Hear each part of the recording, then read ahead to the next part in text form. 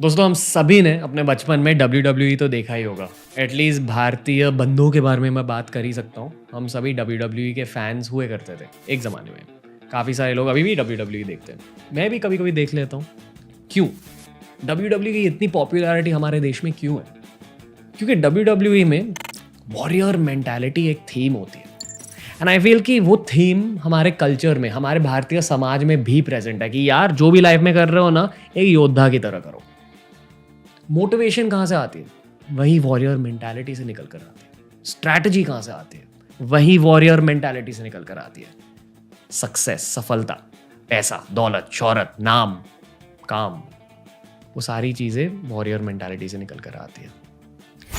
यह है मेरे बचपन की एक स्टोरी जहाँ मेरी खुद की वॉरियर मेंटालिटी एकदम सॉलिड बन गई थी। एंड आई फील कि उसी वॉरियर मेंटालिटी की सॉलिडिटी की वजह से, सॉलिडनेस की वजह से जो भी आज मुझे मिला है, जितना भी डिसिप्लिन मैंने अपनी लाइफ में लाया है, वो मेरे लाइफ के इस फेज़ की वजह से है। मैं खुद एक मार्शल आर्टिस्ट हूँ। मेरे अनुसार हर इंसान का एक छिपा हुआ स्पोर्टिंग टैलेंट होता है। शायद आप स्पोर्ट्स में अच्छे नहीं हो, आप फुटबॉल या क्रिकेट अच्छे से नहीं खेल सकते हो, पर कोई ना कोई स्पोर्ट ज़रूर होगा जिसमें आप अच्छे होंगे। वो मेरे लिए था मार्शल आर्ट्स, और स्पेसिफिकली जूडो। जितना भी मैंने स्कूल और कॉलेज में पढ़ा, आई फील कि अगर आप उन सारी चीज़ों को मिला दोगे और उन्हें एक साइड रखोगे, और जो मैंने स्पोर्ट्स की दुनिया, स्पेसिफिकली मेरी जूडो प्रैक्टिस से सीखा, अगर आप उन चीज़ों को एक साइड पे रखोगे, तो आई फील कि ये सब जूडो, मार्शल आर्ट्स की प्रैक्टिसेस ने मेरे करियर में मुझे फ़ायदा दिया है। मैं एक यूट्यूबर हूँ, एक पॉडकास्टर हूँ, और मेरा काम है मेरी लाइफ की लर्निंग्स आपके साथ शेयर करना। जो मैंने खुद की लाइफ में सीखा है वो आपके साथ शेयर करना। जूडो, ताइक्वांडो, ये दोनों चीज़ें मैंने सीखी है। बाकी के मार्शल आर्ट्स भी किए हैं। बचपन में मुझे याद है कि जूनियर केजी में ही मुझे मार्शल आर्ट्स ज्वाइन करना था, पर मेरी मम्मी को लगा कि यार मेरा बेटा मर जाएगा, मैं मार्शल आर्ट्स में नहीं भेजूंगी। एंड आई गेट इट, वो बहुत ज़्यादा प्रोटेक्टिव मम्मी थी। तो उन्होंने मुझसे कहा कि यार आप सेकेंडरी स्कूल में चले जाओ, तब आपको मार्शल आर्ट्स में भेजूंगी। जब मेरा 4th स्टैंडर्ड खत्म हुआ, मैंने मेरा स्कूल शिफ्ट कर दिया। पहले मैं एक डॉन बॉस्को नाम के स्कूल में जाता था, उसके बाद मैं धीरूभाई अंबानी इंटरनेशनल स्कूल में चला गया। ये बॉम्बे का एक बहुत ही अच्छा स्कूल है, बेहतरीन स्कूल माना जाता है, one of the best schools in the world. And I honestly feel कि जो भी मेरी मेंटालिटी आज है, जिस तरह से मेरी लॉन्ग टर्म थिंकिंग है, जिस तरह से मेरा कॉन्फिडेंस डेवलप हुआ है अडल्टहुड में, उसकी शुरुआत हुई थी वो स्कूल में। क्योंकि वहाँ को करिकुलर्स पर बहुत ज़्यादा ध्यान दिया जाता था। को करिकुलर्स होते क्या है? को करिकुलर्स मतलब जब आपकी स्कूलिंग ख़त्म हो जाती है, आपने पढ़ाई कर ली है, दिन के 4 बज गए, उसके बाद आप स्पोर्ट्स क्या खेलोगे? आप अपनी एकेडमिक्स से बाहर क्या सीखोगे? नेचर के बारे में सीखोगे, आर्ट सीखोगे, सिंगिंग सीखोगे, डांस सीखोगे, स्पोर्ट्स खेलोगे। हर स्टूडेंट को मेरे स्कूल में बताया जाता था कि आपको अपने हफ्ते के 2 अलग-अलग को करिकुलर्स चुनने हैं, और अगर आप किसी भी को करिकुलर में बहुत ज़्यादा एडवांसमेंट करोगे, आपको ये भी ऑप्शन मिलेगी कि दोनों को करिकुलर्स में आप वही एक्टिविटी कर सकते हो। जब मैंने वो फॉर्म देखा, मेरी आंखें डायरेक्टली पड़ी कहाँ? जूडो पर। जूडो शब्द देखकर ही मेरे दिल में कुछ हो गया। मुझे पता था कि इस मार्शल आर्ट में, इस एक्टिविटी में कोई ना कोई चीज़ ज़रूर होगी जो मुझे फ़ायदा देगी बाद में, जो मेरे दिल से बातें करेगी। मेरे पहले जूडो के सेशन में मेरी मुलाकात हुई मेरे सेंसाई से, मेरे गुरुजी से। उनका नाम है कावस बिलमोरिया। मेरे असिस्टेंट गुरुजी है खुशनूर जिजीना। गुरुजी को जापानीज़ में हम सेंसाई कहते हैं। सेंसाई मतलब एक इंसान जो आपको टेक्निक सिखाएगा, जूडो का टेक्निक सिखाएगा। पर जब आप कोई भी मार्शल आर्ट सीख रहे हो ना, आप टेक्निक के अलावा बहुत सारी चीज़ें सीख रहे हो। आपकी अडल्ट लाइफ में जो आपको स्किल्स चाहिए सफलता के लिए, मेंटल टफनेस के लिए, दिल की क्षमता के लिए, वो सब चीज़ें आप सीखते हो बचपन में, अगर आप मार्शल आर्ट्स कर रहे हो तब। ये अगर कोई भी मार्शल आर्टिस्ट सुन रहा है या देख रहा है, अब मार्शल आर्टिस्ट को पता रहेगा कि मैं क्या बोल रहा हूँ, मैं किस नज़रिए से बात कर रहा हूँ। जूडो, कावस बिलमोरिया मेरे सेंसाई ने मुझसे कहा, आप आ जाओ, आप बहुत एंथुजियास्टिक लग रहे हो। मार्शल आर्ट्स में क्या होता है? किक्स होते हैं, पंचेस होते हैं। जूडो बिल्कुल WWE की तरह होता है। जूडो में क्या होता है? आपको अपने अपोनेंट को थ्रो करना है, जैसे कुश्ती में होता है ना, आपको उनको थ्रो डाउन करना है। पर थ्रोज आप कैसे भी नहीं कर सकते, थ्रोज के पीछे टेक्निक्स होते हैं। जॉन सीना का फिनिशिंग मूव देखा है, ए, वो एक्चुअली एक जूडो थ्रो है।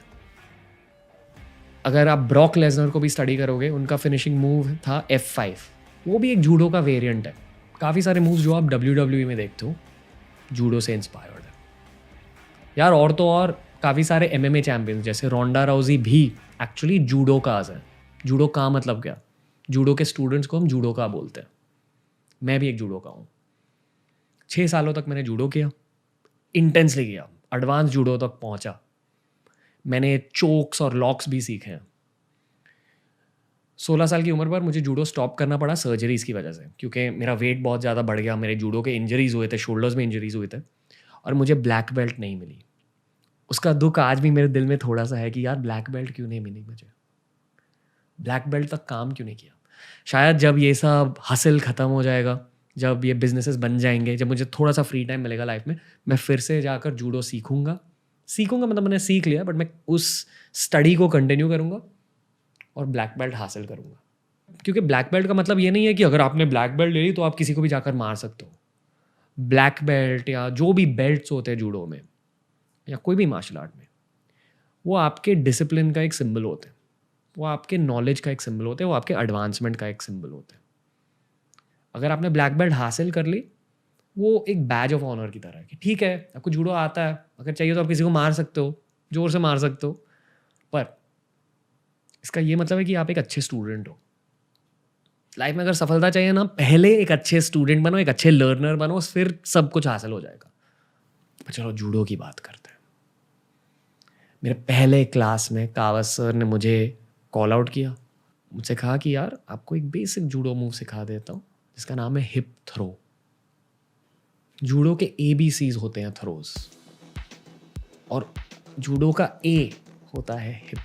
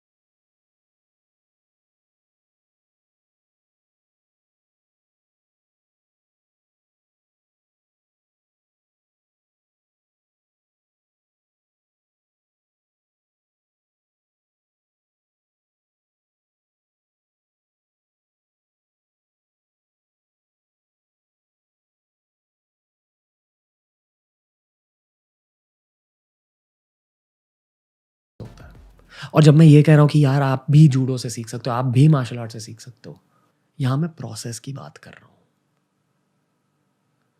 कंपटीशन जीतने के लिए हमारी ट्रेनिंग होती थी स्कूल में। जिस तरह से WWE में मैचेस होते हैं, उसी तरह जूडो मैचेस होते हैं। आप सोचो, आप एक 10 साल के बच्चे हो, आप मेरे जैसे मोटे बच्चे हो, आपका कॉन्फिडेंस एकदम कम है। किसी ने कभी आपको ये नहीं बोला कि वहाँ जा मैच खेल, मार खा के आ या दूसरे को मार। जूडो में एक मैच को कहते हैं रंदोरी। अगर आप अपनी जूडो सेशन में रंदोरी करने जा रहे हो तो रंदोरी होती है एंड में।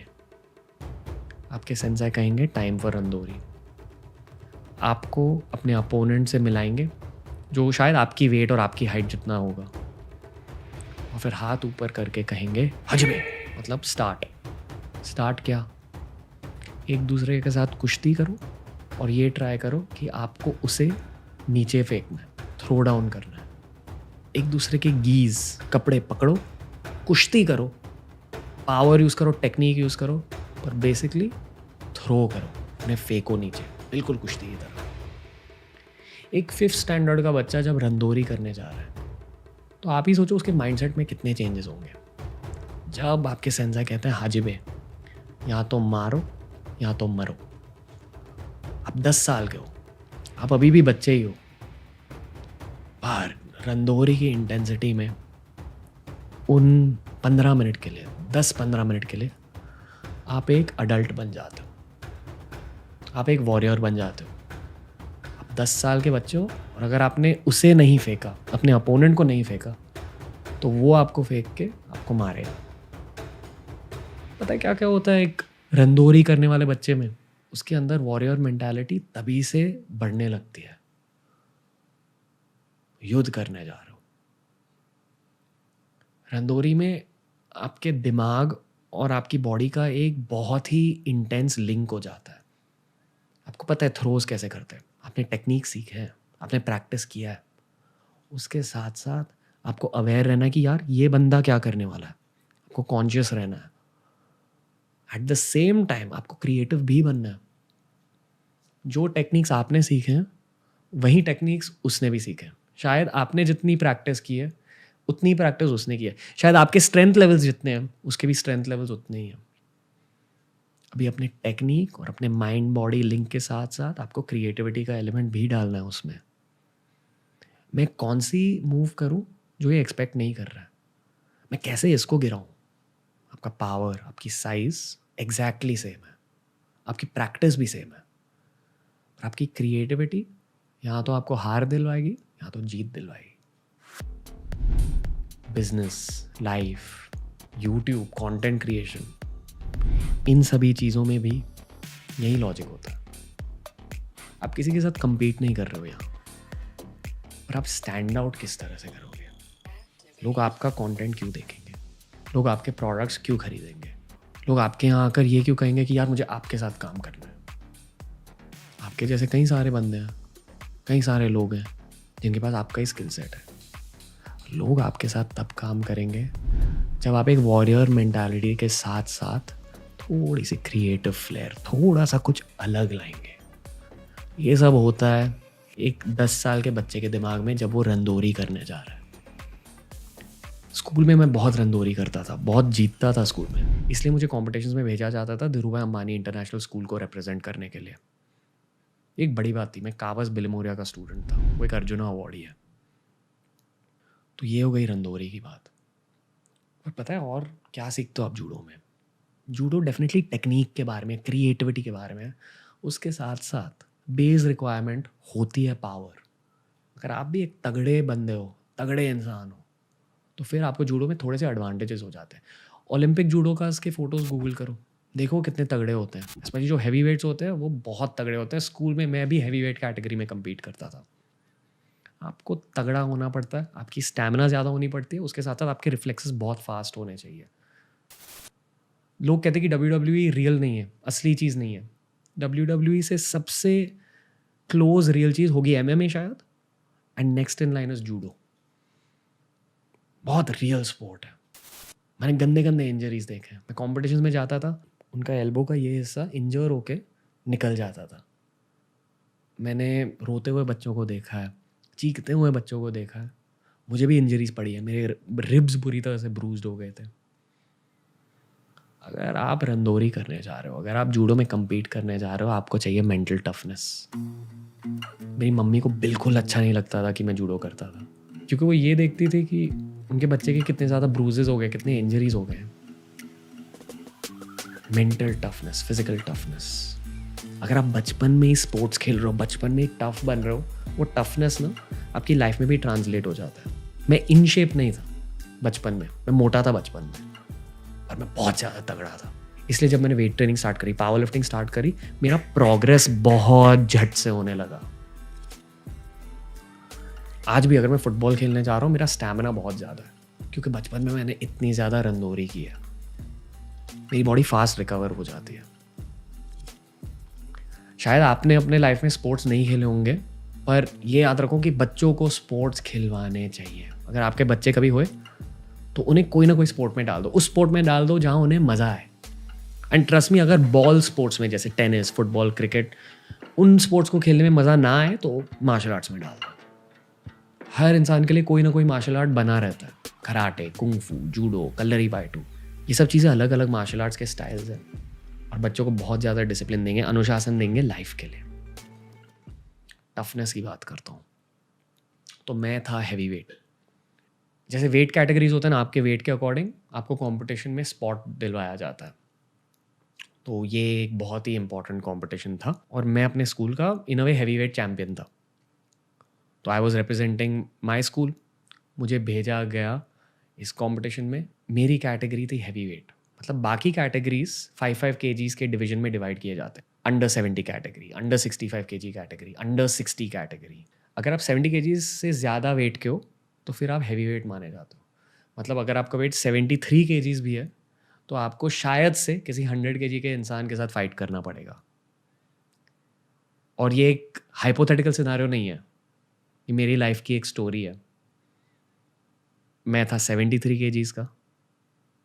उस दिन, उस कंपटीशन के दिन, हमने रजिस्टर में पढ़ा एक बंदे का नाम। मुझे अभी उस बंदे का नाम याद नहीं है, बट उस बंदे का वेट याद है, कुछ 108 kgs का था। 108 kgs। उसकी हाइट ऑलमोस्ट मेरी जितनी थी, मेरे से थोड़ा सा लंबा था, पर 108 kgs का बंदा था वो। किसी भी फाइटिंग स्टाइल में अगर आपका वेट अपने अपोनेंट से 5-10 kg भी ज़्यादा है, आपको बहुत बड़ा एडवांटेज मिल जाता है, क्योंकि आप में उतना ज़्यादा पावर है। और वो बंदा मोटा नहीं था, वो बंदे में सिर्फ मसल्स थे। पर कोई कोई बच्चे ऐसे होते हैं ना जो बहुत ज़्यादा बिल्ट होते हैं कम उम्र में, उनके हड्डियाँ भी बड़ी होती हैं, उनके बॉडी भी बड़ी होती है कम उम्र में। मैं 14 साल का था, 9th स्टैंडर्ड में था, और वो बंदा था हैवी वेट कैटेगरी में आपके भाई के साथ। मेरे को याद है जब हम एक टीम के तौर से गए वो रजिस्ट्री के पास, तो मेरी टीम ने मुझसे कहा कि यार ये कौन है, 108 kgs का कौन होता है, कौन सा 14 साल का बच्चा 108 kgs का होता है। और मुझे तुरंत पता चला कि यार मैं हैवी वेट कैटेगरी में हूँ, शायद ये मेरी कैटेगरी का एक अपोनेंट रहेगा। और वही हुआ। टूर्नामेंट्स में क्या होता है, आपकी रैंक के अकॉर्डिंग आपको प्लेस किया जाता है। मेरी रैंक भी काफ़ी हाई थी, उसकी रैंक भी ऑब्वियसली हाई थी। तो अगर हमें मिलना था उस कंपटीशन में, हम कहाँ मिलते, फाइनल में। जूडो कंपटीशन में क्या होता है, राउंड होते हैं। आपको पहले राउंड में थोड़ा सा शायद इजी अपोनेंट मिल जाएगा, उसके बाद वाले राउंड में जिस बंदे ने एक दूसरी मैच जीती आपको उसका सामना करना पड़ेगा। और ऐसे ही प्रोग्रेसिव राउंड्स में आपके अपोनेंट्स की स्ट्रेंथ और ज़्यादा बढ़ती जाती है। तो एक जूडो कंपटीशन को जीतने के लिए एक दिन में ही आपको अपनी स्टैमिना को यूज़ करना पड़ेगा, स्ट्रेंथ को यूज़ करना पड़ेगा, मेंटल टफनेस को यूज़ करना पड़ेगा, और सबसे ज़्यादा अपने बॉल्स को यूज़ करना पड़ेगा। लोगों की फट जाती थी जूडो कॉम्पिटिशन्स में कि यार मैं एक ही दिन में 4-5 भयानक जूडोका का सामना कैसे करूँगा। ये होती है जूडो की असलियत, कट थ्रोट कॉम्पिटिशन्स। आप 14 साल के हो यार, जब बाकी के बच्चे घर पर बैठकर हिला रहे हैं, आप यहाँ युद्ध करने जा रहे हो। सोचो, मैं जीता, पहला राउंड आसानी से जीता, दूसरे राउंड में थोड़ा सा युद्ध किया पर जीता, तीसरे राउंड में भी जीता, और आ गया फाइनल का टाइम। मुझे सांड का सामना करना था, या 108 kgs के सांड का सामना करना पड़ा था। वो भी बहुत आसानी से अपने मैचेस जीत चुका था। ऑनेस्टली तब मेरी फटी पड़ी थी, but I remember telling my self कि यार ठीक है, सामना कर ले, तूने भी बहुत ज़्यादा प्रैक्टिस की है, तूने भी अपनी जूडो की लाइफ में बहुत ज़्यादा सीखा है। और वक्त आ गया रंदोरी का। रेफरी ने कहा हाजी बे, और फाइट शुरू हो गई। उस फाइट को मैं अपनी लाइफ में कभी नहीं भूलूंगा, क्योंकि उस फाइट में मैं था अंडरडॉग। मैं इंस्पिरेशन लेता हूँ रॉकी सीरीज से, और रॉकी सीरीज अंडरडॉग के बारे में है। जिस फाइटर को लोग देखकर कहेंगे यार ये तो ये मैच में डेफिनेटली हार जाएगा, मैं वो फाइटर था उस फाइट में। जब आपकी फाइट स्टार्ट होती है मार्शल आर्ट्स में, जो बाहर की दुनिया होती है ना, वो थोड़ी सी कट ऑफ हो जाती है, कट जाती है, और आपका पूरा का पूरा फोकस उस फाइट में चला जाता है, आपके अपोनेंट के मूव्स में चला जाता है। अगर आप उसके आंखों में भी देख रहे हो, आप अपने आंखों के कोने से उसके पैरों को भी देख रहे हो, कि वो पैर किस तरह से मूव करे, आप उसके हाथों को भी देख रहे हो। और आपको खुद के बॉडी का भी पावर यूज़ करके खुद को ग्राउंड करना है। वो आपको फेंकने की कोशिश करेगा, आपको ये ट्राई करना है कि आप नहीं गिरे, आपको ये ट्राई करना है कि आप उसे फेंकें। उसका पावर बहुत ज़्यादा था, पर मैं भी मेरा पूरा पावर डाल रहा था वो फाइट में। बॉडी एकदम छोटी करके मैंने उसको थोड़ा सा नीचे खींचा, इसलिए मुझे गिराना इतना आसान नहीं हो रहा था उसके लिए। जब भी मैं उसे हाथ लगा रहा था ना, थोड़ा सा थक जा रहा था, क्योंकि इस सांड का पावर इतना था। अपनी बॉडी को छोटी करके मैं उसके साथ बेसिकली कुश्ती कर रहा था। उसने बहुत ट्राई किया मुझे गिराने को, और थोड़ा बहुत गिरा भी दिया। जूडो में क्वार्टर पॉइंट्स होते हैं, हाफ पॉइंट होता है और एक फुल पॉइंट होता है। एक फुल पॉइंट आपको तब मिलता है जब आप अपने अपोनेंट को स्पीड के साथ, टेक्निक के साथ और उसके बॉडी को कंप्लीटली गिरा देते हो तब। और अगर आपको एक पॉइंट मिल गया, उसका ये मतलब है कि आप ऑटोमेटिकली मैच जीत जाते हो। तो मेरे भाई को मिले क्वार्टर पॉइंट्स, क्योंकि उसने मुझे पूरी तरह से नहीं गिराया, पर थोड़ा सा मुझे गिरा दिया। फिर उसे मिला एक और quarter point. Quarter plus quarter equals half. वो आधी मैच जीत चुका था। जूडो में भी टाइम लिमिट रहता है, रंदोरी का टाइम लिमिट रहता है। तो अगर उसने आपको पूरी तरह से नहीं गिराया, पर उसका स्कोर आपसे ज़्यादा है, तो वो मैच जीत सकता है। I remember, I think 3/4 of the match got over. थोड़े राउंड्स ख़त्म हो चुके थे। जैसे MMA में रहता है ना, राउंड्स होते हैं। थोड़ी सी कुश्ती कर लो, फिर ब्रेक होता है 30 सेकंड के लिए, 1 मिनट के लिए। तो ये लास्ट राउंड का वक्त था। मुझे पता नहीं क्या हो गया उस राउंड में। मुझे पता था अगर मैंने इपॉन पॉइंट यानी कि फुल पॉइंट नहीं जीता, तो ये शायद जीतेगा। और फिर मैं जंगली की तरह अग्रेसिवली, गुस्से के साथ फाइट करने लगा, ऑफेंसिवली फाइट करने लगा।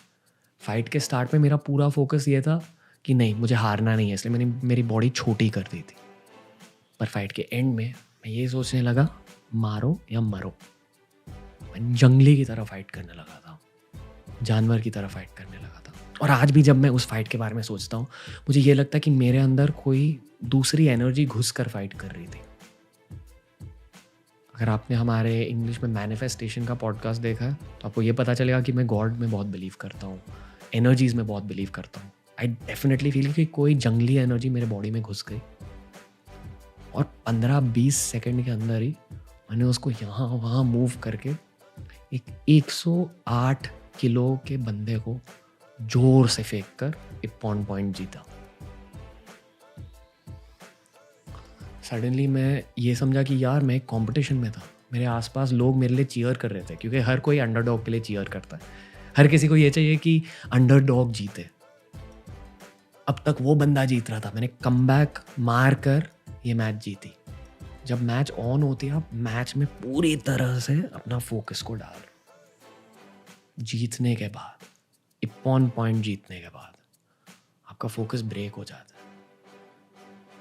आपको अपना सेंसाई दिख जाता है, आपको क्राउड दिख जाता है, आपको रिवॉर्ड्स दिखता है। उस टूर्नामेंट में मैं गोल्ड मेडल जीता था। वो फाइट ने मुझे शायद मेरी पूरी लाइफ के लिए बदल दिया। और उस फाइट का लेसन था कि जो भी काम आप कर रहे हो ना, उसमें थोड़ी सी अग्रेशन डेफिनेटली होनी चाहिए। स्पेशली अगर आप एक भयानक अपोनेंट का सामना कर रहे हो, आप सिर्फ डिफेंस माइंडेड होकर कोई भी गेम नहीं खेल सकते। और ये अटैक माइंडसेट आज मैं बिजनेस में भी अप्लाई करता हूँ। हम साथ साथ 5 बिजनेसेस रन कर रहे हैं बी और बाइसेप्स के through. Monk entertainment, level, big brain company और रेडी सेट जेट। ये कैसे हो रहा है?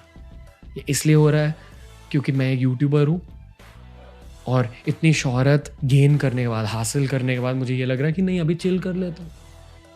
नहीं, ये बिजनेस उसी जूडोका ने बनाया है जिसने अटैक माइंडसेट 9th स्टैंडर्ड में सीखा था। स्कूल में ज्योग्राफी, मैथ, हिस्ट्री अब सीखते हो, उसके साथ साथ अटैक माइंडसेट भी जीत लो। कुछ चाहिए लाइफ में, जाके करो। भगवान से एनर्जी के लिए प्रार्थना करो, यूनिवर्सल एनर्जी बुलाओ खुद के बॉडी में, और जाके मारो या मरो। मुझे पता है कि हमें ना हमारे ब्रांड के लिए, स्पेशली बियर बाइसेप्स के इंस्टा रील्स के लिए, और जब भी हम मोटिवेशनल वीडियो डालते हैं, हमें थोड़ा सा क्रिटिसिज्म मिलता है कि यार आप इतने इंटेंस क्यों, आप इतना काम क्यों करते हो? मैं एक जूडो का हूँ, मुझे सिर्फ काम करना आता है। मुझे ऑन दी ऑफेंस अटैक करना आता है, वो मेरा पास्ट है। और यही पास्ट और यही एक्सपीरियंसेस और यही माइंडसेट मैं आपके साथ इन पॉडकास्ट के थ्रू शेयर करना चाहता हूँ। मैं योद्धा मेंटालिटी, वॉरियर मेंटालिटी के बारे में बातें करता हूँ। क्यों? ये क्यों करता हूँ? क्योंकि इन सब चीज़ों को मैंने बचपन में सीखा था, और इन्हीं कॉन्सेप्ट्स को, इन्हीं मेंटालिटीज़ को मैंने बिजनेस में अप्लाई किया, लाइफ में अप्लाई किया। कुछ चाहिए ना अपनी लाइफ में, डिफेंस मेंटालिटी मत यूज़ करो, ऑफेंस मेंटालिटी यूज़ करो, जाके कुछ करो। अगर आप टीम गेम खेल रहे हो, अपने टीममेट्स के लिए लाइफ आसान बना दो। तो ये थे कुछ बचपन के स्टोरीज। पर प्रोसेस की बात की जाए तो पता है, लॉन्ग टर्म में जूडो या कोई भी मार्शल आर्ट आपके लिए क्या कर देता है? आपको टफ बना देता है लाइफ में। कल अगर कोई आपको मारने के लिए आया, आपके फैमिली को कोई मारने के लिए आया, मार्शल आर्ट्स आपको वो कॉन्फिडेंस दे देता है कि हाँ यार, मैं सभी की रक्षा कर सकता हूँ, खुद की भी रक्षा कर सकता हूँ, दूसरों की भी रक्षा कर सकता हूँ। सेल्फ बिलीफ दे देता है, physical self belief, mental self belief और इमोशनल सेल्फ बिलीफ। स्कूल में हमें ये सिखाया जाता है कि अगर आपको पैसा कमाना है ये करो, अगर आपको सफलता चाहिए ये करो। स्कूल में कभी हमें ये नहीं सिखाया जाता है कि यार आपका एक बहुत गंदा ब्रेकअप होने वाला है, आपकी रिजेक्शन होने वाली है, शायद कॉलेज में आप फेल हो जाओगे, शायद जॉब से आप फायर हो जाओगे, शायद आपकी लाइफ में बहुत ज़्यादा मुश्किलें होंगी। उनका सामना कैसे करें ये नहीं सिखाया जाता। ये आप कहाँ सीखोगे? जूडो मैचेस हार। ये आप कहाँ सीखोगे? स्पोर्ट्स में, फुटबॉल में मैचेस हार कर, क्रिकेट्स में कैच गिरा कर, जूडो में मार खाकर। मैंने टूर्नामेंट्स जीते, पर मैंने टूर्नामेंट्स हारे भी हैं। पर आप हार या जीत के लिए कोई मार्शल आर्ट्स नहीं करते, आप अपने दिमाग को एक वर्कआउट देने के लिए मार्शल आर्ट्स सीखते हो। मार्शल आर्ट्स को हम आर्ट्स कहते हैं क्योंकि यहाँ कोई कंपटीशन नहीं होता। यहाँ आप खुद को एक्सप्रेस कर रहे हो, अपनी क्रिएटिविटी, अपनी मेंटालिटी, अपनी डिटर्मिनेशन, अपना दृढ़ निश्चय एक्सप्रेस कर रहे हो। ये होते हैं मार्शल आर्ट्स के बेनिफिट्स। अगर आपको ये लगता है कि यार मैं ये वॉरियर मेंटालिटी कैसे डेवलप करूँ, आप मार्शल आर्ट्स सिर्फ बचपन में नहीं सीख सकते, अभी भी मार्शल आर्ट्स की शुरुआत कर सकते हो। खुद के डिसिप्लिन के लिए, खुद के फिटनेस के लिए, खुद के टफनेस के लिए, खुद के अटैक माइंडसेट के लिए। ये था आज का सोलो पॉडकास्ट। अगर अच्छा लगा तो लाइक दीजिए, शेयर कीजिए पॉडकास्ट को, और ऐसे ही फाड़ मोटिवेशनल पॉडकास्ट इस चैनल पर रिलीज़ होते जाएंगे। थैंक यू दोस्तों, मैं हूँ रणवीर अलाबादिया। सिक्स्थ सेंस शब्द आप जानते हो, इंटुइशन, जो सपोजिटली मेरे एक्सपीरियंस से मैंने देखा कि मेडिटेशन से डेफिनेटली आपकी सिक्स्थ सेंस बढ़ती है। और शायद इसका एक साइंटिफिक नज़रिया ये है कि आपकी पैटर्न रिकग्निशन बढ़ती है क्योंकि आपके ऑब्जर्वेशन स्किल्स बढ़ जाते हैं। आई फील कि धोनी की सिक्स्थ सेंस बहुत ज़्यादा अच्छी है। उन्हें थोड़ा पता चल जाता है फ्यूचर के बारे में, बट थ्रू पैटर्न रिकग्निशन, और उन्हें चीज़ें याद रहती हैं। जनरली अगर मेडिटेशन की बातें करें तो द साइंटिफिक एस्पेक्ट इज आपका ब्रेन का एक हिस्सा होता है कॉर्पस कैलोजम। मतलब आपके राइट हेमिस्फीयर और लेफ्ट हेमिस्फीयर के कनेक्शन ज़्यादा तगड़े हो जाते हैं, तो आपका प्रोसेसिंग पावर, आपके सीपीयू का प्रोसेसिंग पावर बढ़ जाता है। That probably results in better sixth sense. तो सिक्स्थ सेंस का एक रोल रहता है क्रिकेट में, आप मानते हो? बिल्कुल रहता है। एज अ बॉलर भी, एज अ बॉलर, बैट्समैन, ये सब चीज़ कब आती है? जब आप थोड़े एक्सपीरियंस हो जाते हो। ओके। इनिशियल डेज में वो सब चीज़ नहीं समझ में आती। तो जैसे अभी मैं बात करूँ कि मैं बॉलिंग कर रहा हूँ T20 फॉर्मेट में AB डिविलियर्स को मैंने बॉल डाली यॉर्कर, उसने बैठा और छक्का मार दिया। नहीं, सिक्स सेंस की जो आपने बात करी उसकी मैं, तो अब मेरे को पता है कि वो सिर्फ 2 बॉल का वेट कर रहा होगा, या तो मैं स्लोअर बॉल डालूंगा या तो मैं लेंथ बॉल डालूंगा, बट वो ये एक्सपेक्ट नहीं करेगा कि मैं उसको यॉर्कर दोबारा मारूंगा क्योंकि उसने मेरे को छक्का मार दिया। तो अब मेरे को पता नहीं कि ये सिक्स सेंस है या एक्सपीरियंस है या क्या है, बट मैं उसको सेम बॉल डालूंगा। तो जब 2 एक्सपीरियंस लोग एक दूसरे के साथ खेल रहे हैं तो सिक्स सेंसेस का बैटल होता है इन अ वे। हाँ, तो वो भी प्रेडिक्ट कर रहा है, आप भी प्रेडिक्ट कर रहे हो। तो बेसिकली इट्स प्रिडिक्शन और गेम के साथ में किस बैट्समैन की क्या स्ट्रेंथ है. जो अच्छे बैट्समैन होते हैं ना, वो ये डिसाइड कर लेते हैं कि ये बॉलर ये वाली बॉल डालने वाला है. और जब बॉलर बॉलिंग कर रहा है तो उसको ये पता है कि ये बैट्समैन यहाँ पे शॉट मार सकता है और ये एक्सपेक्ट नहीं कर रहा होगा. ओके. क्या ये MS धोनी की स्ट्रेंथ है, सिक्स सेंस? माही भाई की स्ट्रेंथ एक नहीं बहुत है. अदर देन काम कूल? काम कूल तो नहीं है, वो ग्राउंड में बहुत गाली बकते हैं, मेरे को तो बहुत बकी है. बोलर्स के साथ मतलब मजाक कर रहा हूँ, बहुत ऐसे मतलब छोटे भाई के हिसाब से वो मुझे हमेशा बोलते थे. क्या? तो मैं उनसे एक बार पूछा भी था, आप मुझे इतना चिढ़ाते क्यों? तो कह रहे देख, मैं चिढ़ाता उसी के हूँ जिसको मैं प्यार करता हूँ, वरना मैं हर किसी को नहीं चिढ़ाता. मैंने कहा अच्छा, मुझे नहीं पता था. तब से फिर मैं एकदम चिल्लू.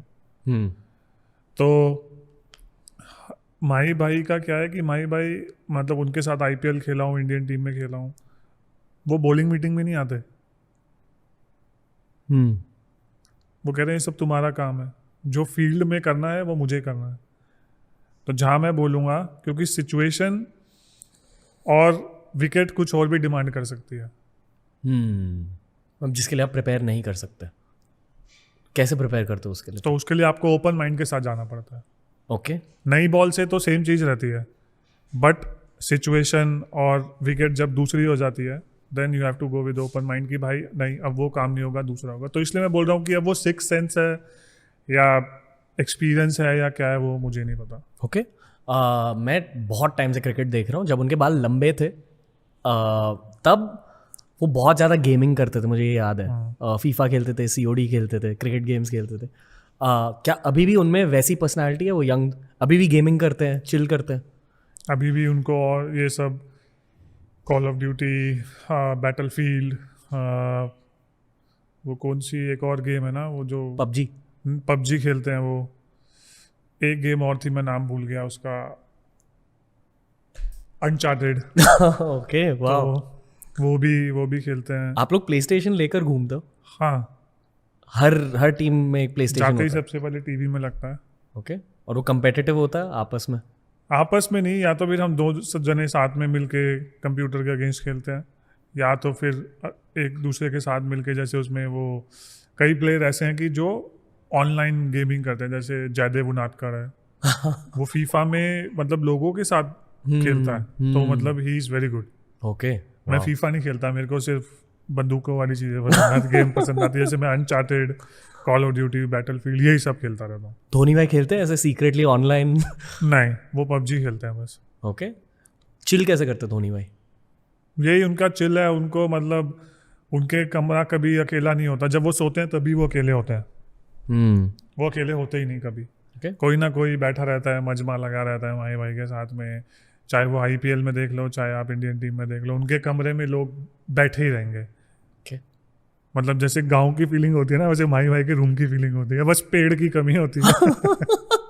पर क्या बात होती है वहाँ? नॉर्मल हंसी मजाक, बकचोदी. हाँ पूरी. मतलब आपने अब जैसे किसी को थक गया, आप बॉलिंग करके आया है, तो टेस्ट मैच में बॉलिंग करने के बाद माही भाई बोलते थक गया, मैं कहा बहुत ज़्यादा करे बेटा, बूढ़ा हो गया, छोड़ दे. आप साथ में बोले जो कोयल वो गाते हो? नहीं. बट वो अवेयर है वो मीम्स के बारे में? कौन सा? बोले जो कोयल उनका थीम सॉन्ग बन गया. जैसे WWE में एंट्रेंस म्यूजिक बजता है ना किसी रेसलर की. मेरे को लगता नहीं वो सोशल मीडिया, फोन ही नहीं रखते. मतलब माही भाई से कांटेक्ट करने का कोई वो ही नहीं है. ओके. फोन ही नहीं है उस आदमी के पास. ओके. बट क्या बकचोदी के समय में क्या वो किसी को एक बहुत शार्प टिप दे देते? हाँ. डरावना टिप? डरावना नहीं है, वो हंसी मजाक के जब मूड में रहते तो हंसी मजाक. जब वो बैठे हैं और चुप हैं तो मतलब वो अपने एक जोन में है, तो उनको कुछ ना कुछ चल रहा है दिमाग में क्रिकेट को लेके. ओके. तो वो आदमी को समझ में आना चाहिए. जब उस टाइम पे कोई उनसे कुछ सवाल करता है या कोई करता है तो वो एकदम से गुस्सा हो जाता है. मतलब जब वो सोच रहे होते हैं? हाँ, मतलब जब वो शांत हैं, बहुत सारे लोग बैठे हैं और वो कुछ नहीं बोल रहे, तो वो कुछ सोच रहे हैं गेम के बारे में. चिलिंग के टाइम में कुछ होता है. मतलब कि क्या होता है कि कई आदमियों का जैसे तरीका होता है गेम के बारे में सोचने का. ठीक है, कि जब आप खेल रहे हो तो आप अपने ऑफ टाइम में भी अगर कोई एक पार्टनरशिप लग गई तो उस पार्टनरशिप को आपको तोड़ना कैसे है. हम्म, तो मेरे को इसलिए लगता है कि जो विकेट कीपर है उसका रोल बहुत इंपॉर्टेंट है, स्पेशली वो छोटे छोटे जो एंगल फील्ड में सेट करने का होता है ना, तो वो विकेट कीपर ही कर सकता है, क्योंकि बॉलर्स को भी वो एंगल नहीं समझ में आता। हम्म, तो वो चीज़ करते हैं वो बहुत अच्छी करते हैं। अब ये नई चीज़ आई जैसे कि डेविड वार्नर बैटिंग कर रहा था, जड्डू बॉलिंग कर रहा था, तो उन्होंने बोला कि मेरे को कोई दिक्कत नहीं अगर डेविड वार्नर जड्डू को कवर्स के ऊपर से मारेगा। तो उन्होंने 2 कवर्स ले लिए, जो कवर पॉइंट वाला फील्डर है उसको इधर ले लिया, ये रिवर्स पे छक्का नहीं मारना चाहिए। ठीक है उसने मार दिया, वो अच्छा शॉट है, हम्म। बट उनकी थॉट प्रोसेस ऐसी चलती है। वही सिक्स सेंस की गेम है इन अ वे। मतलब मैं वही कह रहा हूँ कि अब वो एक्सपीरियंस है, सिक्स सेंस है, वो मुझे समझ में नहीं आता। Okay, wow. उनका फिटनेस कैसा होता है? वो फोटो देखी आपने जहाँ उनके बाइसेप एकदम ऐसे? हाँ, मतलब मेरे को लगता नहीं कि वो ज़्यादा फिटनेस फ्रीक है, वो नेचुरली बहुत फिट है।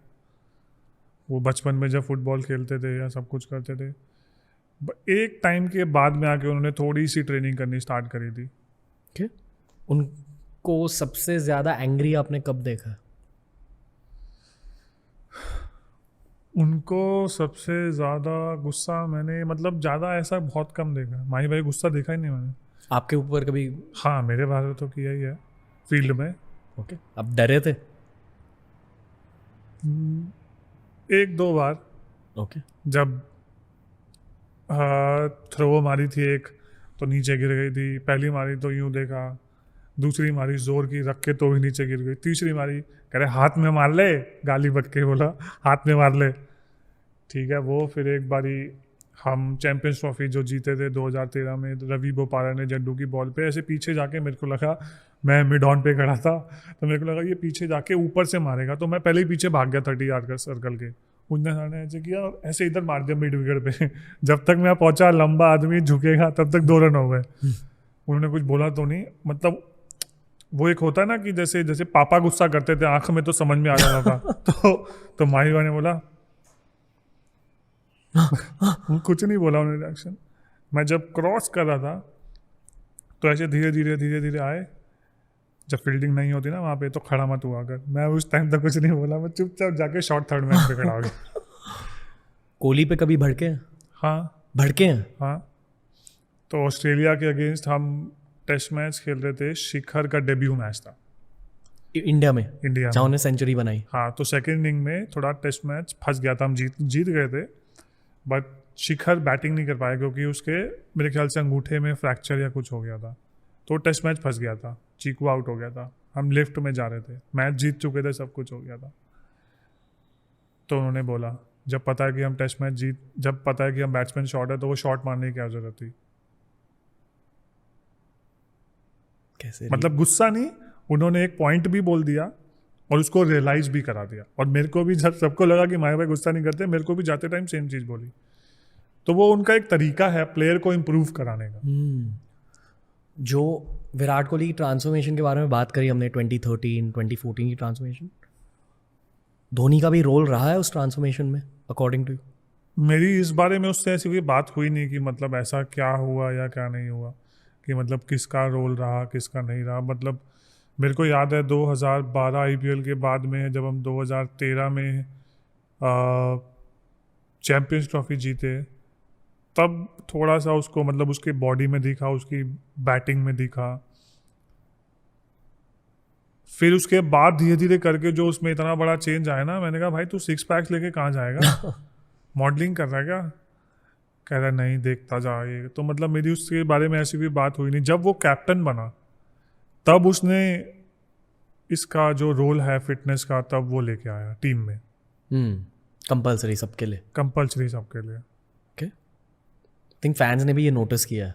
नहीं, मैं ट्रेनिंग तो करता था, ऐसा नहीं था नहीं करता था। उसने मेरे को बोला देख मेरे को पता है तू तो करता ही है, बट उससे पहले जब शामी था, जब वो माही भाई के अंडर खेल रहा था और जब वो चीकू के अंडर खेला, तो बहुत डिफरेंस था शामी में।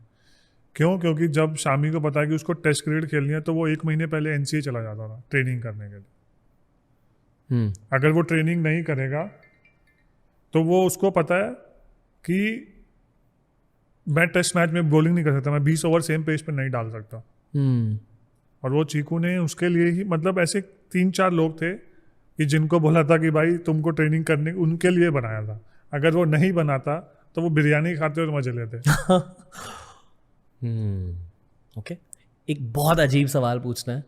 कभी किसी का पेट खराब हुआ है टेस्ट मैच के दौरान? हाँ, केएल का हुआ था। तो क्या होता है मतलब फील्ड पे? कुछ नहीं, जाके जो जगो। करना है वो करे, जाओ करके आओ, वेट होगा। Okay okay. I am assuming कि बॉलर्स का होता होगा, आप इतना पावर जनरेट कर रहे हो। नहीं, हम वो पीली वाली गोली आती है ना। तो मुझे भी पता नहीं ये सवाल कहाँ से आया। भगवान, ऐसे सवाल क्यों भेज रहे हो आप? नहीं, वो पीली वाली गोली आती है, वही खा के चले जाओ। क्रैम्प की भी होती है और उसकी भी होती है। क्रैम्प की गोली होती है? क्रैम्प की एंटी। भी। Okay okay. सबसे ज्यादा डर आपको किस बैट्समैन से लगा है पूरे करियर में? या नर्वसनेस, नॉट डर, जो भी, हेजिटेशन, T20 टेस्ट, जो भी आपके ऊपर। Matthew Hayden.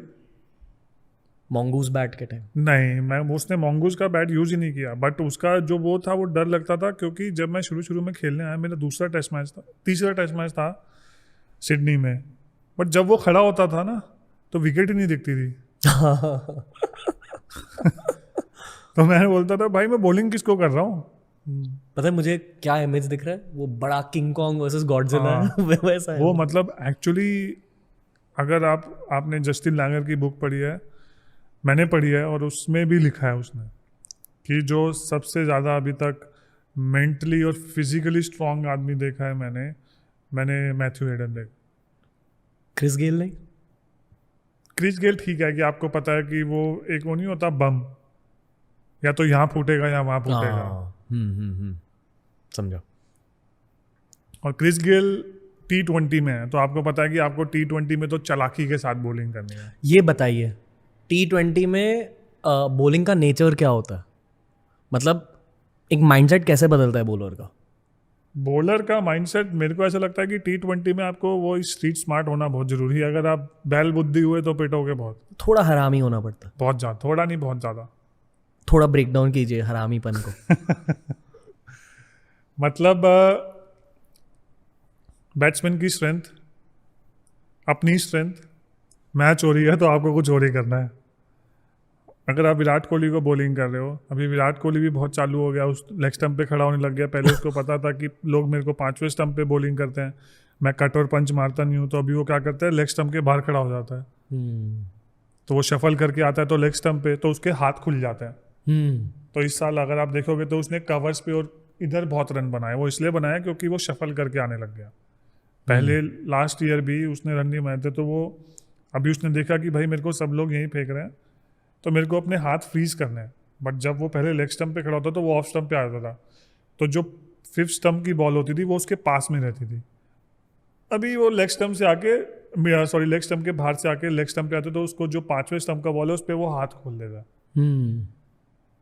तो अब आपको पता है कि अगर अब वो ऐसा कर रहा है तो आपको स्टंप्स में बॉलिंग करनी है। गॉड, मतलब उनकी चाल को आपकी चाल से बीट करना है। Again basically six sense plus हरामीपंती प्लस स्ट्रैटेजी। ओके, पाकिस्तान में क्या खासियत है कि इतने सारे फास्ट बॉलर्स निकल के आते हैं? एज अ फास्ट बॉलर ये बताइए। मैंने पाकिस्तानी से पूछा दुबई में, पता वो जब कैब में जाते हो दुबई में हाँ, तो मुझे पाकिस्तानी दिखता है, फिर वही कॉन्वर्सेशन होती है कि हम दोनों के मुल्क में तो फ़र्क है पर हम हैं तो एक ही। वो वाली कॉन्वर्सेशन में हमेशा हम क्रिकेट की बातें करते हैं। फिर मैंने उनसे पूछा कि इतने फास्ट बॉलर्स आप कैसे बनाते हो? तो उन्होंने कहा कि जो हमारे लोकल लीग्स होते हैं, विलेज वर्सेस विलेज के लीग्स, वहाँ सिर्फ फास्ट बॉलिंग पर फोकस होता है। सब लोग अपनी अग्रेशन फास्ट बॉलिंग के लिए सेव करते हैं और कोई स्पिनर नहीं होता वहाँ, सिर्फ फास्ट बॉलिंग के मैचेस होते हैं। पर जब आप पाकिस्तानी फास्ट बॉलर्स को देखते हो, कुछ नोटिस होता है, कुछ कॉमन चीज़ है? क्यों हो रहा है? मेरे को ऐसा लगता है कि एक तो उनकी बिल्ट, जेनेटिक्स। आप पंजाबी हो वैसे? नहीं, मैं ब्राह्मण हूँ। आप मतलब कौन से स्टेट से हो? यूपी से, मेरे फैमिली एंसेस्टर्स वगैरह यूपी से। ओके। तो मेरे को लगता है कि जो जैसे आप सोचो पंजाब की बिल्ट है, मनप्रीत सिंह गोनी की तरह। मनप्रीत सिंह गोनी, VRV सिंह एक फास्ट बॉलर आया था, ठीक है। अब जैसे पहले पता नहीं, बट कपिल पाजी भी पहले पंजाब से खेले हैं। तो ये सब जो होते हैं ना, ये इनकी बिल्ट एकदम अलग होती है। Warrior build. हाँ, ओके। तो वो एक तो बिल्ट हो गया, और दूसरी वो टेनिस बॉल बहुत खेलते हैं, उसे स्पीड इंक्रीज होती है क्यों? आर्म स्पीड, हल्की बॉल होती है ना, ओके, Cricket- फिर अब वो मसल और वो विप आता है। Okay. So basically it's all about whipping. तो जितना आपका ये लूज होके विप होगा, उतना बैक स्पिन होगा, उतना क्रिकेट बॉल तेज जाएगा। आप बोर्ड होते हो ऐसे कॉन्वर्सेशन में जहाँ मैं इतनी सारी क्रिकेट के क्वेश्चंस पूछ रहा हूँ आपसे? नहीं, मतलब जनरली नहीं, मेरे को मतलब ऐसे सवाल किसी ने करे ही नहीं। सीरियसली? हाँ, किसी ने आज तक, किसको इंटरेस्ट होगा कि मैं स्पिरिचुअल हूँ या नहीं? मुझे इंटरेस्ट है ईशांत शर्मा, हमें इंटरेस्ट है। आई फील कि क्रिकेटर्स को पॉडकास्ट पर आने की ज़रूरत है, क्योंकि आप लोगों को ना या तो फंसाया जाता है कंट्रोवर्शियल सवाल के थ्रू, या बोरिंग सवाल पूछे जाते हैं। सी, मेरे को ऐसा लगता है कि हम बहुत चिल माहौल में रहते हैं, और हमको इतना पता है कि भाई अगर आप अच्छा करोगे तो आपकी वाहवाही होगी, खराब करोगे तो गाली पड़ेगी। तो अब उस सब चीज़ों से तो आप ऊपर उठ गए, तो और फिर क्या है? अब आपको किसी को प्रूव थोड़ा करना है। बट ये है कि मेरे को भी ऐसा लगता है, अभी अभी शुरू हुआ है कि मेरे को अपनी पर्सनैलिटी दिखानी चाहिए। लोगों को लगता है कि जैसे कि मैं बहुत गुस्से वाला हूँ, मैं आते जाते लोगों के चाटा मार देता हूँ। बट मैं ऐसा नहीं हूँ, मैं एकदम चिल रिलैक्स। मेरे को मतलब अगर वो नहीं होता कि एकदम, क्या कहते हैं, सी लायन जो होता है कि एक जगह बैठ गया तो बैठ गया, मेरे को उठाने के लिए भी मतलब समझ में नहीं आता। अगर मैं जो मेरे ड्राइंग रूम में सोफा है, मैं उस पर अगर मैंने टीवी ऑन कर लिया, सुबह से रात कब हो जाती है मेरे को नहीं पता चलता। समझा? तो मेरा ऐसा हाल है।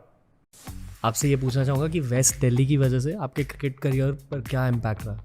वो नहीं होती एक स्ट्रीट स्मार्ट, शानपंथी बहुत ज़्यादा आती कि हमारे टाइम पे जो फ़ोन नहीं होता था ना, हम आउटडोर स्पोर्ट बहुत खेलते थे, उसका बहुत फ़र्क पड़ा है कि हम पेड़ों पे चढ़ना, सुबह उठ के टेनिस बॉल क्रिकेट खेलना, या लाइट चली जाएगी तो जाके किसी की घंटी मार के भाग आना, किसी की साइकिल गिरा देना। तो ये सब काम हमने बहुत किया। फंक्शनल ट्रेनिंग हो जाती थी। जैसे मैं IPL से पहले बालाजी गया था, तो मैं अक्षर भी, हम जैसे क्या करते, तो हम टेबल पे लास्ट थे, तो हम 3 मैच जीते, तो हम हर मैच जीतने के बाद करते थे, मैं बोलता था जय बालाजी, अक्षर बोलता था जय महाकाल, बस थोड़ा सा एक मैच जिताते रहो, 2-2 पॉइंट दिलवाते रहो, तो हम 16 पे पहुंच जाए। दोस्तों, एक और बढ़िया क्रिकेट कॉन्वर्सेशन लेकर आए हैं हम। मैं मानता हूँ कि जब मैं क्रिकेटर्स के साथ पॉडकास्ट कर रहा होता हूँ ना, मैं फैन पर्सपेक्टिव लाता हूँ कॉन्वर्सेशन तक। आज के चैट में मीम्स की बातें करी है, बहुत खुल के बकचोदी करी है, और डीप स्पिरिचुअल बातें भी करी है ईशांत शर्मा भाई के साथ। बहुत मज़ा आया इनके दिल को जानकर। अगर आप एक क्रिकेट फैन हो तो प्लीज़ ये वाला पॉडकास्ट अपने दोस्तों के साथ, अपने फेलो क्रिकेट फैंस के साथ शेयर कीजिए, रेडिट पर, शेडिट पर, हर जगह, क्योंकि ईशांत शर्मा असलियत में एक पॉडकास्टर है। बहुत ज़्यादा पर्सपेक्टिव्स है, बहुत सारी चीज़ें देखी है लाइफ में, और ये बहुत डीप थिंकर भी है, पर उनकी ये साइड दुनिया के सामने आज तक एक्सपोज नहीं हुई है। आज तक एक्सपोज नहीं हुई है, क्योंकि आ चुका है TRS का नया एपिसोड ईशांत शर्मा भाई के साथ। हर क्रिकेट फैन को ये वाला एपिसोड एंड तक देखना चाहिए। एंजॉय कीजिए ये बढ़िया कॉन्वर्सेशन एक बढ़िया सोल के साथ। Ishant Sharma on TRS।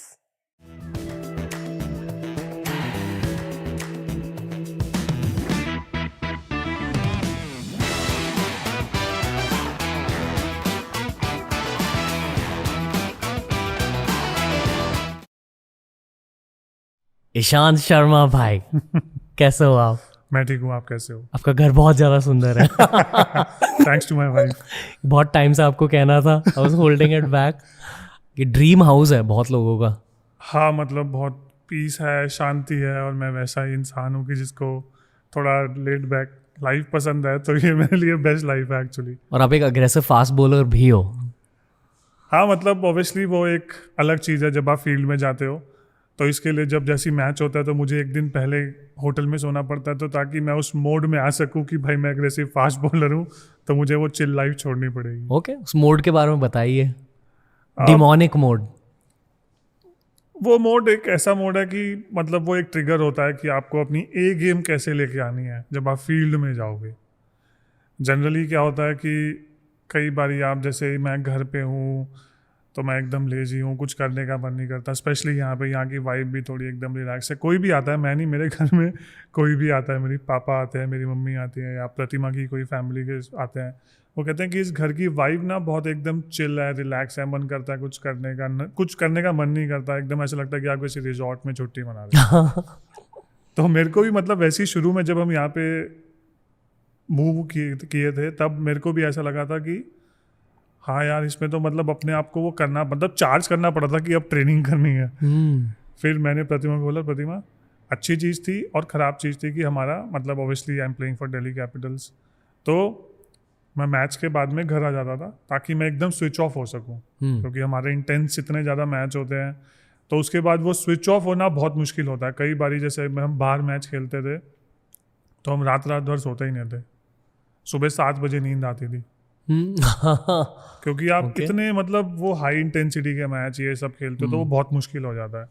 तो फिर मैंने क्या शुरू किया कि मैंने मैच से एक दिन पहले मैं होटल जाके सोने लगा, ताकि वो ग्रूव में मैं रह सकूं, वो मेरी जो थॉट प्रोसेस है वो सेम रहे। क्योंकि मेरे को ऐसा लगता है कि physically if you are fit, then अगर आप मेंटली सही स्टेट पे हो तो आप ऑटोमेटिकली अच्छा परफॉर्म कर पाओगे। ओके, क्या क्रिकेट मोर ओवर एक मेंटल स्पोर्ट है, आप ये मानते हो? ये लोग क्यों कहते हैं? More than physical, yes. Fast bowling ठीक है, थोड़ी फिजिकल है, बट मेंटल ज़्यादा है। क्रिकेट में इवन बैटिंग में अगर आप किसी से भी बात करो, even Virat, Rohit, anyone, it's more about mental.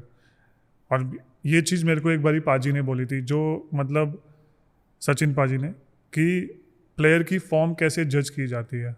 Player की फॉर्म जज की जाती है, ये नहीं कि वो कैसे रन बना रहा है, वो ये कि वो सोच क्या रहा है।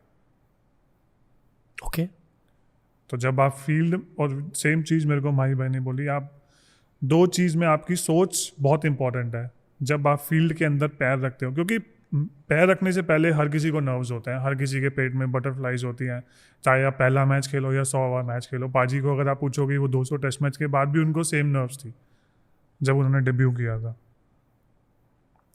तो जब आप फील्ड के अंदर जाते हो तो उस नर्वसनेस को भूल के आप अपनी गेम पे ध्यान देते हो, और जब आप थक जाते हो, थकने के बाद में हर तरीके के थॉट आते हैं आपके दिमाग में।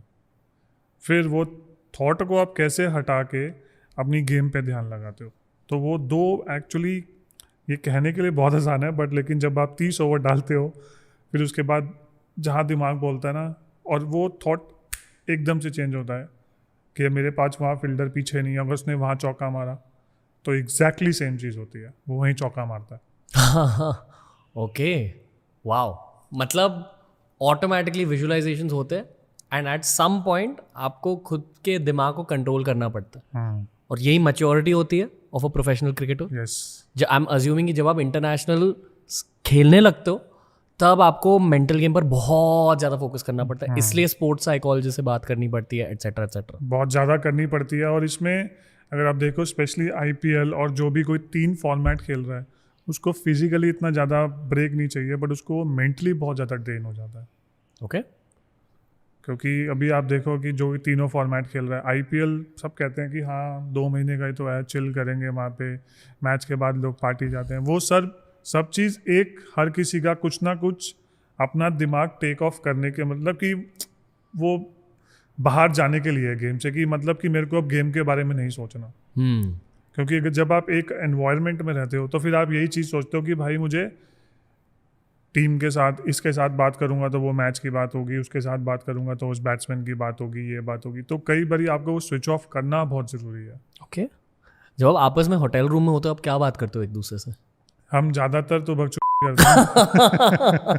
Okay. कोशिश वही करते हैं कि हम हंसी मजाक करते रहें एक दूसरे के साथ। कॉन्शियस बच्चों। बहुत ज़रूरी है वो, नहीं तो अगर हम एक दूसरे के साथ बैठ के वही क्रिकेट की बात हम करते हैं, जब कुछ मैच हार जाए या कुछ भी हो जाए तो सीरियस टॉक होती है। और जो सबसे अच्छी चीज़ मेरे को लगी है कि हारने के बाद में अगर मैंने ख़राब किया तो कोई मुझे बोलेगा कि भाई मैंने ख़राब किया है। वो ऐसा नहीं होगा कि वो दूसरे प्लेयर को जाके बोलेगा अगर वो बॉलिंग अच्छी करता तो हम मैच जीत जाते, वो बैटिंग अच्छी करता तो हम मैच जीत जाते। ये सब चीज़ें तो खैर मेरे को ऐसा लगता है कि एक अच्छी टीम का साइन नहीं है। अब बुरी टीम्स का एक पार्ट हुए हो कभी जहाँ एनवायरनमेंट परफेक्ट नहीं है? हाँ, बट मैं वो नाम नहीं ले सकता। नहीं, अब नाम मत लो, I am not asking names. मैं पर ये जानने की कोशिश कर रहा हूँ कि what constitutes a bad team environment. मतलब जहाँ पे भी आई फील कि if you win then you win as a team, but if you lose then blame games होती हैं ब्लेम गेम्स डिपार्टमेंट में हो जाती है। मतलब बैटिंग ने हरा दिया, बॉलिंग ने हरा दिया, फील्डिंग ने हरा दिया। ओके। जब आप जीतते हो then you win as a team, but आप जब हारते हो तब भी तो आप एज अ टीम ही हारोगे ना। ओके। जब कोई फील्डर आपका कैच ड्रॉप करता है, ऐसे ना आपने बहुत अच्छी बॉल फेंकी है, कैच उनको मिलने वाला था, उन्होंने ड्रॉप कर दिया। केएल राहुल से मैंने ये सीखा है कि fielding boys down to practice. मतलब उनकी कमिटमेंट शायद उस दिन थोड़ी सी कम थी शायद, तो वो खुन्नस आपके दिमाग या दिल में रहता है, नहीं, आप भूल जाते हो नेक्स्ट। मैं अपनी टीम के प्लेयर को कभी भी कुछ नहीं बोलता। ओके। मैं हमेशा यही कोशिश करता हूँ कि बेसिकली मेरे लिए मेरी टीम मेरी फैमिली है। मैं इसलिए नहीं खेलता गेम कि ये ठीक है कि मेरे 11 टीममेट्स हैं या 15 टीममेट्स हैं, मैं थोड़ी देर इनके साथ टाइम स्पेंड करूँगा फिर अपने घर चला जाऊँगा। बट अगर मैं अपनी टीममेट्स को अपनी फैमिली की तरह नहीं ट्रीट करूँगा तो वो एक बॉन्डिंग होनी बहुत मुश्किल है। आई फील कि जितने भी क्रिकेटर्स से मैंने आज तक बात की है, हर कोई एकदम अलग है एक दूसरे से, और ये एक टीम की खासियत होती है। आपसे बहुत ज़्यादा बिग ब्रो वाली एनर्जी आती है सिर्फ आपकी हाइट की वजह से नहीं। केएल भी सेम चीज़ बोलता है, बिग ब्रो एनर्जी। हाँ, वो मतलब जैसे ही आप सबसे बात करने लगे, मुझे पहले माय फर्स्ट थॉट हाँ बिग ब्रो आ गए। नहीं, बट अब जैसे कि कई बार ऐसा होता है जैसे कई यंगस्टर हवा में उड़ता है या कुछ भी होता है, कुछ आउट ऑफ कॉन्टेक्स्ट कोई चीज़ बोल देता है जो उसको नहीं बोलनी चाहिए, तो मैं उसको बोलता हूँ कि भाई हद में रहो। आउट ऑफ कॉन्टेक्स्ट क्या कहते हैं लोग? मतलब जैसे हंसी मजाक में आप दूसरे अपने सीनियर का मजाक उड़ा दिया या कुछ भी कर दिया, ये ऐसे चीज़ें होती है। मतलब कभी कभी हो जाती है, क्योंकि जब हम खेलते थे जी। अब मेरे टाइम पे तो जैसे यूवी पा, बज्जू पा, सचिन पाजी, सौरव गांगुली, राहुल भाई, जैक पा, ये सब थे, तो हमारी तो हिम्मत ही नहीं होती थी। और अगर आपने कुछ एक चू भी बोली, उस टाइम पे तो टिकट मिलती थी हमें। इंग्लैंड में मेरा पहला टूर था, ऑब्वियसली मैं किसी को जानता नहीं था, मैं टिकट इंग्लिश ही नहीं आती तो टिकट किसको दूंगा तो मेरी टिकट थी, तो मैंने पाजी को बोला पाजी मैं अपनी टिकट, मतलब अपनी टिकट मैं पाजी को, पाजी मैं 2 टिकट यूज़ कर सकता हूँ पाजी कह रहा है तेरे को क्या करनी है टिकट। तो मतलब ऐसा हाल था। अभी तो मतलब बहुत चिल है। मैं ऐसा नहीं करा कि उस टाइम पे भी जो सीनियर्स थे वो हड़का के रखते या कुछ भी रखते थे, बहुत लीनियंट थे, बहुत अच्छे से सपोर्ट करते थे, सब कुछ था, बट एक वो जो वाइब थी ना उनकी, वो टोटली डिफरेंट थी। अभी बहुत एकदम चिल माहौल, रिलैक्स, सपोर्टिव माहौल, और कि आप कैसे एक दूसरे की बेस्ट परफॉर्मेंस निकलवा सकते हो। ओके। क्या किसी बैट्समैन ने कभी आपको बहुत ज़बरदस्त बॉलिंग टिप्स दिए? जैसे आई वुड अज्यूम कि राहुल द्राविड़ आपको बहुत अच्छे बॉलिंग टिप्स देंगे, ऐसे कभी हुआ है? आई थिंक बैट्समैन और जो विकेट कीपर है माही भाई और पाजी, मैंने ये बहुत पहले भी बोली है कि जैसे पाजी टेक्निकल के बारे में इतनी बात नहीं करते थे, बट वो मेंटली बहुत बात करते थे। तो एक बार ये ऑस्ट्रेलिया का टूर था हमारा और मैं पाजी से बात कर रहा था, मेरा अच्छा नहीं जा रहा था, मतलब मैं बैट्समैन को बीट कर रहा था और इधर जा रहा था, उधर गिर रही थी, कभी बैट्समैन के शोल्डर पे, बैट के शोल्डर पे लगी और पॉइंट के आगे गिर गई, मैंने बाउंसर मारा तो कीपर के आगे गिर गई। तो मैं पाजी से पूछ रहा था, हम पर्थ की प्रैक्टिस पे नेट पे प्रैक्टिस कर रहे थे, मैंने बोला पाजी अब ऐसे होता है तो मतलब कैसे आप, पाजी कहते हैं एक होप वर्ड होता है, वो वर्ड नहीं है, वो फीलिंग है, वो फीलिंग है। बट अब अगर आप वही विराट कोहली से बात करोगे, उसकी डिक्शनरी में होप वर्ड ही नहीं है उसकी डिक्शनरी में सिर्फ बिलीफ है। ओके। कि अगर तेरे को बिलीफ है तो तू कुछ भी कर सकता है इस दुनिया में, तो उसका मतलब वो इतना इंटेंस है। क्योंकि आपने विराट कोहली को नेम किया, आपसे ये पूछना चाहूँगा कि वेस्ट दिल्ली की वजह से आपके क्रिकेट करियर पर क्या इम्पैक्ट रहा? एंड उनके भी करियर पर वेस्ट दिल्ली से आपको क्या मिला? वेस्ट पटेल दिल्ली नगर से पटेल नगर से मेरे को बहुत कुछ मिला कि मतलब वो कहने को तो दिल्ली का पार्ट है बट बहुत ही श्रूड राउडी और वैसा एरिया कि मतलब वो नहीं होती एक स्ट्रीट स्मार्ट शानपंथी। बहुत ज़्यादा आती है ओके क्योंकि जहाँ पे मैं पला बड़ा हूँ वहाँ पे अभी तक कुआं है, ऑब्वियसली यूज़ नहीं करता कोई, तो मतलब वो इतना ज़्यादा क्लोज एरिया है, you don't feel like you are in Delhi. मतलब आपको ऐसे लगेगा कि आप किसी विलेज का पार्ट हो छोटा सा और वैसा मोहल्ला ये वो। तो मैं से ऐसी जगह पे पला बड़ा हूँ और जब लाइट जाती थी और टीवी, और जो मेरे को लगता है कि more than west Delhi part कि हमारे टाइम पे जो फ़ोन नहीं होता था ना, हम आउटडोर स्पोर्ट बहुत खेलते थे, उसका बहुत फ़र्क पड़ा है कि हम पेड़ों पे चढ़ना, सुबह उठ के टेनिस बॉल क्रिकेट खेलना, या लाइट चली जाएगी तो जाके किसी की घंटी मार के भाग आना किसी की साइकिल गिरा देना, तो ये सब काम हमने बहुत किया। फंक्शनल ट्रेनिंग हो जाती थी, पता भी नहीं चलता था। अभी करते हैं तो मेडिसिन बॉल थ्रो, पहले पानी में पत्थर मारते रहते थे। तो ये सब चीज़ें हमने बहुत करी है। तो इसकी वजह से वो स्ट्रीट स्मार्टनेस जो होती है ना, वो आ जाती है कि आप वहाँ पे आपको ये पता नहीं कि, क्योंकि वहाँ पे अच्छाई भी थी तो बुराई भी थी। बुराई क्या थी? मतलब जैसे वहाँ पे पिक पॉकेट्स ओके बहुत ज़्यादा होती थी, वहाँ पे गुंडागर्दी बहुत होती थी। हमारे एरिया में कोई ऑटो वाला नहीं आना चाहता था ओके तो वहाँ पे ऐसे भी लोग हैं। तो वहाँ पे मतलब कोई अगर आएगा तो वो बोलेगा कि भाई, ऑटो वाले बोलेगा कि नहीं मैं वहाँ नहीं जाऊँगा, वहाँ पे पैसे ही नहीं देते। Okay bad boy energy. हाँ, तो वो ऐसा एरिया भी है। बट इसमें मैं अपनी फैमिली को थैंक्स बोलूँगा कि मैं जब खेलना स्टार्ट हो रहा था तब मैं थोड़ा सा घर से बाहर निकलना शुरू हुआ था। 7 तक मैं घर से बाहर भी नहीं निकलता था, मैं अपने घर में रहता था, कुछ नहीं करता था। फिर जब मैंने अपना स्कूल चेंज किया तब मैं वॉक करके जाने लगा स्कूल पहली बार। फिर मेरे दोस्त चेंज हुए, मेरे थोड़े बाहर के दोस्त बने। फिर उसके बाद उनके साथ वो एक पटरी होती है उस पर बैठना शुरू किया मैंने। फिर मेरे पापा को लगा कि भाई ये कहीं गलत संगत में ना पड़ जाए, तो उन्होंने मेरे को क्रिकेट में डाल दिया। मैं पहले भी क्रिकेट खेलता था, टेनिस बॉल क्रिकेट से, बट मैं कई बार क्या करता था, प्रैक्टिस स्किप करके 500 रुपये लेके टेनिस बॉल मैच खेलने चला जाता था। तो और मैं अपने सर से बहुत डरता था। हमारे सर से ज़्यादा श्रूड आदमी मैंने आज तक नहीं देखा अपनी लाइफ में।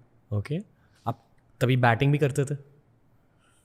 नहीं, सिर्फ फास्ट बॉलिंग। पहले से पता था आपको? नहीं, ऐसा कुछ नहीं पता था, मैं सिर्फ 500 रुपये के लिए करता था आपकी हाइट पहले से ज़्यादा थी, हाँ, इसलिए आपको फास्ट बॉलिंग अच्छी लगती थी?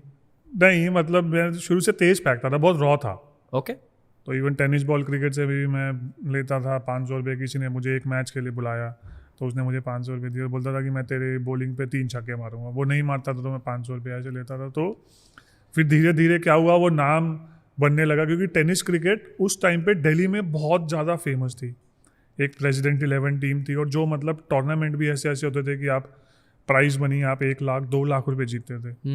तो फिर उन्होंने मेरे को अपनी टीम में रखा, तो हम ऐसे टेनिस बॉल क्रिकेट में धीरे धीरे मेरा नाम होने लगा था। फिर मेरे किसी दोस्त ने बोला कि जब तू टेनिस बॉल से तेज फेंकता है तो तू क्रिकेट बॉल से ट्राई कर। ओके बट उसके बाद में किसी क्लब ने मेरे को एडमिशन ही नहीं दिया था दिल्ली में, क्योंकि वो बोल रहे थे कि भाई आपको स्टेट खेलना है। मतलब अगर आपको किसी अच्छे क्लब में जाके प्रैक्टिस करनी है, क्योंकि उस टाइम पे स्कूल क्रिकेट भी बहुत फेमस होती थी, अगर आप क्लब में प्रैक्टिस कर रहे हो तो स्कूल में भी प्रैक्टिस होनी चाहिए। तो किसी स्कूल ने एडमिशन ही नहीं दिया था मुझे। फिर मेरे सर ने मेरे को गंगा इंटरनेशनल में एडमिशन करवाया। फिर मेरे सर ऐसे करते थे कि 4 दिन हमारी प्रैक्टिस क्लब में होती थी, 3 दिन प्रैक्टिस स्कूल में होती थी, तो 7 दिन प्रैक्टिस होती थी हमारी। सुबह मेरे को बोलते थे स्कूल स्टार्ट होने से पहले बैग रख के तुझे रनिंग करनी है, उसके बाद स्कूल में जाना है। वाह, आप इसी फेज में विराट कोहली से मिले पहली बार? नहीं, इस फेज के बाद। पहली बार कब मिले थे उनसे? जब मैंने इतना छोटा लोअर पहना हुआ था, मैं अंडर 17 के ट्रायल पे गया था। वो पहले दिल्ली के लिए खेल चुका था अंडर 15, तो उसका नाम बहुत सुना था मैंने। क्या कहते थे लोग? विराट ही बोलते, वीरू बोलते थे उसको उस टाइम पे। ओके वो राजकुमार सर की एकेडमी में, वेस्ट दिल्ली एकेडमी से हमारा मैच हुआ था, उसने बहुत सूता था मेरे को। एकदम पाटा विकेट ही, नजफगढ़ में स्पोर्ट्स कॉम्प्लेक्स में हम खेल रहे थे, तो उसने बहुत मारा था। तो उस टाइम पे क्या होता था कि हमारी टीम में एक प्लेयर था, उसने बोला कि भाई इसमें तो विराट कोहली आएगा, एक दो प्लेयर और थे जो स्टेट खेल चुके थे अंडर 15, तो कह रहे उसको यहाँ। तो मैं क्या कर रहा था उस टाइम में, तेज तो फेंकता था बट बहुत ज़्यादा वेवर था। जो हमारा विकेट कीपर था वो विकेट कीपर कम और गोल कीपर ज़्यादा था। आप भी कीपिंग करते हो वैसे? नहीं नहीं नहीं, आप गोलकीपर थे ना वो मैच में? हाँ वो तो All-Stars? टाइम पास के लिए था मैं बस। Okay, anyway continue.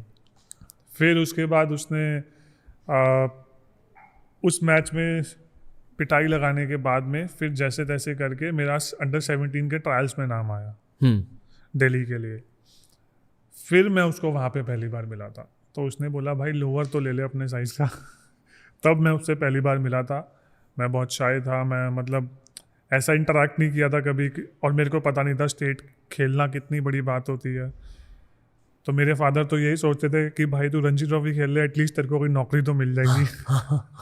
तो मतलब ये सोच होती थी, किसी को ये लगा ही नहीं था कि मैं इंडिया के लिए भी खेलूँगा। तो तब मैं विराट कोहली से पहली बार मिला था। ओके, उन्होंने आपको क्या बताया क्रिकेट एज अ करियर के बारे में? क्योंकि आई एम श्योर वो करियर के बारे में सोच रहे थे तब।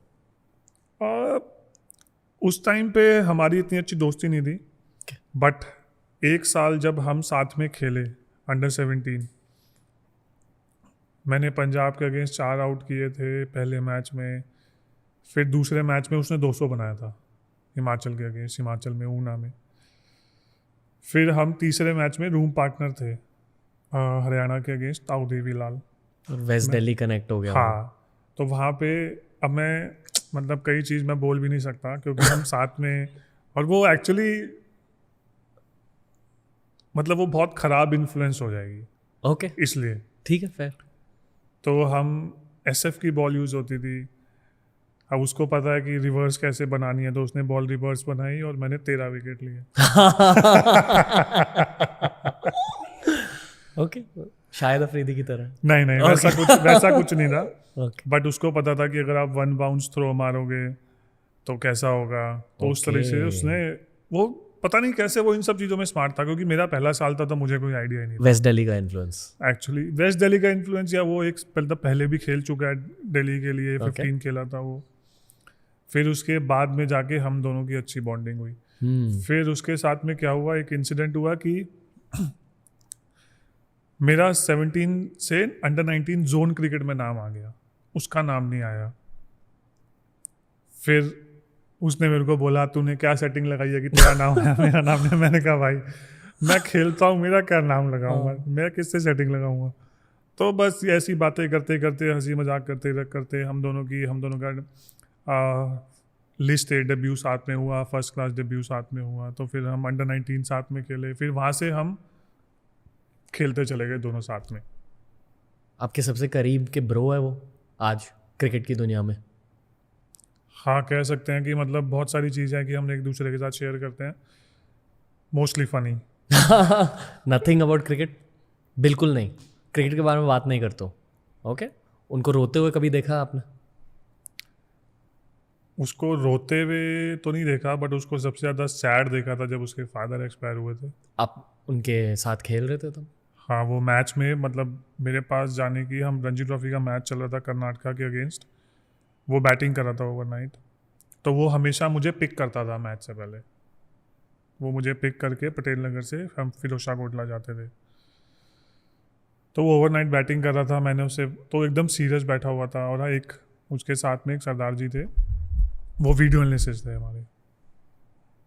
तो मैंने उससे पूछा अबे बैटिंग ही तो करा, हम चिल थे एकदम, मतलब हमको कोई फ़र्क नहीं पड़ता था उस टाइम पे कि हम बैटिंग करें बॉलिंग करें, हम हंसी मजाक करते रहते थे। तो मैंने उसको पूछा, मैंने कहा इतना सीरियस क्यों है, बैटिंग ही तो है, क्यों टेंशन ले रहा है। तो वो चुप, उसने कुछ नहीं बोला। फिर मैंने उसके सर पे एक टपली दी, मैं कहा क्या हुआ अच्छी को, बोल क्यों नहीं रहा। तो फिर वो पाजी ने मुझे बोला कि यार इसके फादर एक्सपायर हो गए। मतलब मेरे को समझ में नहीं आया मैं क्या रिएक्ट करूं। प्लस आप 17 ईयर्स के थे, 16? हाँ, मतलब हम 17 साल के थे। फिर उसने वो बैटिंग करके उसने 80 रन भी बनाए, और मेरे को वो समझ में नहीं आता कि मतलब अगर ऐसा कभी कुछ मेरे साथ होता तो मेरे को लगता नहीं कि मैं ग्राउंड भी जा पाता। कट टू टुडे, ये सब अब क्या सोचते हो? अब आप अपने करियर को जब आप स्कैन करते हो, उनके करियर को स्कैन करते हो, इतना सब कुछ देखा है साथ में, इतने सारे मैचेस जीता है साथ में, क्या सोचते हो उस रिलेशनशिप के बारे में? आई think he has change a lot, कि बचपन से लेकर अभी तक उसका जो पार्टी वाला फेज था वो भी मैंने देखा है, उसका जो अलग अलग फेज था टैटू वाला वो भी मैंने देखा है। अंडर 19 में हम जोन का मैच खेल रहे, दिल्ली का मैच खेल रहे थे कैलकाटा में, वो पूरी रात पार्टी करने गया था, ओवरनाइट बैटिंग करा था, अगले दिन जाके उसने 250 बनाया। मैंने वो वाला फेज भी देखा है विराट कोहली का। तो और अभी जिस हिसाब से वो, बट उसका जो सबसे बेस्ट चीज़ मुझे लगी अभी तक, मतलब जब उसने अपने आप को पूरा ट्रांसफॉर्म किया, कि जब 2012 के बाद में, वो वर्ल्ड कप के बाद में, जब उसने अपना फिजिकल जो एस्पेक्ट था वो बिल्कुल ही चेंज किया। ट्रेनिंग तो वो कर रहा था, बट जो उसने डाइट चेंज करी, उससे मेरे ख्याल से उसकी जो क्रिकेट है और उसकी जो मेंटल स्ट्रेंथ है वो एक डिफरेंट लेवल पे चली गई। क्योंकि दिल्ली के लोग खाने का बहुत पसंद है और मेरे को बहुत पसंद है। तो उसने वो सब छोड़ दिया। और उसको मैंने देखा, मतलब 2012 से लेकर 2000 आज क्या चल रहा है 23, 1 या 2 बार उसको छोले भटूरे खाते हुए देखा है मैंने। मेरा तो जब चीट डे होता है तो मैं तो अपने घर पे जाता हूँ पटेल नगर, वहाँ पे एक पनीर का नान मिलता है वो खाता हूँ। मैंने कहा भाई अपना तो निकल जाएगा। बहुत ज़्यादा कैलोरीज बर्न होते हैं फास्ट बॉलिंग में, बहुत ज़्यादा, अभी पागलों मैंने जैसे। ट्रेनिंग करी है सिर्फ 1 घंटा, अभी मैंने 1 घंटा ट्रेनिंग करी है तो मेरी 600 कैलोरीज बर्न हो गई। ओके, प्लस आप में मसल मास भी ज़्यादा होता है as a fast bowler, resting calories भी ज़्यादा होता है। आप फिटनेस में घुसते हो एक नर्ड पर्सपेक्टिव से? जब से बॉलिंग स्पेसिफिक फिटनेस अब अलग हो गई है। ओके। अभी आजकल के जो लोग हैं ना, मतलब स्पेशली यंगस्टर्स, वो क्या करते हैं कि वो ट्रेनिंग तो बहुत करते हैं बट बॉलिंग नहीं करते। तो वो चीज़ बहुत ख़राब है। मतलब लोग बैटिंग के लिए प्रिपेयर कर रहे हैं? नहीं, लोग बोलते हैं कि हमें अपने आप को प्रिजर्व करना है कि भाई हम तेज डालेंगे, बट मेरे को ऐसा लगता है कि आप तेज तभी डालोगे जब आप दिन में 10 ओवर डालोगे। ओके। या अगर आप बॉलिंग नहीं कर रहे तो आप बॉलिंग वाली फिटनेस करनी बहुत ज़रूरी है। ओके। क्या होती है एक मॉडर्न फास्ट बॉलर की ट्रेनिंग? एक मॉडर्न फास्ट बॉलर की ट्रेनिंग जो होती है, सबसे पहले इंपॉर्टेंट चीज़ है बॉलिंग। मतलब जितना ज़्यादा बॉल करोगे उतने ज़्यादा बेहतर आप बॉलर बनते जाओगे, पर क्या स्पीड भी इंक्रीज होती है उससे? अगर आप उसके साथ में राइट ट्रेनिंग करोगे तो। ओके। क्या आप नर्वस सिस्टम को ट्रेन कर रहे हो वेट ट्रेनिंग के? तो हाँ जी, okay. Central nervous system, so it's basically bowling में आप CNS फटीग होते हो। थोड़ा बेसिक तरीके से समझाइए। सो बेसिकली क्या होता है कि जब आप बॉलिंग करते हो तो फास्ट बॉलिंग क्या होती है कि जैसे आपने कोई भी एक ऐसी चीज़ करी कि जो बहुत ज़्यादा हाई इंटेंसिटी पे है, तो आपका सेंट्रल नर्वस सिस्टम फटीग हो जाता है, उससे CNS फटीग हो जाता है। तो बॉलिंग में वो फटीग होता है। अभी जैसे IPL खेलने से पहले मेरी बॉडी, मैं खेला नहीं था कुछ भी, मतलब सिर्फ डोमेस्टिक क्रिकेट खेला था और उसके बाद सीधा IPL की प्रिपरेशन। तो मैं IPL के कैंप में, उससे पहले मैं बॉलिंग कर रहा था, मतलब मैं मैच सिनेरियो भी कर रहा था, सब कुछ कर रहा था और प्रॉपर ग्राउंड में कर रहा था। बट IPL के पहले नेट सेशन में, ओपन नेट में, जो मैं फटीग फील किया और जो मतलब मेरी बॉडी ड्रेन हुई, वो मेरी हुई नहीं कहीं पे। आपका दिमाग फटीग हो जाता है? नहीं, बॉडी भी सोर हो जाती है। ओके। ओके। क्योंकि वो इंटेंसिटी इतनी ज़्यादा हाई होती है, इतना ज़्यादा कंपेटिटिव हो जाता है वो। मतलब कार्डियो भी हो रहा है प्लस आप पावर भी जनरेट कर रहे हो, और कॉन्स्टेंट हाँ। पावर जनरेट करने की वजह से आपका नर्वस सिस्टम भी फटीग हो जाता है। एंड ओवरऑल आपकी ट्रेनिंग में आपको मसल मास भी बढ़ाना है, साथ में नर्वस सिस्टम को भी ट्रेन करना है एक्सप्लोसिव मूवमेंट्स के साथ। But basically it's all about intensity. Okay. मतलब जितना हमने खुद के बॉडी को पुश किया। हाँ, कि अगर आप अपनी ट्रेनिंग में भी वैसी इंटेंसिटी के साथ ट्रेनिंग कर सकते हो तो आपके लिए ईजी रहता है। ओके। क्योंकि वो इंटेंसिटी मैच करनी मैच की बहुत मुश्किल है। ओके। क्योंकि अभी कोई प्रेशर नहीं है, प्रैक्टिस पे जिम में कोई प्रेशर नहीं है। मैच में तो आपको पता है एक बॉल खराब डाली तो भाई साहब 100 गाली पड़ती है। तो वो जो इंटेंसिटी है वो बहुत अलग है। ओके, बैट्समैन की ट्रेनिंग कैसे होती है? आपको जलन होती है उनकी ट्रेनिंग को देखकर? बैट्समैन तो 40 साल की उम्र तक भी खेल सकता है। हम नहीं खेल सकते। ओके, आपने 100 टेस्ट मैच कैसे खेले हैं? क्योंकि मैंने- फास्ट बॉलर्स 10 टेस्ट मैच खेलकर भी कुछ कुछ फास्ट बॉलर्स रिटायर हो जाते हैं। 100 टेस्ट मैचेस खेले आपने, तो आपने लॉन्जेविटी के लिए भी डेफिनेटली कुछ किया। आई एम अज्यूमिंग आप फ्लेक्सिबिलिटी पे काम करते हो and it's a balance of flexibility and weight training. पर आप बताइए, मतलब आपकी बॉडी ने एंड्योर कैसे किया ये सब? मतलब मेरी जो बेस थी वो काफ़ी स्ट्रांग थी। मतलब कि मैंने बचपन से बॉलिंग जो करी है ना वो काफ़ी ज़्यादा करी है। ओके, तो मेरे ख्याल से एक वही रीज़न है कि मैं 100 टेस्ट मैच खेला हूँ। और वेस्ट दिल्ली की फंक्शनल ट्रेनिंग? वो तो बचपन में होता है कि आप, और एक्चुअली अगर आप बोलोगे, आप किसी भी अच्छे स्पेसिफिक बॉलिंग स्पेसिफिक कोच से बात करोगे तो वो बोलेगा कि बचपन में किसी भी एक बच्चे को एक स्पोर्ट में नहीं डालना चाहिए, उसे डिफरेंट स्पोर्ट खिलाने चाहिए। तो हम पेड़ पे चढ़ना, गुरुद्वारे की दीवार टाप के क्रिकेट खेलना, फुटबॉल खेलना, रात को बारिश में फुटबॉल खेलना, तो ये सब काम करते। तो हमें पता नहीं था कि हम क्या कर रहे हैं, बट ऑटोमेटिकली आप डिफरेंट स्पोर्ट भी खेल रहे हो। उससे आपका एथलेटिसिज्म बढ़ता है। बिल्कुल बढ़ता रहता है। फिर जब एक बारी आपको पता लग गया कि आप फास्ट बॉलर बनना चाहते हो, तो मेरे सर ने क्या करते थे, हमको पहले नेट लेके आना पड़ता था। गेट से ग्राउंड 3 किलोमीटर था, वॉक करके मैट रखना पड़ता था 2 जनों को, और वो मैट 20 किलो का होता था। 2 जनों ने मैट रखा, वो मैट एकदम टाइट करके उसको विकेट पे गाड़ा। फिर उसके बाद वो बच्चों के लिए होता था। अगर टर्फ की विकेट गीली है तो फिर आपको रोलिंग करनी पड़ती थी। 3 टन के रोलर से 4 जने खींचते थे। फिर उसके बाद हम 1 बजे बॉलिंग शुरू करते थे। तो 1 बजे से लेकर जब तक अंधेरा नहीं होता था, अगर आपने बॉल दे दी सर को तो आप गालियों का प्रसाद लेके वापस आते थे। ओके, पर जिन फास्ट बॉलर्स को इतनी सारी इंजरीज होती है, क्यों होती है? कुछ कुछ लोगों को इतनी ज़्यादा इंजरीज क्यों होती है? इसी की वजह से कि बचपन में शायद पूरी तरह से फंक्शनल ट्रेनिंग नहीं की है? नहीं, मेरे ख्याल से कि वो बहुत ज़्यादा राइट ट्रेनिंग नहीं कर पाते। कि मतलब या तो वो बॉलिंग बहुत ज़्यादा कम करते हैं और जिम में बहुत ज़्यादा टाइम स्पेंड करते हैं। ओके, मेरे हिसाब से अगर मैं जिम कर रहा हूँ तो मेरे को इसलिए करना है कि मेरी बॉलिंग में फ़ायदा हो। मेरे को 6 पैक्स नहीं चाहिए।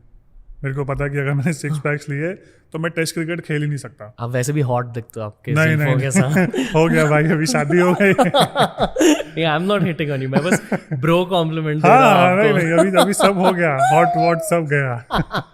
नहीं, बताइए।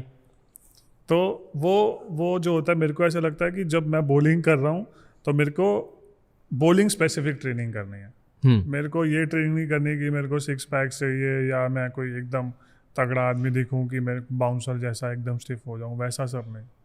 या तो फिर हम करते हैं तो फिर एकदम ही बहुत ज़्यादा एंड्योरेंस पे आ जाते हैं, वो भी ख़राब है।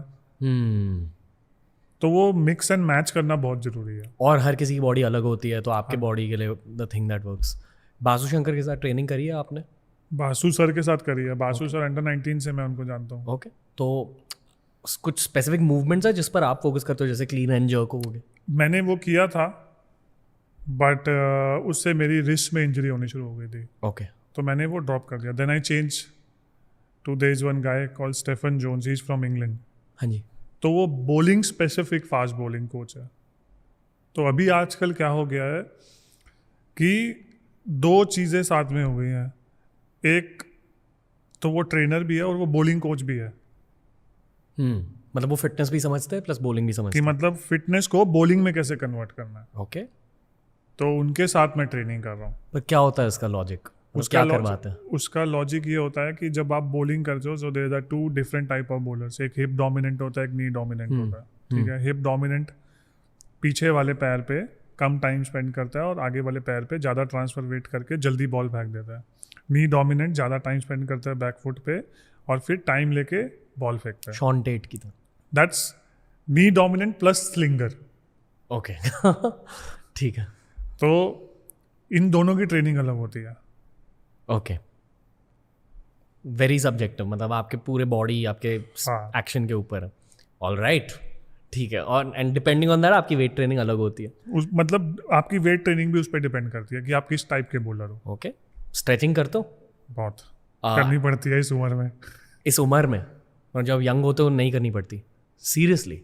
आप अंडर 19, मतलब जब मैं पहली बार इंडिया खेला था तब लोग मुझे बोलते हैं कि मैं कैसे 150 फेंक रहा था. उस टाइम पे आपकी मोबिलिटी ऐसी होती है कि जैसे आपने रबड़ नहीं होती, तो आपकी बॉडी में कोई मसल. तो मैंने 21 साल की उम्र तक तो कोई ट्रेनिंग करी नहीं, सिर्फ मैं भागता था और बॉलिंग करता था. बट जब आप हाई इंटेंसिटी स्पोर्ट खेलते हो, जब आपकी बॉडी फटीग होती है, आपका दिमाग चलने लगता है, तब आपको पता लगता है कि भाई ट्रेनिंग भी कोई चीज़ है. उसके बाद जाके मैं ट्रेनिंग में आया. तो उससे पहले तो मैं ट्रेनिंग में नहीं था, सिर्फ बॉलिंग करता था बस. जिमी एंडरसन से कभी बात करी है एजिंग के बारे में? या जिमी एंडरसन का खेलने का तरीका और उसकी बॉलिंग, एक्चुअली वो बहुत डिफरेंट कंडीशंस में खेलता है. इंग्लैंड में खेलता है. ओके. अगर वो इंडिया में खेलता तो maybe wouldn't have found that kind of success. Okay, fair. Jack is better than Jimmy Anderson for. पर अब सीनियर फास्ट बॉलर से बात करते हो, मतलब जिनकी रिटायरमेंट हो गई है हाँ, अभी भी, हाँ. कि आपके इस फेज में, आपने अभी इतने टाइम से क्रिकेट खेला है, तो अभी इस फेज में आपकी बॉडी को कैसे आप मैनेज करोगे, इसके बारे में आप, आई एम श्योर कुछ स्ट्रैटेजी होती है. हाँ नहीं, इस फेज में जो सबसे ज़्यादा इंपॉर्टेंट है कि टूर्नामेंट के बीच में मैं अपनी बॉडी और माइंड को कैसे फ्रेश रख सकूँ. सबसे इंपॉर्टेंट चीज़ है वो. ओके. फिर से मेंटल गेम. नहीं, बॉडी भी है. ओके. कि मतलब फिजिकल और मेंटल दोनों में फ्रेश रह सकूँ. ओके. उतना मुझे करना है. और ये कहना आसान है, करना बहुत मुश्किल है. क्योंकि जब आप, वही मैंने बोला ना, एनवायरनमेंट ऐसा होता है कि जब आपके साथ टीम मेट्स हैं, ये है वो है, तब आप अगर उनके साथ ही हो तो आप क्रिकेट की ही बात करोगे. तो मेरे लिए स्विच ऑफ करने का क्या है कि मैं जब तक बाहर जाके खाना नहीं खाता तो मैं स्विच ऑफ ही नहीं होता. मैं आपको रेस्टोरेंट का खाना अच्छा? हाँ. ओके. दिल्ली स्पीकिंग. नहीं, पर मैं वाइब समझ गया. सबसे फेवरेट बक कौन है आपका, जिससे आपकी हीलिंग हो जाती है? मतलब अभी जैसे अक्षर और मैं बहुत करते हैं. ओके. हम अगर चौके भी पड़ते हैं, छक्के भी पड़ते हैं, तो हम हंसते रहते हैं. अभी जैसे पंजाब के अगेंस्ट मैच खेल रहे थे, तो एक ओवर में कितने रन चाहिए थे? 33. तो वो लिविंगस्टन बैटिंग कर रहा था और वो भाई साहब ऐसे जैसे पेड़ नहीं काटते वो वैसे छक्के मार रहा था सबको. और धर्मशाला का ग्राउंड 50 मीटर का ग्राउंड. हाँ. और विकेट एकदम बढ़िया. तो मेरे को पता था मेरे को एक बॉल ही निकालनी है, तो मैंने एक बॉल तो जोर की फेंकी, तो अक्षर मिड ऑफ पे खड़ा था. तो अक्षर कहता बस ईशू भाई एक बॉल और निकाल दो जोर की, मतलब भींच के फेंक दो. तो हम भींच के फेंकते हैं, मतलब मैं पूरा वर्ड नहीं बोल सकता भींच के क्या फेंकते हैं. तो कह रहा एक बॉल और भींच के फेंक दो तो बॉल निकल. मैंने कहा ठीक है बापू, एक बॉल तो निकल गई, अब क्या 5 पे 5 भी मार देगा तो भी हम मैच जीतेंगे 3 रन से. उसने एक मारा, 2 मारा और तीसरे पे नो बॉल. मैंने कहा भाई, तो वो आया कह रहा भींच लो भाई. ओके. तो फिर मैंने उसको जब बॉल डाली, फिर उसके बाद मैंने 3 बॉल मतलब एकदम सीरियस होके फेंकी. मैं उससे पहले जो 2-3 बॉल थी मजे ले रहा था, फिर मेरे को रियलाइज हुआ कि नहीं भाई मजे नहीं लेने, अब थोड़ा सीरियस हो गए. कभी आईपीएल मैच में आप एक मस्ती के मोड में बॉलिंग करते हो? हाँ करते हो. मतलब इस फेज में मैं अब ज़्यादा एंजॉय करता हूँ. मैं एग्रेसिव होता हूँ, अपने तरीके से एग्रेसिव होता हूँ, बट वो भी करता हूँ. मतलब मैं एंजॉय करता हूँ अभी बहुत ज़्यादा क्रिकेट. आपने जब स्टीव स्मिथ को वैसे किया तो आप एंजॉय कर रहे थे? आप मैं एग्रेसिव था. ओके. क्योंकि वो टेस्ट मैच जीतना बहुत ज़रूरी था. तो मतलब हम कैसे अपसेट करते हैं, हर एक चीज़ कर रहे थे. क्योंकि उसका मेरे को पता है कि जब वो ऐसे हिलना डुलना शुरू हो जाता था, मतलब वो कंफर्टेबल हो रहा है. उसे उसके दिमाग में घुसना था हाँ, थोड़ा सा. तो मतलब जब अगर वो उसको कंफर्टेबल नहीं होने देना क्रीज पे. अगर वो कंफर्टेबल हो जाएगा क्रीज पे तो वो सब ऐसी ऐसी हरकतें करता है. तो मेरे को उसको अनकंफर्टेबल करना था कि मैं कैसे कर सकता हूँ. ऑफ द फील्ड कभी उनसे बात की है? नहीं, मैं ज़्यादा बात नहीं करता. ओके.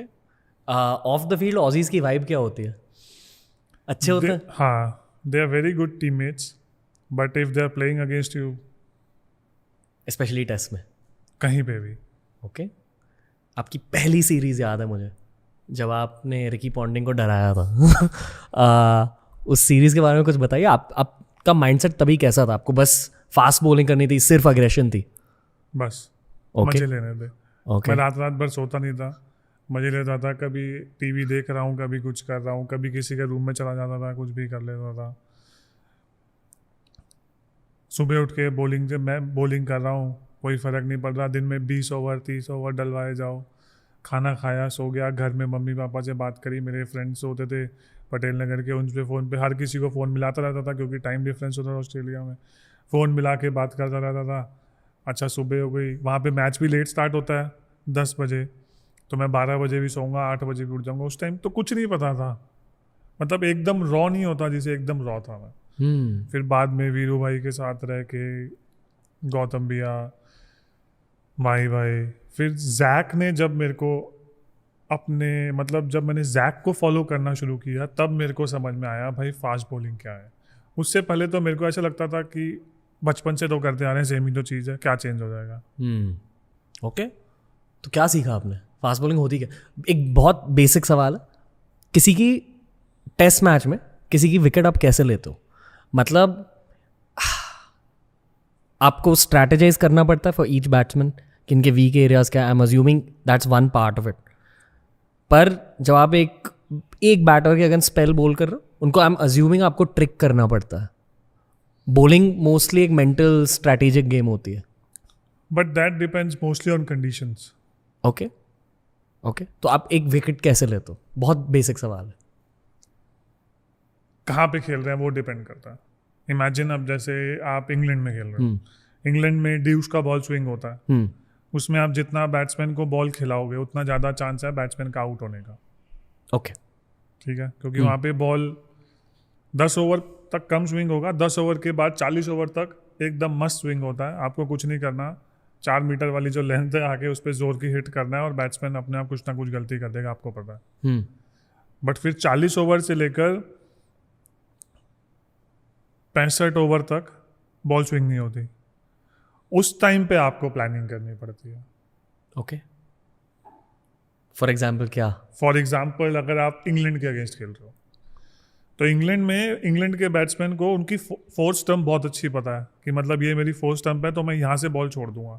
बट जैसे ही बॉल अंदर आना शुरू होता है तो उनको इतना आइडिया नहीं है, क्योंकि उनको पता है कि इतनी ज़्यादा काउंटी क्रिकेट में बॉल लीव करवाते हैं बैट्समैन से, उनको इतनी अच्छी आदत होती है बॉल छोड़ने की कि उनको पता है कि भाई ये टप्पा है, यहाँ गिरेगी और यहाँ से ही हो जाएगी।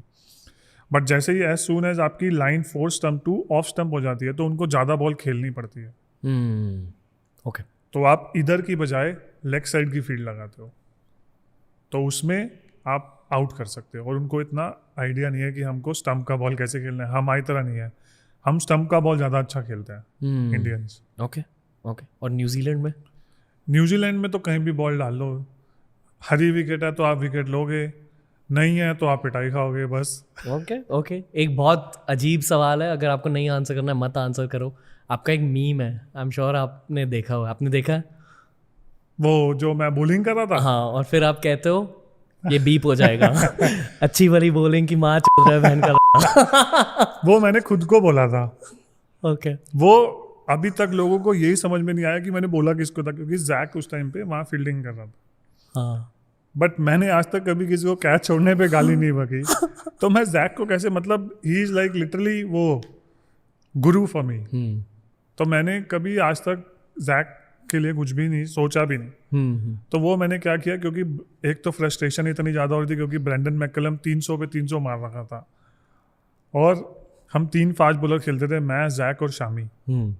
ले दे के 4 ओवर के बाद फिर से बॉलिंग आ जाए, 4 ओवर के बाद फिर से बॉलिंग आ जाए और विकेट एकदम पाटा, कुछ नहीं हो रहा था। कोकाबूरा का बॉल यूज़ करते हैं वहाँ पे, सीम भी अंदर चली जाती है 40 ओवर के बाद तो माही भाई ने बोला उसको राउंड द स्टम्प्स बॉल डाल, तो मैंने उसको राउंड द स्टम्प्स बॉल डाली, उन्होंने बोलता बाउंसर, और मैंने आगे फेंक दी उसको ब्लफ करने के लिए। मैंने कहा चल एक तो मिस करे, पैड पे खा जाए, कुछ हो जाए।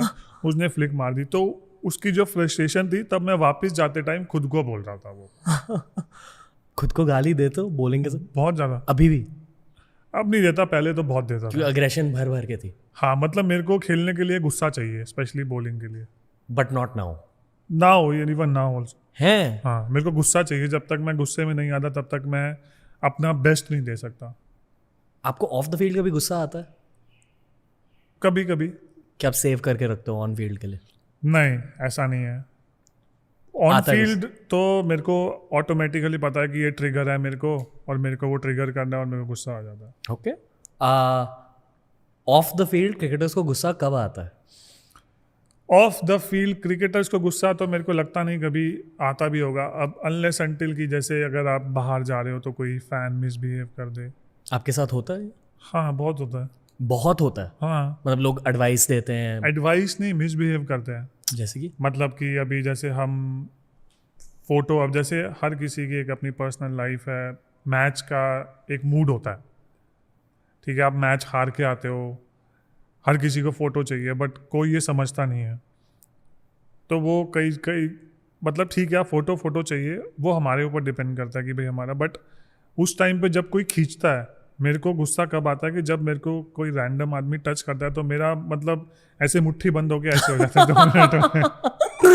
आई एम अज्यूमिंग कि लोग आपसे डरेंगे आपकी हाइट साइज की नहीं वजह से। ऐसा नहीं है, बट कई लोग ऐसे होते हैं कि जिनको ये समझ में नहीं आता कि आप मैच हार के आए हो, आपका एकदम अलग मूड है कैसा नहीं है, उनको नहीं समझ में आता, उनको बस जो चीज़ चाहिए वो चाहिए, और फिर उसी में वो रूड हो जाते हैं। ओके।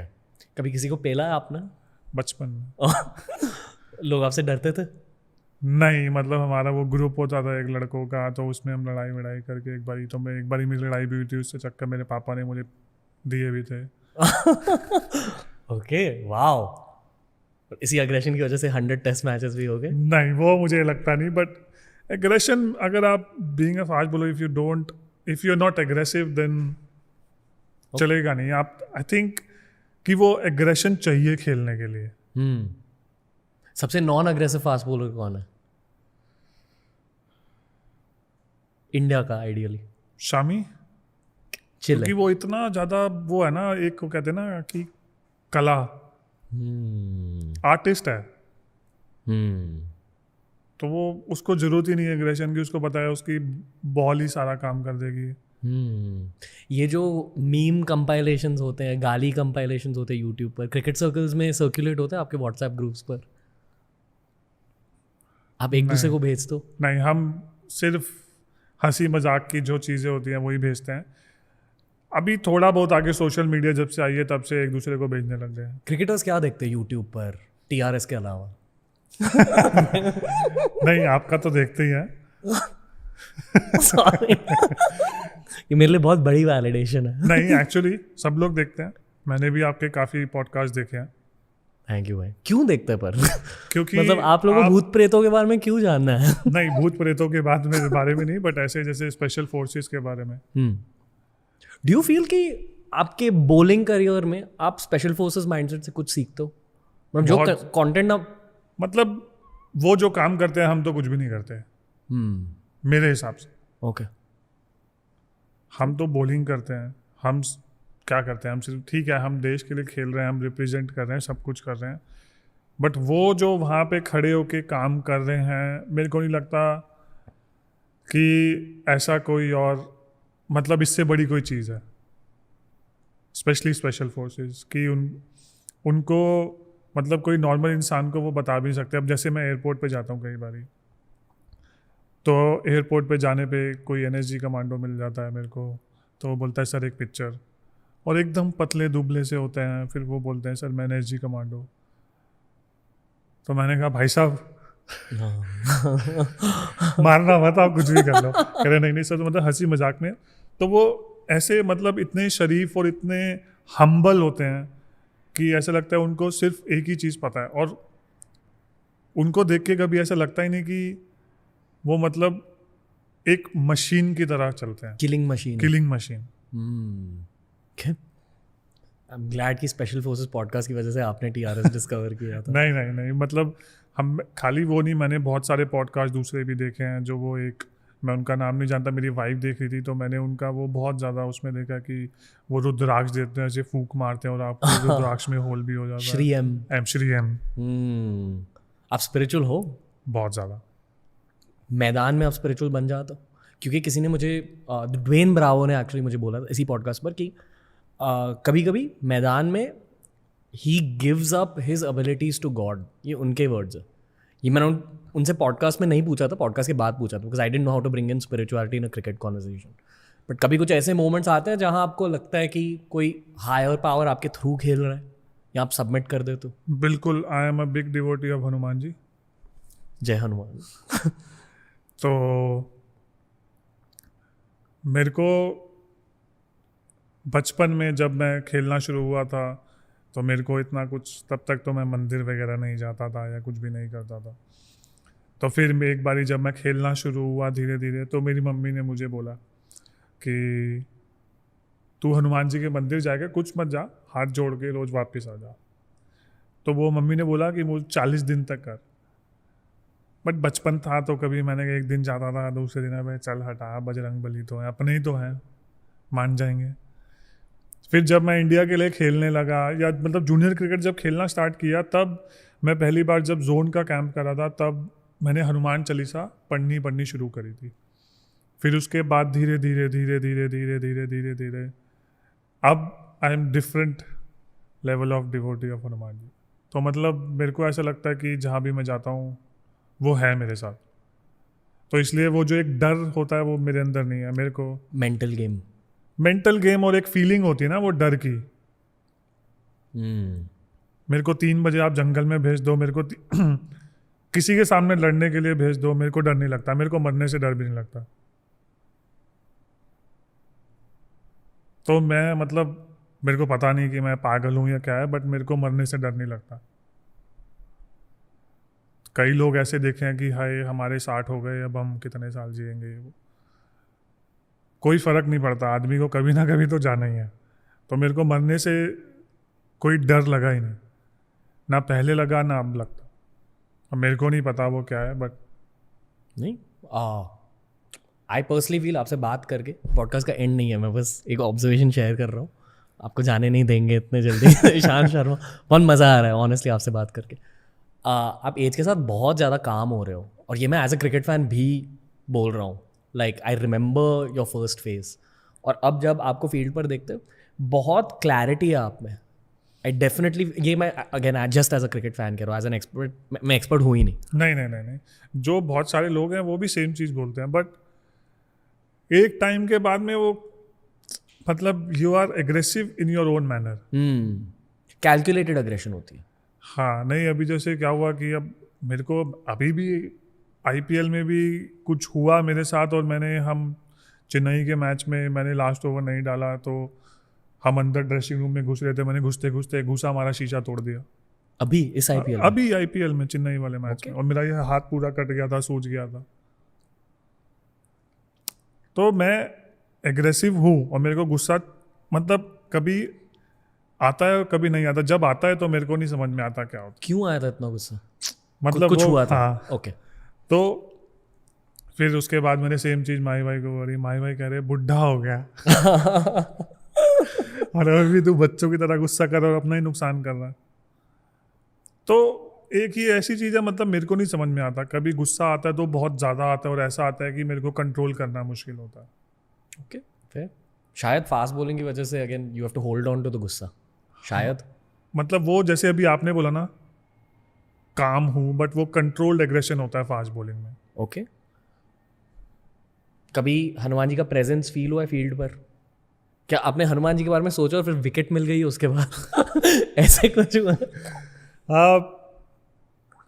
मैं हर मैच में तो खैर क्या, मतलब जब भी मैच में जाता हूँ उससे पहले Sundarkand I always read every single day. Okay. जो मतलब पूरा सुंदरकांड है मैं रोज पढ़ता हूँ। ओके। तो मेरे को नहीं पता कि हनुमान जी मेरे साथ है या नहीं है, जो भी है, बट मेरे को इतना पता है कि उनकी जब से मैंने पूजा स्टार्ट करी है तब से वो एक जो छोटा सा एक फियर ऑफ फेलियर होता था वो नहीं है मेरे अंदर, स्पेशली इस आईपीएल में। विराट कोहली पर भी एक आध्यात्मिक मीम बन चुका है।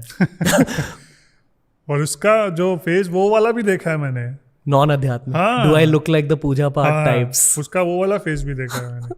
बट अनुष्का के आने के बाद में उसकी लाइफ में बहुत कामनेस आई है। ओके। आप उनसे कभी हनुमान जी के बारे में बातें करते हो? नहीं, हम भगवान के बारे में या स्पिरिचुअलिटी के बारे में काफ़ी बात करते हैं। हाँ। वाओ। प्लस आप एक दूसरे को बहुत टाइम से जानते हो। हाँ। तो वो पूरी एवोल्यूशन हुई है दोस्ती की। हाँ, मतलब कि हम बात करते हैं कि अभी कैसे वो मंदिर जा रहा है और कैसे ये सब हो रहा है। अभी वो एकदम एक्चुअली, अब देखो भाई, बात तो सही है कि वो एकदम, अगर वो जब मुझसे बात करता है तो वो मीरा बाग का विराट कोहली निकलता है, बट बाहर तो उसको वो थोड़ा दिखाना पड़ता है कि मैं विराट कोहली हूँ, तो वो थोड़ा सफिस्टिकेटेड है, ऐसा है वैसा है, वरना तो वो एकदम मस्त चिल हंसी मजाक ये वो। अगर मैं हमारी बातें भी दिखाऊंगा आपको तो आप हंसते हंसते पागल हो जाओगे। मैं उनसे मिला हूँ एक फंक्शन में। रियल लाइफ में भी उनकी एनर्जी एकदम टाइगर एनर्जी की तरह है। हाँ, करेक्ट। आपकी पर्सनालिटीज काफ़ी अलग है, वो फायर और आइस। फिर आपके इतनी गहरी दोस्ती कैसे बनी है? ऑपोजिट्स अट्रैक्ट इस वजह से? नहीं ऐसा नहीं है कि मतलब मैं भी एग्रेसिव हूँ, मैं फील्ड में हूँ। Okay. वो जनरली एग्रेसिव है नहीं, मतलब वो उसको हो सकता है कि ऑब्वियसली वो विराट कोहली भी तो है, तो ज़्यादा उसको वैसा मतलब not easy for him you know to be like casual with everyone, तो इस वजह से उसको वो देखना भी पड़ता है। असलियत में बहुत ज़्यादा कैजुअल है। बहुत चिल है वो। ओके, तो क्या बात करते हैं महाकाल के बारे में? जय महाकाल। जय महाकाल। अब जैसे मैं आईपीएल से पहले बालाजी गया था, तो मैं अक्षर भी हम जैसे क्या करते, तो हम टेबल पे लास्ट थे, तो हम 3 मैच जीते, तो हम हर मैच जीतने के बाद करते थे, मैं बोलता था जय बालाजी, अक्षर भी बोलता था जय महाकाल, बस थोड़ा सा और थोड़ा सा एक एक मैच जिताते रहो, 2 पॉइंट दिलवाते रहो, तो हम 16 पे पहुंच जाए। आप सब लोग छत्तेश्वर पुजारा का मजाक उड़ाते थे एक जमाने में। अभी सब लोग छत्तेश्वर पुजारा की तरह बन चुके हैं। हाँ, मे भी हो सकता है कि एक टाइम के बाद में आपको वो रियलाइज होता है कि नहीं भाई ये भी जरूरी है, और लाइक क्योंकि पुज्जी तो शुरू से ही ऐसा है। पुज्जी को अभी से नहीं, पुज्जी को अंडर 19 एनसीए से देखो तो कई चीज ऐसी होती है कि मतलब बता भी नहीं सकता था। 19 एनसीए में पुजारा सुबह उठ के पूजा करता था, जनेऊ पहनता था, वो जनेऊ अभी भी पहनता है, और उससे कई चीज़ ऐसी पूछो तो कह रहा है नहीं नहीं ये तो बहुत ख़राब है, नहीं नहीं मैं नहीं करता, नहीं नहीं ये नहीं। और हम सोचते थे भाई तू जी क्यों रहा है। तो और अभी पुजारा भी वैसा का वैसा ही है। आप सब लोग बदल गए। हम लोग बदल गए टाइम के साथ। नहीं सही है, आप एग्जाम्पल सेट कर रहे हो यूथ के। ईशांत शर्मा। हम एग्जाम्पल तो क्या ही सेट कर रहे हैं, बट एक टाइम आता है मेरे ख्याल से सबको ये चीज़ रियलाइज होती है अपने टाइम के साथ में। ओके, सिक्स्थ सेंस शब्द आप जानते हो, इंटुइशन, जो सपोजिटली मेरे एक्सपीरियंस से मैंने देखा कि मेडिटेशन से डेफिनेटली आपकी सिक्स्थ सेंस बढ़ती है। और शायद इसका एक साइंटिफिक नज़रिया ये है कि आपकी पैटर्न रिकग्निशन बढ़ती है क्योंकि आपके ऑब्जर्वेशन स्किल्स बढ़ जाते हैं। आई फील कि धोनी की सिक्स्थ सेंस बहुत ज़्यादा अच्छी है। उन्हें थोड़ा पता चल जाता है फ्यूचर के बारे में, बट थ्रू पैटर्न रिकग्निशन, और उन्हें चीज़ें याद रहती हैं। जनरली अगर मेडिटेशन की बातें करें तो द साइंटिफिक एस्पेक्ट इज आपका ब्रेन का एक हिस्सा होता है कॉर्पस कैलोजम, मतलब आपके राइट हेमिस्फीयर और लेफ्ट हेमिस्फीयर के कनेक्शन ज़्यादा तगड़े हो जाते हैं, तो आपका प्रोसेसिंग पावर, आपके सीपीयू का प्रोसेसिंग पावर बढ़ जाता है। That probably results in better sixth sense. तो सिक्स्थ सेंस का एक रोल रहता है क्रिकेट में, आप मानते हो? बिल्कुल रहता है। एज अ बॉलर भी, एज अ बॉलर, बैट्समैन, ये सब चीज़ कब आती है जब आप थोड़े एक्सपीरियंस हो जाते हो। ओके, इनिशियल डेज में वो सब चीज़ नहीं समझ में आती। तो जैसे अभी मैं बात करूँ कि इमेजिन मैं बॉलिंग कर रहा हूँ T20 फॉर्मेट में AB डिविलियर्स को मैंने बॉल डाली यॉर्कर, उसने बैठा और छक्का मार दिया। नहीं, सिक्स सेंस की जो आपने बात करी उसकी मैं, तो अब मेरे को पता है कि वो सिर्फ 2 बॉल का वेट कर रहा होगा, या तो मैं स्लोअर बॉल डालूंगा या तो मैं लेंथ बॉल डालूंगा, बट वो ये एक्सपेक्ट नहीं करेगा कि मैं उसको यॉर्कर दोबारा मारूंगा क्योंकि उसने मेरे को छक्का मार दिया।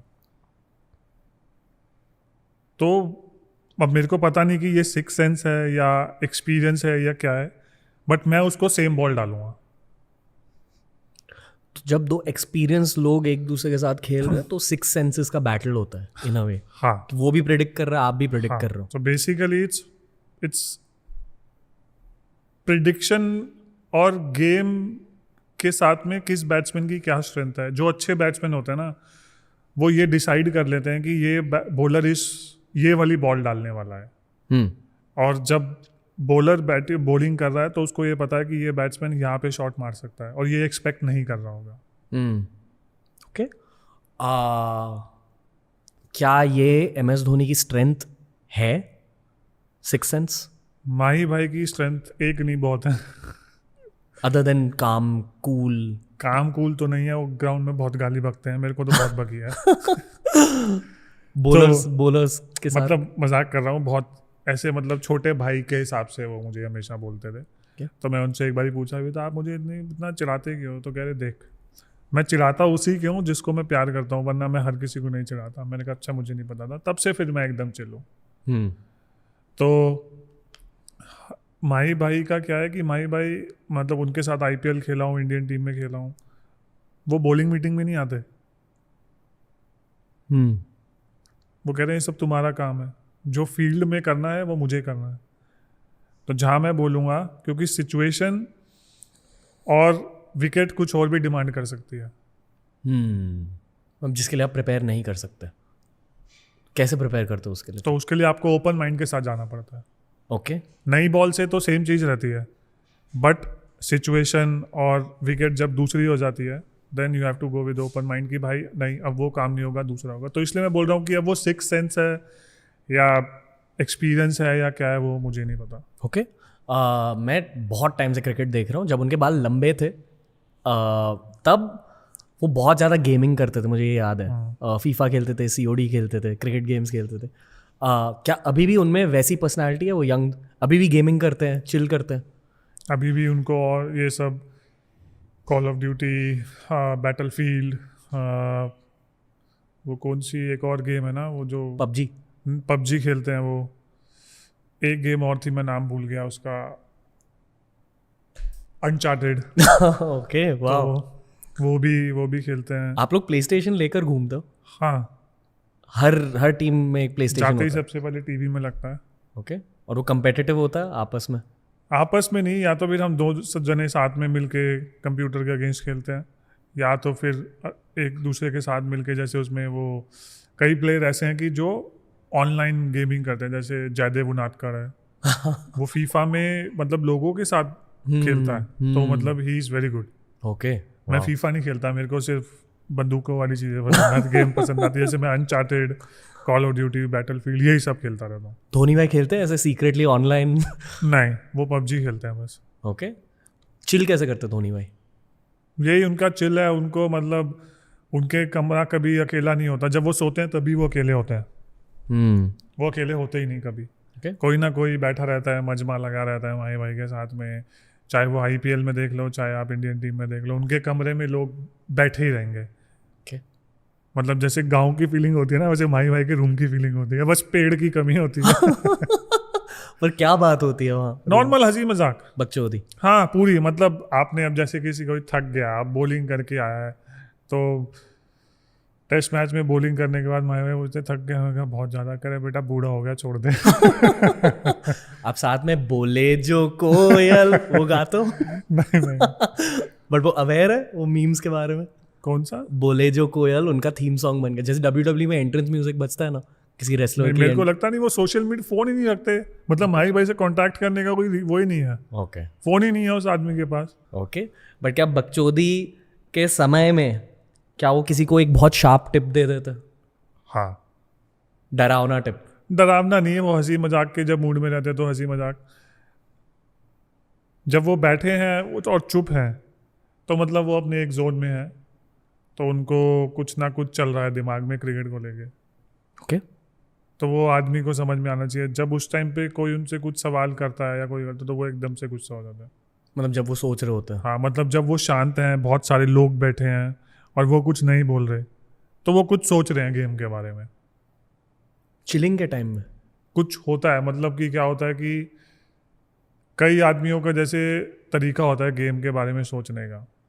ठीक है, कि जब आप खेल रहे हो तो आप अपने ऑफ टाइम में भी अगर कोई एक पार्टनरशिप लग गई, तो उस पार्टनरशिप को आपको तोड़ना कैसे है। तो मेरे को इसलिए लगता है कि जो विकेट कीपर है उसका रोल बहुत इंपॉर्टेंट है। स्पेशली वो छोटे छोटे जो एंगल फील्ड में सेट करने का होता है ना, तो वो विकेट कीपर ही कर सकता है, क्योंकि बॉलर्स को भी वो एंगल नहीं समझ में आता। तो वो चीज़ करते हैं, वो बहुत अच्छी करते हैं। अब ये नई चीज़ आई, जैसे कि डेविड वार्नर बैटिंग कर रहा था, जड्डू बॉलिंग कर रहा था, तो उन्होंने बोला कि मेरे को कोई दिक्कत नहीं है अगर डेविड वार्नर जड्डू को कवर्स के ऊपर से मारेगा। तो उन्होंने 2 कवर्स ले लिए, जो कवर पॉइंट वाला फील्डर है उसको इधर ले लिया। ये रिवर्स पे छक्का नहीं मारना चाहिए। ठीक है उसने मार दिया, वो अच्छा शॉट है, बट उनकी थॉट प्रोसेस ऐसी चलती है। वही सिक्स सेंस की गेम है इन अ वे। मतलब मैं वही कह रहा हूँ कि अब वो एक्सपीरियंस है, सिक्स सेंस है, वो मुझे समझ में नहीं आता। Okay, wow. उनका फिटनेस कैसा होता है? वो फोटो देखी आपने जहाँ उनके बाइसेप एकदम ऐसे? हाँ, मतलब मेरे को लगता नहीं कि वो ज़्यादा फिटनेस फ्रीक है, वो नेचुरली बहुत फिट है। वो बचपन में जब फुटबॉल खेलते थे या सब कुछ करते थे, एक टाइम के बाद में आके उन्होंने थोड़ी सी ट्रेनिंग करनी स्टार्ट करी थी। ओके। उनको सबसे ज़्यादा एंग्री आपने कब देखा है? उनको सबसे ज़्यादा गुस्सा मैंने मतलब ज़्यादा ऐसा बहुत कम देखा। माही भाई गुस्सा देखा ही नहीं मैंने। आपके ऊपर कभी? हाँ, मेरे बारे में तो किया ही है फील्ड में। ओके। आप डरे थे? 1-2 बार। ओके। जब थ्रो मारी थी एक तो नीचे गिर गई थी, पहली मारी तो यूं देखा, दूसरी मारी जोर की रख के तो भी नीचे गिर गई, तीसरी मारी कह रहे हाथ में मार ले, गाली बक के बोला हाथ में मार ले। ठीक है, वो फिर एक बारी हम चैंपियंस ट्रॉफी जो जीते थे 2013 में, रवि बोपारा ने जड्डू की बॉल पे ऐसे पीछे जाके, मेरे को लगा मैं मिड ऑन पे खड़ा था तो मेरे को लगा ये पीछे जाके ऊपर से मारेगा, तो मैं पहले ही पीछे भाग गया 30 यार्ड का सर्कल के। उनने सामने ऐसे किया और ऐसे इधर मार दिया मिड विकेट पे। जब तक मैं पहुंचा लंबा आदमी झुकेगा तब तक 2 रन हो गए।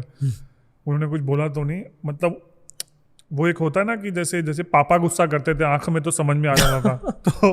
तो माही ने बोला कुछ नहीं बोला उन्होंने रिएक्शन।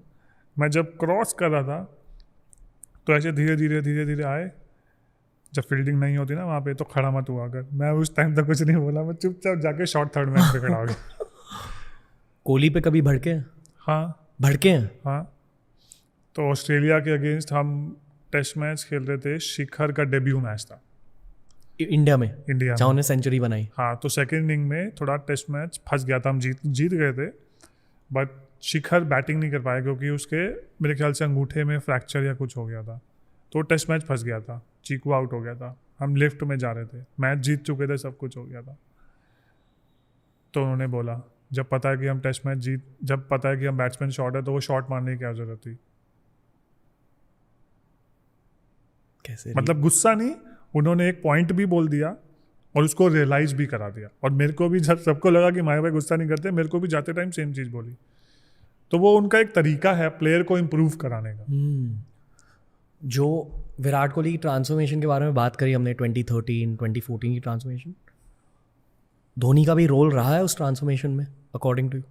मेरी इस बारे में उससे ऐसी कोई बात हुई नहीं कि मतलब ऐसा क्या हुआ या क्या नहीं हुआ, कि मतलब किसका रोल रहा किसका नहीं रहा। मतलब मेरे को याद है 2012 आईपीएल के बाद में जब हम 2013 में चैम्पियंस ट्रॉफी जीते, तब थोड़ा सा उसको मतलब उसकी बॉडी में दिखा, उसकी बैटिंग में दिखा। फिर उसके बाद धीरे धीरे करके जो उसमें इतना बड़ा चेंज आया ना, मैंने कहा भाई तू 6 पैक्स लेके कहाँ जाएगा, मॉडलिंग कर रहा है क्या? कह रहा नहीं देखता जा ये। तो मतलब मेरी उसके बारे में ऐसी कोई बात हुई नहीं। जब वो कैप्टन बना तब उसने इसका जो रोल है फिटनेस का, तब वो लेके आया टीम में, कंपलसरी सबके लिए। कंपल्सरी सबके लिए। ओके, थिंक फैंस ने भी ये नोटिस किया है। नहीं, मैं ट्रेनिंग तो करता था, ऐसा नहीं था नहीं करता था। उसने मेरे को बोला देख मेरे को पता है तू तो करता ही है, बट उससे पहले जब शामी था, जब वो माही भाई के अंडर खेल रहा था और जब वो चीकू के अंडर खेला, तो बहुत डिफरेंस था शामी में। क्यों? क्योंकि जब शामी को पता कि उसको टेस्ट क्रिकेट खेलनी है तो वो 1 महीने पहले एनसीए चला जाता था ट्रेनिंग करने के लिए। अगर वो ट्रेनिंग नहीं करेगा तो वो उसको पता है कि मैं टेस्ट मैच में बॉलिंग नहीं कर सकता, मैं 20 ओवर सेम पेज पर नहीं डाल सकता। और वो चीकू ने उसके लिए ही, मतलब ऐसे 3-4 लोग थे कि जिनको बोला था कि भाई तुमको ट्रेनिंग करने, उनके लिए बनाया था। अगर वो नहीं बनाता तो वो बिरयानी खाते और मजे लेते। ओके, एक बहुत अजीब सवाल पूछना है, कभी किसी का पेट खराब हुआ है टेस्ट मैच के दौरान? हाँ, केएल का हुआ था। तो क्या होता है मतलब फील्ड पे? कुछ नहीं, जाके जो करना है वो करे, जाओ करके आओ, वेट होगा। Okay okay. I am assuming कि बॉलर्स का होता होगा, आप इतना पावर जनरेट कर रहे हो। नहीं, हम वो पीली वाली गोली आती है ना। तो मुझे भी पता नहीं ये सवाल कहाँ से आया। भगवान, ऐसे सवाल क्यों भेज रहे हो आप? नहीं, वो पीली वाली गोली आती है, वही खा के चले जाओ। क्रैम्प की भी होती है और उसकी भी होती है। क्रैम्प की गोली होती है? क्रैम्प की एंटी, भी। Okay okay. सबसे ज्यादा डर आपको किस बैट्समैन से लगा है पूरे करियर में? या नर्वसनेस, नॉट डर, जो भी, हेजिटेशन, T20 टेस्ट, जो भी आपके ऊपर। Matthew Hayden. मॉन्गूस बैट के टाइम? नहीं, उसने मॉन्गूस का बैट यूज ही नहीं किया, बट उसका जो वो था वो डर लगता था, क्योंकि जब मैं शुरू में खेलने आया, मेरा तीसरा टेस्ट मैच था सिडनी में, बट जब वो खड़ा होता था ना तो विकेट ही नहीं दिखती थी। तो मैं बोलता था भाई मैं बॉलिंग किसको कर रहा हूँ। पता है मुझे क्या इमेज दिख रहा है? वो बड़ा किंग कॉन्ग वर्सेस गॉडजिला वैसा है वो मतलब एक्चुअली अगर आपने जस्टिन लैंगर की बुक पढ़ी है, मैंने पढ़ी है, और उसमें भी लिखा है उसने कि जो सबसे ज़्यादा अभी तक मेंटली और फिजिकली स्ट्रांग आदमी देखा है मैंने मैथ्यू हेडन देखा। क्रिस गेल नहीं? क्रिस गेल ठीक है कि आपको पता है कि वो एक वो नहीं होता बम, या तो यहाँ फूटेगा या वहाँ फूटेगा। समझा। और क्रिस गेल T20 में है, तो आपको पता है कि आपको T20 में तो चालाकी के साथ बॉलिंग करनी है। ये बताइए T20 में बॉलिंग का नेचर क्या होता है? मतलब एक माइंडसेट कैसे बदलता है बॉलर का? बॉलर का माइंडसेट मेरे को ऐसा लगता है कि T20 में आपको वो स्ट्रीट स्मार्ट होना बहुत जरूरी है। अगर आप बैल बुद्धि हुए तो पिटोगे बहुत। थोड़ा हरामी होना पड़ता है। बहुत ज़्यादा, थोड़ा नहीं बहुत ज़्यादा। थोड़ा ब्रेक डाउन कीजिए हरामीपन को। मतलब बैट्समैन की स्ट्रेंथ, अपनी स्ट्रेंथ, मैच हो रही है तो आपको कुछ और ही करना है। अगर आप विराट कोहली को बॉलिंग कर रहे हो, अभी विराट कोहली भी बहुत चालू हो गया, उस लेग स्टंप पे खड़ा होने लग गया। पहले उसको पता था कि लोग मेरे को 5वें स्टंप पे बॉलिंग करते हैं, मैं कट और पंच मारता नहीं हूँ, तो अभी वो क्या करता है, लेग स्टंप के बाहर खड़ा हो जाता है। तो वो शफल करके आता है तो लेग स्टंप पे, तो उसके हाथ खुल जाते हैं। तो इस साल अगर आप देखोगे तो उसने कवर्स पे और इधर बहुत रन बनाए। वो इसलिए बनाया क्योंकि वो शफल करके आने लग गया। पहले लास्ट ईयर भी उसने रन नहीं बनाए थे, तो वो अभी उसने देखा कि भाई मेरे को सब लोग यहीं फेंक रहे हैं, तो मेरे को अपने हाथ फ्रीज करने हैं। बट जब वो पहले लेग स्टंप पे खड़ा होता तो वो ऑफ स्टंप पे आता था, तो जो 5th स्टंप की बॉल होती थी वो उसके पास में रहती थी। अभी वो लेग स्टंप से आके लेग स्टंप के बाहर से आके लेग स्टंप पे आते, तो उसको जो 5वें स्टंप का बॉल है उस पर वो हाथ खोल देता है। तो अब आपको पता है कि अगर अब वो ऐसा कर रहा है तो आपको स्टंप्स में बॉलिंग करनी है। गॉड, मतलब उनकी चाल को आपकी चाल से बीट करना है। Again basically six sense plus हरामीपंती प्लस स्ट्रैटेजी। ओके, पाकिस्तान में क्या खासियत है कि इतने सारे फास्ट बॉलर्स निकल के आते हैं? एज अ फास्ट बॉलर ये बताइए। मैंने पाकिस्तानी से पूछा दुबई में, पता वो जब कैब में जाते हो दुबई में तो मुझे पाकिस्तानी दिखता है, फिर वही कॉन्वर्सेशन होती है कि हम दोनों के मुल्क में तो फ़र्क है पर हम हैं तो एक ही। वो वाली कॉन्वर्सेशन में हमेशा हम क्रिकेट की बातें करते हैं। फिर मैंने उनसे पूछा कि इतने फास्ट बॉलर्स आप कैसे बनाते हो? तो उन्होंने कहा कि जो हमारे लोकल लीग्स होते हैं, विलेज वर्सेस विलेज के लीग्स, वहाँ सिर्फ फास्ट बॉलिंग पर फोकस होता है। सब लोग अपनी अग्रेशन फास्ट बॉलिंग के लिए सेव करते हैं और कोई स्पिनर नहीं होता वहाँ, सिर्फ फास्ट बॉलिंग के मैचेस होते हैं। पर जब आप पाकिस्तानी फास्ट बॉलर्स को देखते हो, कुछ नोटिस होता है, कुछ कॉमन चीज़ है? क्यों हो रहा है? मेरे को ऐसा लगता है कि एक तो उनकी बिल्ट, जेनेटिक्स। आप पंजाबी हो वैसे? नहीं, मैं ब्राह्मण हूँ।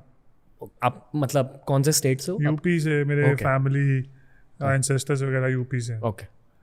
तो मेरे को लगता है कि जो जैसे आप सोचो पंजाब की बिल्ट है, मनप्रीत सिंह गोनी की तरह। मनप्रीत सिंह गोनी, VRV सिंह एक फास्ट बॉलर आया था, ठीक है। अब जैसे पहले पता नहीं, बट कपिल पाजी भी पहले पंजाब से खेले हैं।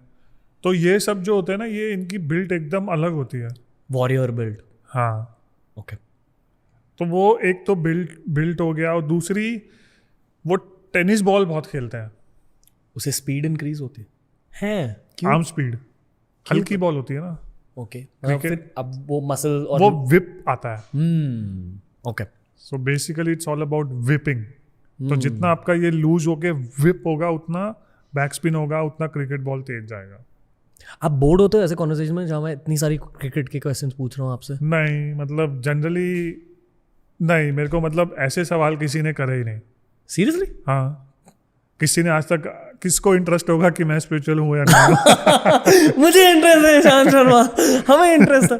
आई फील कि क्रिकेटर्स को पॉडकास्ट पर आने की ज़रूरत है, क्योंकि आप लोगों को ना या तो फंसाया जाता है कंट्रोवर्शियल सवाल के थ्रू, या बोरिंग सवाल पूछे जाते हैं। मेरे को ऐसा लगता है कि हम बहुत चिल माहौल में रहते हैं और हमको इतना पता है कि भाई अगर आप अच्छा करोगे तो आपकी वाहवाही होगी, खराब करोगे तो गाली पड़ेगी। तो अब उस सब चीज़ों से तो आप ऊपर उठ गए, तो और फिर क्या है? अब आपको किसी को प्रूव थोड़ा ना करना है। बट ये है कि मेरे को भी ऐसा लगता है, अभी अभी शुरू हुआ है कि मेरे को अपनी पर्सनैलिटी दिखानी चाहिए। लोगों को लगता है कि जैसे कि मैं बहुत गुस्से वाला हूँ, मैं आते जाते लोगों के चाटा मार देता हूँ। बट मैं ऐसा नहीं हूँ, मैं एकदम चिल रिलैक्स। मेरे को मतलब अगर वो नहीं होता कि एकदम क्या कहते हैं सी लायन जो होता है कि एक जगह बैठ गया तो बैठ गया, मेरे को उठाने के लिए भी मतलब समझ में नहीं आता। अगर मैं जो मेरे ड्राइंग रूम में सोफ़ा है, मैं उस पर अगर मैंने टीवी ऑन कर लिया, सुबह से रात कब हो जाती है मेरे को नहीं पता चलता। समझा? तो मेरा ऐसा हाल है, और ये मेरा नहीं, सबका सेम है। बचपन में ना मुझे डायग्नोज किया गया था ADHD के साथ। मतलब मेरे बहुत रैंडम थॉट्स आते हैं, जैसे वो हगने का सवाल मैंने पूछा आप। अभी एक और बहुत रैंडम थॉट आ रही है कि मुझे एक केज दिख रहा है, जैसे UFC में होता है ना केज फाइटिंग, और आप शर्टलेस गए हो अंदर और सामने स्टीव स्मिथ है और आप पेल रहे हो स्टीव स्मिथ को।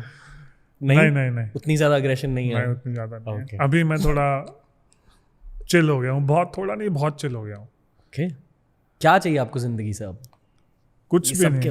नहीं, ये सब तो खैर मेरा तो कुछ भी नहीं है। मेरे को तो सोने के लिए एक बेड चाहिए।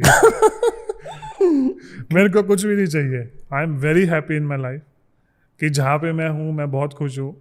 मेरी फैमिली है, मेरे पास मेरे 2 छोटे छोटे कुत्ते हैं, मेरी वाइफ है, जहाँ मैं चाहता हूँ वहाँ मैं जा सकता हूँ, मेरे पास दोस्त हैं, मेरे पास सब कुछ है। क्या चाहिए मुझे लाइफ में? कुछ भी नहीं। मैं बस एक चीज़ चाहता हूँ कि जब तक मेरी फिजिकल मतलब मेरी बॉडी ठीक है तब तक मैं खेलता हूँ बस। आपकी बॉडी ठीक ही रहेगी। पिछले 2 साल काफ़ी इंजरी हुई है ना। Okay. तो एक आशु भाई एक बात बोलते हैं, आशीष नेहरा जी, वो कहते हैं कि ये शरीर में इंजरियां नहीं होती, इंजरियों में शरीर है। ओके, एक स्पिरिचुअल पर्सपेक्टिव से कहा जाता है कि कोई भी इंजरी या कोई भी इलनेस एक्चुअली आपके स्पिरिचुअल शरीर में हो रहा है, और फिर वो फिजिकल बॉडी में निकल के एक इलनेस या इंजरी बन रही है। आप ऐसा कुछ मानते हो, या एज एन एथलीट आपको? नहीं भाई, जब पैर में दर्द होता है ना तो आप स्पिरिचुअलिटी पे नहीं जाते, आपको दर्द समझ में आता है जब आप भाग रहे होते हो। तो कभी रेकी वेकी ट्राई किया आपने इंजरीज पे? नहीं, बट मैंने मतलब मेरी जो वो है ना, क्या कहते हैं, पेन थ्रेशोल्ड बहुत ज़्यादा है। ओके। मेरा 2015 का वर्ल्ड कप भी सिर्फ इस वजह से मिस हुआ था। हम टेस्ट सीरीज खेल रहे थे, तो आखिरी टेस्ट मैच था मेलबर्न का, और मेरे नी में दर्द हो गया। तो वहाँ पे माही भाई का आखिरी टेस्ट मैच था। तो फिर शामी और उमेश ही बॉलिंग कर रहे थे और तीसरा अश्विन था। तो मैं देख रहा हूँ और वो भी थक चुके थे बेचारे, कब तक वो बॉलिंग करेंगे। तो मैंने अपने फिजियो को बोला कि मैंने कहा भाई डॉक्टर बुलाओ और मुझे इंजेक्शन दो। तो मैं फिर हर एक सेशन में एक इंजेक्शन लेता था। वो यहाँ पे मतलब ये साइड में होता था, आईटी भी टाइट होने की वजह से आपके साइड में पेन हो जाता। तो वो मेरे दर्द हो गया था। फिर हमने कितने 5 सेशन बॉलिंग करी, 6 इंजेक्शन लिए थे मैंने। क्योंकि मेरे से वो देखा नहीं जाता कि मेरी टीम मेरी वजह से हार रही है। ठीक है, उसमें मेरा नुकसान भी हुआ। डंकन फ्लेचर कोच था, उसने बोला कि मत ले, वर्ल्ड कप आ रहा है। बट मैंने उसको सेम चीज़ बोली कि मेरे को ऐसा लगता है कि फिर मैं चीट कर रहा हूँ अपने आप को। तो पता नहीं क्या है क्या नहीं है। टीम प्लेयर हो आप, बहुत ज़्यादा डेडिकेशन। आई फील कि जितने भी इंडिया प्लेयर से मैंने बात करी है, सब बहुत फियर्सली एक टीम मेंटालिटी होती है। हाँ, आई डोंट नो अगर उस बेसिस पर सिलेक्शन हो रही है यंग प्लेयर्स की। नहीं, वो हम सिर्फ टीम के अंदर देख सकते हैं, क्योंकि हमारा जो गेम है वो बहुत नंबर्स ओरिएंटेड गेम है, मतलब स्टैट्स बहुत ज़्यादा देखे जाते हैं ना। और अभी क्रिकेट सिर्फ एक स्पोर्ट नहीं रहा, अभी ये एंटरटेनमेंट, अगर आप देखो बिजनेस, सब चीज़ हो गया। Cricket is not just a sport right now. अगर आप देखो तो हर एक बच्चे को क्रिकेट खेलना है अब, तो अब वो स्टैट वाला गेम हो गया ये, कि भाई इसके क्या स्टैट हैं, उसके क्या स्टैट हैं, इसके क्या स्टैट हैं। बट कोई ये नहीं देखता किसने किस सिचुएशन में रन बनाए, वो सिर्फ जो टीम मैनेजमेंट है वही देखती है। तो अभी गेम बाहर, और आजकल तो खैर हर कोई एक्सपर्ट है, बहुत सारे एक्सपर्ट। अगर आप सोशल मीडिया पे जाओ तो आजकल तो कोर्स भी आया है सोशल में, वो क्या कहते हैं क्रिकेट एक्सपर्ट होने का, तो उसमें वो भी है। तो हर कोई अपने अपने एक्सपर्ट देता है कि भाई इसका ये खराब है, उसका वो खराब है, उसको वहाँ बैटिंग, उसको वहाँ बॉलिंग। तो ये कहना तो बहुत मुश्किल है, बट जब प्रेशर सिचुएशन आती है ना, तब आप क्या करते हो वो बहुत मैटर करता है। आज तक सॉरी। पता है भाई, ये शायद अब तक का सबसे क्यूट क्रिकेट पॉडकास्ट है, सबसे अच्छा क्रिकेट पॉडकास्ट आपकी वजह से। ये मैं रोमांटिकली नहीं कह रहा हूँ पर आपकी आंखों में बहुत ज़्यादा खुशी और प्यार है। नहीं, बट भाई खुशी होनी बहुत ज़रूरी है लाइफ में। अगर खुशी नहीं है तो क्या फ़ायदा सब चीज़ का। ओके जितने भी इंटरनेशनल क्रिकेटर्स होते हैं, आप जैसे आपका करियर है, मतलब एट योर स्टैचर, सब खुश है? I think so. कोई दुखी है, सीक्रेटली दुखी? नाम लेने की ज़रूरत नहीं है। हाँ, होते हैं। किस चीज़ को लेकर? कि मतलब हम इतने साल से खेल रहे हैं तो हम इतने में क्यों गए हैं, बेसिकली ईगो होती है वो। कि कम पैसे कमाए हैं? हाँ हैं? हाँ, बट ये बेसिकली कंपैरिजन मेंटालिटी है। कंपैरिजन मेंटालिटी है। जब आप कंपेयर करने लग जाते हो कि मैं इतने साल के लिए खेला हूँ तो मैं इतने कम में कैसे जा सकता हूँ, और वो इतने पैसे में गया तो वो कैसे जा सकता है। और ये अब जिसकी जो किस्मत है उसको वो मिलेगा भाई, इसमें तुम कुछ नहीं कर सकते। और हमेशा कोई ना कोई रहेगा जो आपके आगे है, हमेशा।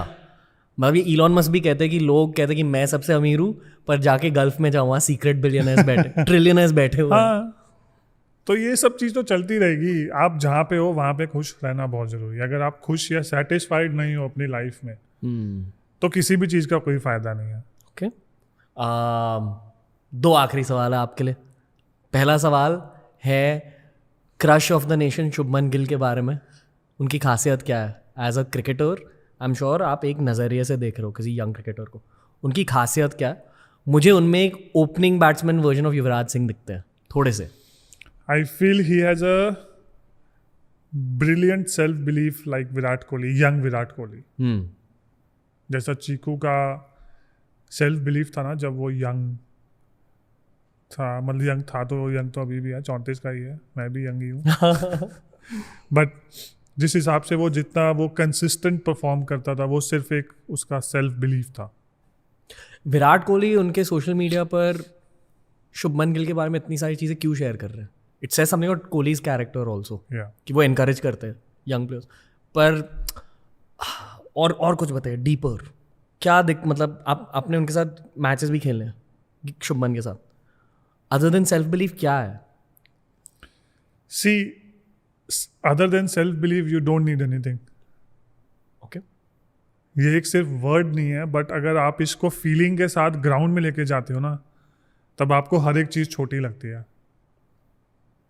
तो ये सेल्फ बिलीव एक वर्ड नहीं है, ये सेल्फ बिलीव एक ऐसी चीज़ है कि जिसके लिए आपको मोटिवेशन की भी ज़रूरत नहीं है। तो आपको कोई किसी भी सिचुएशन में उतार दे, आपको पता है कि आप मैच जिता के लाओगे। अगर आप मैच जिताओगे ना तो फिर आपके लिए सब चीज़ आसान हो जाती है।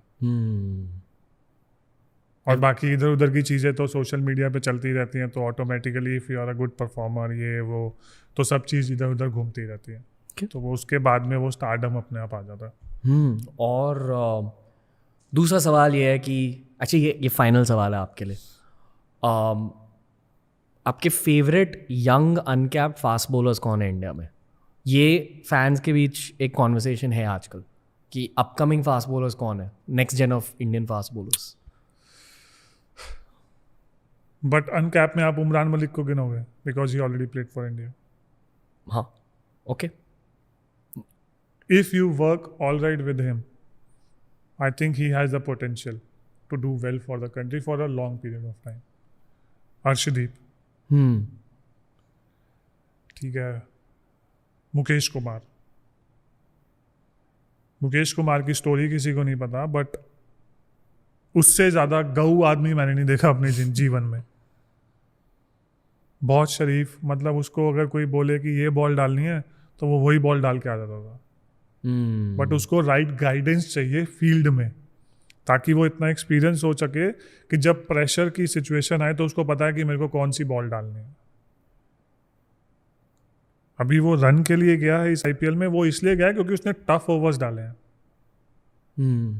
तो अब जैसे अभी मैंने बात करी कि किसी को कोई ये नहीं देखता कि उसने किस सिचुएशन में बॉलिंग करी या किस बैट्समैन के सामने बॉलिंग करी, कोई ये देख रहा है कि वो 4 ओवर में 50 रन के लिए गया है। तो वो देखना तो बहुत आसान है भाई। अब जब रसल सामने खेल रहा है, दूसरी टीम के 8 आउट हो गए, उसके पास खोने के लिए क्या है? कुछ भी नहीं। अब तो उसमें अगर आपने एक मिस एग्जीक्यूट किया यॉर्कर तो आपको छक्का ही मारेगा, और उसका मिस हिट भी छक्का होगा, वो इतना स्ट्रांग है। तो ये सब चीज़ कोई नोटिस नहीं करता। तो ये अगर उसके साथ ठीक तरीके से गाइडेंस होगी तो वो बहुत अच्छा फास्ट बॉलर बनेगा। फील कि किसी भी एथलीट के पूरे करियर की ट्रैजेक्टरी में, उनके लेटर करियर में भी ऐसे फैक्टर्स होते हैं जिनकी वजह से उनकी ट्रैजेक्टरी या तो ऊपर जाती है या तो नीचे जाती है। शायद रॉन्ग गाइडेंस, रॉन्ग ट्रेनिंग, वो भी एक फैक्टर हो सकता है। बिल्कुल, मेरे ख्याल से कि वो अगर आपके पास, but late in the career I think all you need is 1 or 2 की पॉइंट्स। जैसे हनुमान जी हनुमान जी के लिए आपको पॉइंट की जरूरत नहीं है, आपको पता है कि आपके साथ ही है। बट जैसे अभी हम बॉलिंग मीटिंग में बात करते हैं जी, कि अगर अब जैसे मेरे को पता है कि अगर मेरे को आईपीएल में अच्छा करते रहना है और 1-2 साल खींचना है, तो हर एक साल मेरे को नई बॉल लानी पड़ेगी। अगर मैं नहीं लाऊंगा तो सबको पता है नई बॉल से अंदर डालता है, नकल बॉल डालता है, यॉर्कर, वाइड यॉर्कर मारता है, उसके अलावा क्या? और वो भी नर्वस सिस्टम, मस्कुलेचर की एक नई ट्रेनिंग होती है, तो सिर्फ प्रैक्टिस से आती है। तो आपको, मेरे को लगता है कि अब जैसे वर्ल्ड कप आ रहा है, जो भी कोई फास्ट बॉलर होगा इंडिया के लिए, उसको, हर एक फास्ट बॉलर को एक नई बॉल मेरे हिसाब से डेवलप करनी चाहिए, ताकि वो डेवलप करने के बाद में हर एक टीम का प्लेयर सरप्राइज हो जाए कि भाई अच्छा ये भी बॉल डालता है। जब तक टूर्नामेंट के बारे में पता चलेगा कि ये नई बॉल डालता है, तब तक आधा टूर्नामेंट बीत जाएगा। और आप एक बॉलर को पकड़ सकते हो। अगर आपके पास 4 हैं, चारों के पास एक एक वेरिएशन है, तो 4 वेरिएशन हो गए आपके पास। फीफा खेला है कभी आपने? नहीं यार, मैं सिर्फ बंदूक वाली गेम पर खेलिए कभी? एक भी मैच खेलिए?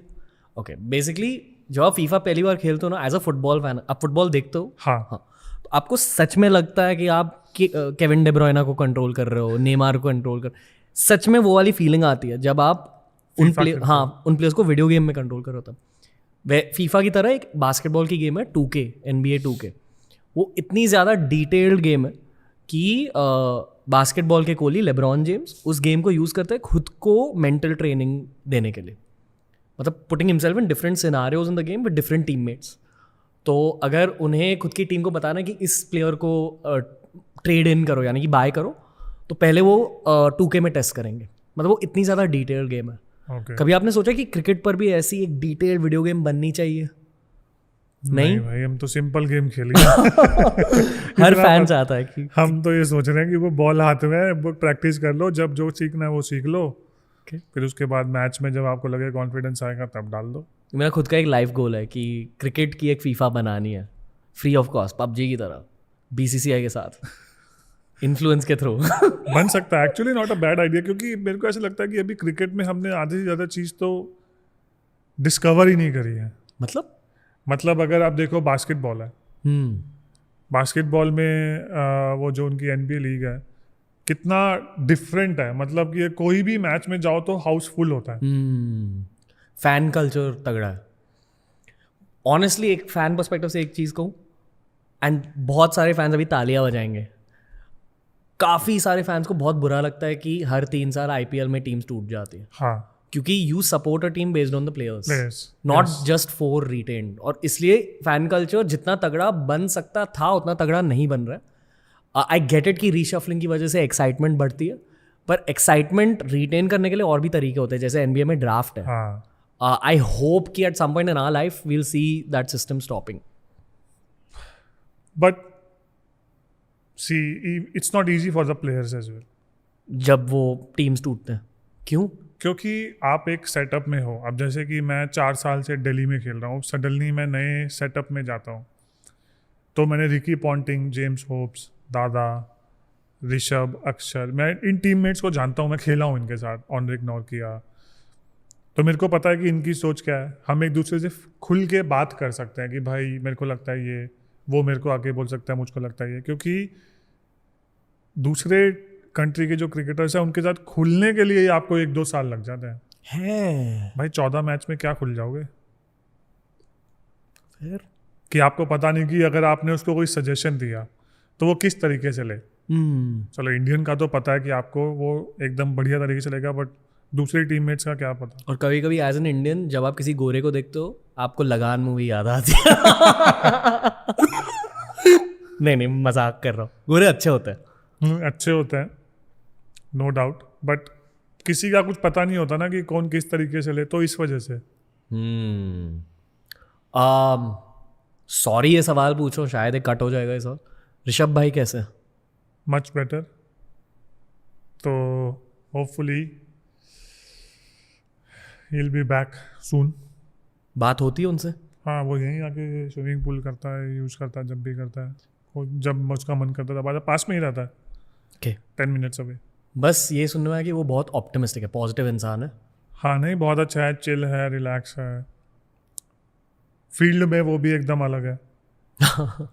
बोलता कुछ है, करता कुछ है. तो वो बोलता है खेलेंगे खेलेंगे खेलेंगे, स्टेप आउट छक्का. तो मैंने कहा भाई ये कौन सा खेल रहा है. नहीं, हर इंडियन को उन्हें फिर से देखना है फील्ड पर. बिल्कुल, I think he will be back. ठीक है, एक और चीज़ कहना चाहूँगा नॉन रोमांटिकली, लव यू भाई. Thank you. थैंक यू भाई, thank you for inviting me. अरे ये actually it's been an honour. It's our honour, trust. नहीं सच में मैं बोल रहा हूँ भाई. हम एक दूसरे को किस नहीं करेंगे अभी. नहीं, but seriously I've been following you for a very long time, but what you are doing is great job. क्योंकि मेरे को जो सबसे अच्छी चीज़ लगी स्पेशल फोर्सेस के बारे में, उनको इतना कोई मतलब वो देता नहीं, कोई जितना क्रेडिट उनको देना चाहिए. और किसी को इतना पता नहीं होता कि उनको वो किस तरीके की ट्रेनिंग, मेंटल और उस सब चीज़ों से जा रहे हैं. बहुत डिफ़िकल्ट होता है ये लोगों के लिए समझना. आई डोंट नो मैं ये क्यों कर रहा हूँ, पॉडकास्ट क्यों कर रहा हूँ, बट क्रिकेट मेरे दिल में. और आप जैसे लोगों से जब मैं बात करता हूँ तब मुझे I won't say validation feel होती है, बट आई फील कि हाँ मैं लाइफ में कुछ करेक्ट कर रहा हूँ. ऐसे पॉडकास्ट ना भगवान की गिफ्ट है मेरे लिए, like for the kid in me. Thank you भाई. सो लाइक जब मैं स्पेशल फोर्सेस के पॉडकास्ट करता हूँ मुझे ऑनर फील होता है कि मैं देश के लिए कुछ कर रहा हूँ. यहाँ मुझे सच में लगता है कि भगवान मेरे लिए कुछ कर रहे हैं, कि I get to talk to you. मैंने बचपन से आपको देखा है यार. और एक बहुत वियर्ड चीज़ कहना चाहूँगा कि जब आप बचपन में पहली बार किसी बड़े फैमिली की शादी के लिए जाते हो और आपके मम्मी पापा आपको कहते हैं कि वो आपके कज़न है, और फिर आपको कज़न बहुत अच्छे लगते हैं, वैसी फीलिंग आ रही है आपके साथ. ऐसा लगता है कि कोई बड़े भाई मिल गया. सच में ये सबसे क्यूट क्रिकेट पॉडकास्ट था.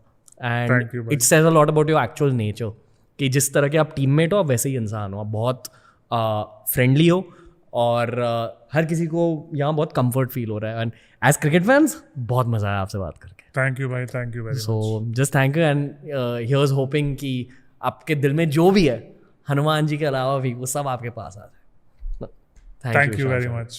लॉट्स ऑफ लव भाई. Thank you. तो दोस्तों ये था आज का पॉडकास्ट ईशांत शर्मा के साथ. आने वाले 1 साल में आई एम श्योर मैं इनसे फिर से मिलूंगा.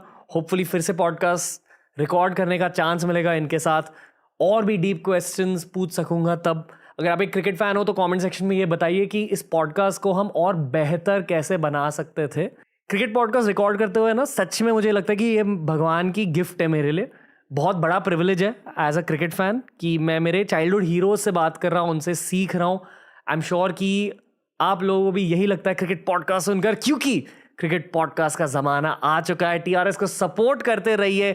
ईशांत भाई को डीएम कीजिए इंस्टाग्राम पर. उन्हें ये बताइए कि आपको उनके थॉट्स सुनकर कैसा लगा, क्या जाना उनके बारे में. ईशांत भाई, salute to you for everything you done for the country. Please podcast पर लौट के आना और फैंस, क्रिकेट फैंस मेरी तरह ये बताइए कि और किसको देखना चाहोगे आप TRS पर. Lots of love to everybody. Ranveer and the team. We'll see you soon, dosto. I want to ask you, when there's a whole stadium looking down at you, this whole country kind of observing you, and then you lose at the highest level. What does that do to your human experience? You feel bad, but then you have an opportunity to bounce back in 2 days' time. See, the advantage of playing all the time is Monday ko हार गए, Thursday को जीत सकते हो. That's what professional sport is. गिरा, उठा, जीता, हारा. You have to go through that cycle.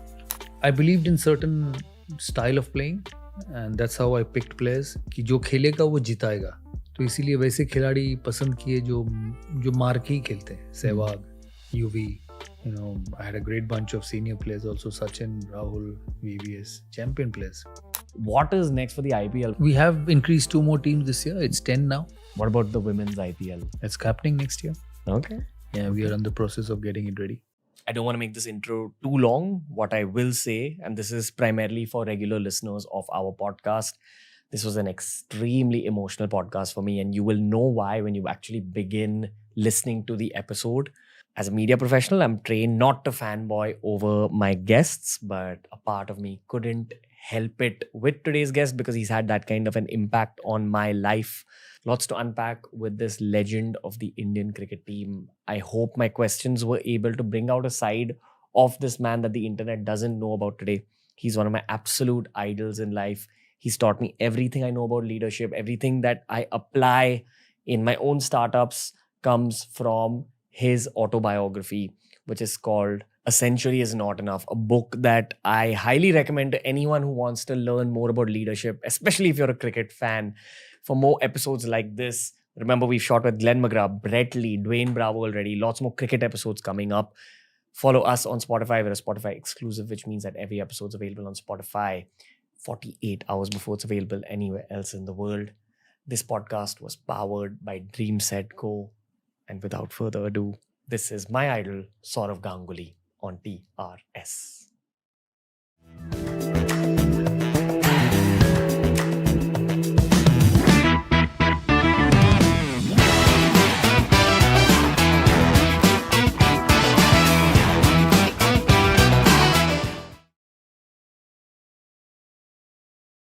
Saurav Ganguly, sir, Dada, it is one of my life's biggest honors just talking to you. Thank you for being on my show. Thank you for having me. Thank you to Dreamset Go for making this happen. Before we begin, I have a personal story. I've not done my higher education in life. I've just done my engineering. And at an airport, once my mom had called me and she said, "Why are you not doing your MBA? You got to do it. What is this YouTube career?" And I was in a bookstore and I picked up this book. And this book gave me my higher education in life. I read it Oh, wow. in that flight. Is it? Are you serious? Yes, sir. Like I was a 2-person team and we've expanded to like 180 people now. And I swear to God, I've reread this book 4 times in my life. That's what I wanted to tell you. Oh, thank you. So picked up too much from this. Everything from visualization to aggression. But most of all, like leadership. Like you are my MBA. I'm not even making that up. And this podcast is the most important for me in my whole career. So just want to say thank you to you firstly. Thank you. How are you, sir? Good. Going along. How's life? How's it feeling? Life's good. Life's good. Life's busy, but I think it's better to be busy than not to be. Okay. Why do you say that? I know that's the way I feel. You work. You get to do things which you want to do. I think that's most important in life. Okay. You get an opportunity to do things which you want to do actually. So I've played cricket all my life. Sports is the most important thing. And we are fortunate in India that, this game gives you opportunities to be involved in different ways and still make a career. So it's been good. What's it like being at such a high level in the BCCI when now you're like kind of, I don't want to call it puppet master, but you're sort of, behind the stadium now? Yeah, I've seen both the sides. Player, captain, player, and now somebody who looks after the administrative side of the game. So I've seen the complete circle. And it's great actually. Playing was more fun because it was a lot more challenging. You wake up every morning to become a good player and get those runs, and by evening you're either successful or not successful. Every other thing you get an opportunity to correct it. But cricket is real time and game time, so that was a lot more challenging, a lot more satisfying, a lot more skillful. Obviously, this is different. This has its own way of giving back to the sport, because I think administration in sport is very important.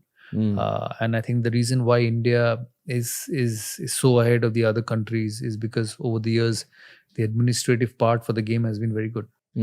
And we sense that you're taking it forward. We're all cricket fans in the house, and we're noticing everything you've done as well. And when we kind of feel that it's in Dada's hands, we know that the future is all set. Yeah, we try and do the best we can for the players. And me being a player, understand the player psychology a lot. And obviously, I'm a bit weak towards players because I've played the sport myself. But the players make the game. Different generations, players make the game. In football, there's a club called Bayern Munich, which is only run by former players. And that club has won, I think, the Bundesliga title for the last 10, 12 years. That's the reason, that players know how to manage players the best. Yeah, and I think India is getting into a trend where players are involved in administration now. And which is a good thing actually, because administration involves both managing the office and also on the ground. So I think experience is very important. Now I have to ask you a very transparent question. So I'm not trying to make this rude, but it was something I always wondered, especially after I read this book, that I sense that you carried your career forward with a lot of aggression. Like aggression was a very active part of your career, and I loved it. It's actually something I gained from the book, that you need to have that certain sense of bite. You need to be like a tiger. Yeah. Where does all that aggression go after? I think sport? I am what you see now is the person I am. Okay. What you saw on the ground was a creation to be successful and get the team going. I'm a very laid back person in life, quiet, soft. I hardly get angry. I hardly shout at people. So that is the real me. Even when I was playing, but when I went onto the field, maybe pressure, maybe expectations, maybe the burden, maybe new though the want to succeed, want to get a team up and going. Probably saw that side of me, but as a person, I'm not that at all. Burden of leadership. Did you ever feel that? No, it wasn't a burden. I don't see responsibilities put on you in life as a burden. I see it as an opportunity. How many get an opportunity to bat at number 3 for India? How many get an opportunity to captain India for 250 games? So many play. So for me, it's not a burden. It's an opportunity, and a great opportunity actually. When I started playing at the age of 14, if somebody said, "Yaar, you'll be captain for 250 games at some stage of your career," you'll say, "Yaar, baad mein baat karenge iske baare mein." So it's an opportunity. I see everything is an opportunity. When you I played the best fast bowlers in the world, the best spinners in the world. So there are two ways of looking at it. You think it as a pressure. Why me? Or you look at it, it's me. Try me. Yeah, and I'll stand up, and it's for yourself, not for anybody else. Yeah. When you get into at 9:30 in the morning against an attack of McGrath, Vaughan, Gillespie, and Lee, and when you finish at 4:30 batting 100, there's no better satisfaction than that. I gotta keep going back to this book because I have so many personal questions from it. At the start of your career, I feel like you were this guy, the person you are right now, a little calm, a little quiet, introverted, and people were mean to you. Like there were people who kind of Yeah, but that'll always happen. early in your career. And it was like your seniors, and what I gained is you corrected that in the dressing room. To your juniors, you were much nicer. That had happened to me so much, like in my life. Pre-reading this book, there was lots of people who were mean. But you and me are not the only one. As it happens to everyone. Majority. But not everyone kind of takes it forward, becomes the captain, and changes things up. Yeah, that's where character comes in. And I think that's where understanding of the game comes in, understanding of the situation comes in. Okay. Yeah. What I strongly believe, and this is coming as a media professional, is that the cricket captain of the country actually sets the tone for an entire generation. And it's not an exaggeration saying that. Yeah, it does, because this is such a huge sport, and you get an opportunity to do it. There's a lot of pressure, also a lot of expectations. Everybody, right from the person who cooks at your home till the chairman of selectors and the topmost position in the media is evaluating you. How good you were, how bad you were, catch छोड़ दिया आपने, ये bowling change आपने सही नहीं किया, इस समय आपको छक्का मारना चाहिए था, आपने defense क्यों किया? So everybody has an opinion, so it makes even more difficult. But then it's professional jobs, high pressure jobs. It also depends on how you put aside the outside world away from you and focus on your game. You have to have this huge nature of walk in, do your job. If it works and you succeed, nothing like it. If it doesn't succeed, you need to have the heart to just walk away. That is very important. Or the heart to bounce back. Yeah, you cannot just get affected by what's happening around you. How did you bounce back in that phase where you were dropped? Like, it's there in the book, but I want to actually get to the core of it. Like at night. I had too much faith on me, and that's what got me going. The best thing what this game has done is for myself is give me enormous faith in my ability. Even when you were at the peak of your sadness, Yeah, then yeah. you Yeah. backed yourself. Put me in a position, I'll find my way. So that's what success does to everyone actually. Everyone won't be successful every time, all the time. You'll have failures, but the best succeed more number of times. Is that what separates like the top talent in the world? Like the mental side of the game? That's why you succeed at the top level. The mental side of life is most important. Game, life, work, business is most important because you do what you think, isn't it? Yeah. It's not the other way around. So, and if you think good about yourself, you'll do good. Speaking about dream set, go a little bit. I've heard you're also a Manchester United fan. Yeah, I'm a football fanatic. Okay. Born in Calcutta. When I was young, when I was 13, 14, I used to study in St. Xavier's School, which was right in the center of the city, and the football grounds were very close. Mohun Bagan, East Bengal. Finish school at 3, take a bus and get to 4 o'clock start. Watch the game back home. And I did that for a long period of time. Did you play? I did. What was your position? When I was in St. Xavier's School, and I don't know whether it happens in Bombay, but it happens in Calcutta, that they have these inter-Jesuit school tournaments. So all the St. Xavier's, Don Bosco, Loyola, St. Augustine's, they have a tournament, and it was on height.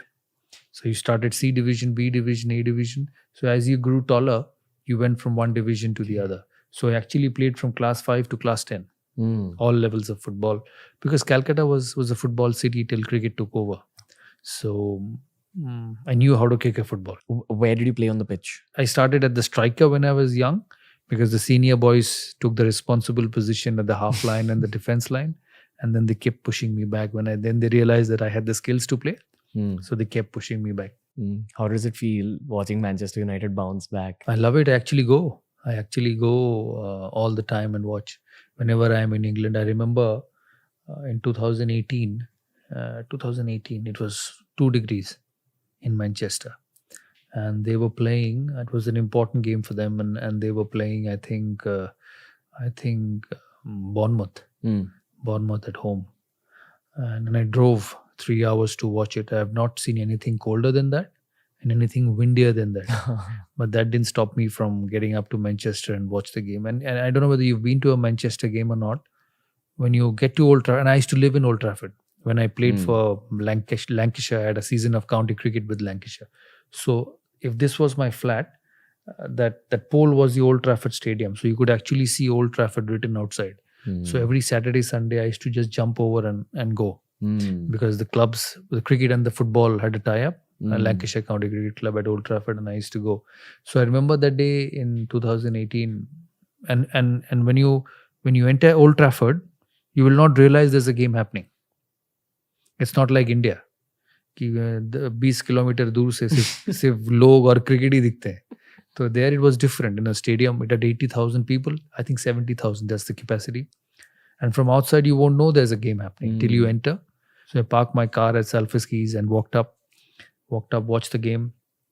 And the moment the match finishes, 15 minutes, you'll not know whether there's a game happening there or not. That's the way it works. And if you watch a Manchester game, they're obsessed with the team. And you'll have young boys and girls, young of maybe your age, the senior ones, my age, and they would sit at the back, and it's a running commentary going on. They're so involved and they're so knowledgeable.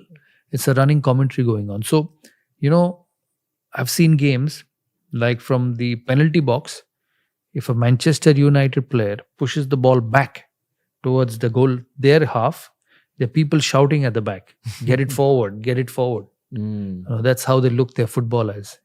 There's somebody playing in the middle and there is 50,000 playing in the stands. So I've been to enough cricket games. I know that in cricket stadiums, it's No, I don't know that because for a long period of time, I've never sat in the stands to see what people think about cricket. I will tell you because I've watched you live when you were playing, I think, for Pune Warriors. And the only thought you have as a spectator is this is very high pressure for the players. I want to ask you, when there's a whole stadium looking down at you, this whole country kind of observing you, and then you lose at the highest level, what does that do to your human experience? You get used to pressure. But what does it do on the night of losing? You feel bad, but then you have an opportunity to bounce back in 2 days' time. See, the advantage of playing all the time is Monday ko haar gaye, Thursday ko jeet sakte ho. You are your last result. And that's what professional sport is. Gira, utha, jeeta, hara. You have to go through that cycle. And that's what you go through. But did you ever have any kind of mental angles to the game to strengthen yourself mentally, or did you have No. really rough phases? No, I had, yeah. Everybody I mean, has. mentally, on the inside. Yeah, sometimes when I wouldn't get runs, and it's happened in careers, you feel ki yaar single kahan se aayenge. I remember a tour of Pakistan. When Pakistan had come to India in 2004, I didn't know where to get a run from. I remember the day before the Bangalore test, we trained in the morning, we practiced, and I was captain. We finished the meeting and I was sitting in my room. I was just too nervous. So John called me up and said, let's have dinner at 8 o'clock. I confirmed at 4 o'clock that he was the coach. We'll have dinner. So 7 o'clock, I just felt so nervous about the game. I told him, let's cancel dinner. I'm going for a run. He said, run? I said, yes. I said, I can't sit in my room. I need to get out of this. So I ran for 45 minutes. So you have all this. That was your system? No. Exercise? No. How did you exercise you had to. No, how did you You deal had with to it? stay fit to be at that level. So exercise was a regular part, but this is just out of nervousness. How did you figure dealing with that nervousness on a regular basis? You have to deal. And it's a cycle. If you play well, the confidence takes care of it. If you don't play well, the negative thoughts keep coming and you have to handle it. And the best way to do is you keep thinking about the good times you had. What you did when you played well, what you did when you got 100. I used to have a small note in my kit bag. I used to stick it up at the top. When I played well, when I got a test match 100, what I did, my routines for the week before, even what time I ate, even what I ate, when I went to the gym, how many balls I hit in the nets. So psychologically, it made you feel that I've done everything what I did to be successful last time. So is baar bhi successful hoga. It's routines. So the way I look at hard work and preparation and dedication to any craft is that hard work is accounted for by the universe and it pays off in the long term. In terms of even now, Hard work is up to you. but it pays off even after your craft. It will pay off. Sometimes even after working hard, you will fail, but that will not be for long. I'm talking about even now, sir. It's been a while, since you stopped playing cricket actively, and you're still so much in the public eye. And I say this because in media, there's a constant fight for relevance. Like actors, media personalities have to always constantly do things. But we as athletes don't look for it actually. Yeah. And we are fortunate that we played a very popular sport and played it successfully. So I think it's not just me, but even many of my generation, Sachin, Rahul, BBS, they're all relevant and active, and because cricket has become so big in this country, you get different ways to remain attached with the game. It's the IPL, it's the national team, it's your state team, and it keeps you relevant. There's also a big fight for brands, with content creators and influencers. There's always this kind of hunt for brands. And the thing is, when you've put in so many years of hard work and you're a legend of your own industry, the brands come chasing. And I want to actually ask you again about this collaboration. But that is not what you play for. Yeah. It's a byproduct of being successful.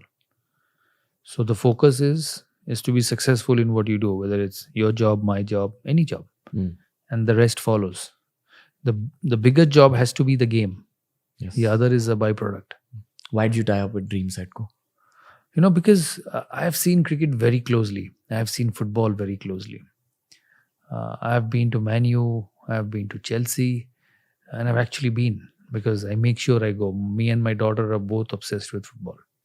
So, and even when I'm not in UK, my daughter is traveling up to watch Man U. He did that. She did that. I remember it was an India-Pakistan game in the T20 World Cup last time, and Man U were playing on that same day. India lost here, Man U lost there, and Man U were, I think, given a 4-0 drubbing. 4-0 drubbing. Yeah. And my daughter was at the ground because she studies there, and I was in Dubai watching the India-Pakistan game. So Painful day. yeah, but sports is never painful. It's upsetting. It's never painful because again, Monday you lose, as I said. Thursday you have a time to get back and beat them. It's just how you recover. Yeah. So I've seen how fans are looked after in that part of the world. It's different. You know, I've been to football matches where I've seen evacuations at its best. You know, 80,000 people walk into the ground, 80,000 people are evacuated after the ground after the game, and it happens so smoothly.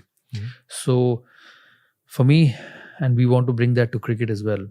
We've managed to. IPL has managed to bring that professionalism. Fan experience is most important. You know, I'll tell you a story. When and in 2000, I used to go and watch Man U play, and they had Beckham, they Paul had Scholes. Paul Scholes. It was a great side. They had Ryan Giggs, they had Alex Ferguson, they had Dwight York playing for them, and every Saturday game, if it's a 3:00 game, they would come to the ground at 11, and there were people designated. Today, 3 of them every time. Whether it's Beckham, Scholes, and I think Rooney was also there. Or maybe Rooney not. Dwight York or somebody else. There were other players who were as good. So they would come and interact with fans. They had to get into the ground early, get ready, meet fans outside, sign autographs, take pictures for 45 minutes before a game, come, rest, and get on to a game. You know, England has this culture of having stalwarts in hospitality boxes. It happens in cricket, it happens in football. You know, you go to a Man U box now, you might see Alex Ferguson to come out to spend some time with fans and people, because they actually make the game. Yes. You know, they actually make the game. You see the thousands of supporters standing outside a Man U stadium when you lose, and when they don't have a good season, they are with placards. They actually influence who's the coach, who's the player, who's the captain. They are so strong. Yes. And giving them the best experience for sport is very, very important. And I've seen that in football. You know, it's a day out for them. You go to a Man U game. The game starts at 6:00 in the evening, but the fans are involved from 12 in the afternoon. They are brought in, they are put in hotels, lunch is ready for them. Then they're driven to the ground, put in their boxes with hospitality, food, with a stalwart speaking about the game. And it's an experience for a day, which is remarkable. And I think that culture is also coming to India, to Indian sport. And You found your heart in this Yeah. product. yeah, and I know it's hard, and I think it's the right way to treat fans. Yeah. Also, sports is kind of, the craze generally is increasing more. People are There's no obviously- better thing in life than sports. Yeah. It's been my biggest teacher in life. And the older For I get- everybody, it's Yes, not sir. just you. There's nothing bigger in the world than sports, and it's not cricket. It's football, it's hockey, it's swimming. You look at Australian sport. You know, it's not just cricket. You go to England, cricket is not the main sport. Football is the main sport. You know, you go to USA, 10 teams or 15 teams play that baseball. It's the richest sport in the world, the NFL. So there's nothing better than sports in life. Speaking about USA, do you think what America is for the NBA, India is becoming for cricket? Because that's what Basu Shankar sir said. He said that we're capable of creating 4-5 high quality national teams right now. And it's kind of becoming, it is the hub of cricket internationally. The angle here is, so when, like in 2003, 2004, it wasn't really this way. We were very strong, but I feel your team made it strong. That's the narrative about No, I think that you dressing room. also have to give to credit to the generation before. I think cricket in India just boomed with the 1983 World Cup win. You know, I was 10-year-old then. I remember that night in Kolkata. It was raining. India won that World Cup. Nobody believed them to win it. Did you see 83? I saw. Did you like it? I liked it, and I can tell you every event of that final, because I was obsessed with cricket, and that's what changed the sport, brought people to the sport. You know, when I started in '96, not one stand would be empty in India, and it's continued to be that. Yes. And it'll continue to be. Look what IPL does. Yeah. You know, it's just all over. Feel free not to answer this, Dada. Again, it's a personal question. But what is next for the IPL? Because there's a lot of cricket fans who would love to see it in an NBA style league, with lots of teams, etc. We have increased 2 more teams this year. It's 10 now. Do you think it'll But the become more? problem is the window. Okay. There's international cricket happening, which is not the case with NBA. So there's an Indian team as well, which goes around the world playing cricket. There are bilaterals, there are tests, there are international T20s. So at the moment, it cannot go beyond that period. What would you like to see as a fan? I think also? this is a good balance. Okay. And there's no more better honor than playing for the country. What about the women's IPL? It's happening next year. Okay. Yeah, we are in the process of getting it ready. Okay. I have to ask you a bunch of these kind of cricket fan questions, which I've always dreamt of asking you. Firstly, you don't acknowledge this enough, and there's actually these conversations that come up about you in cricket fan circles.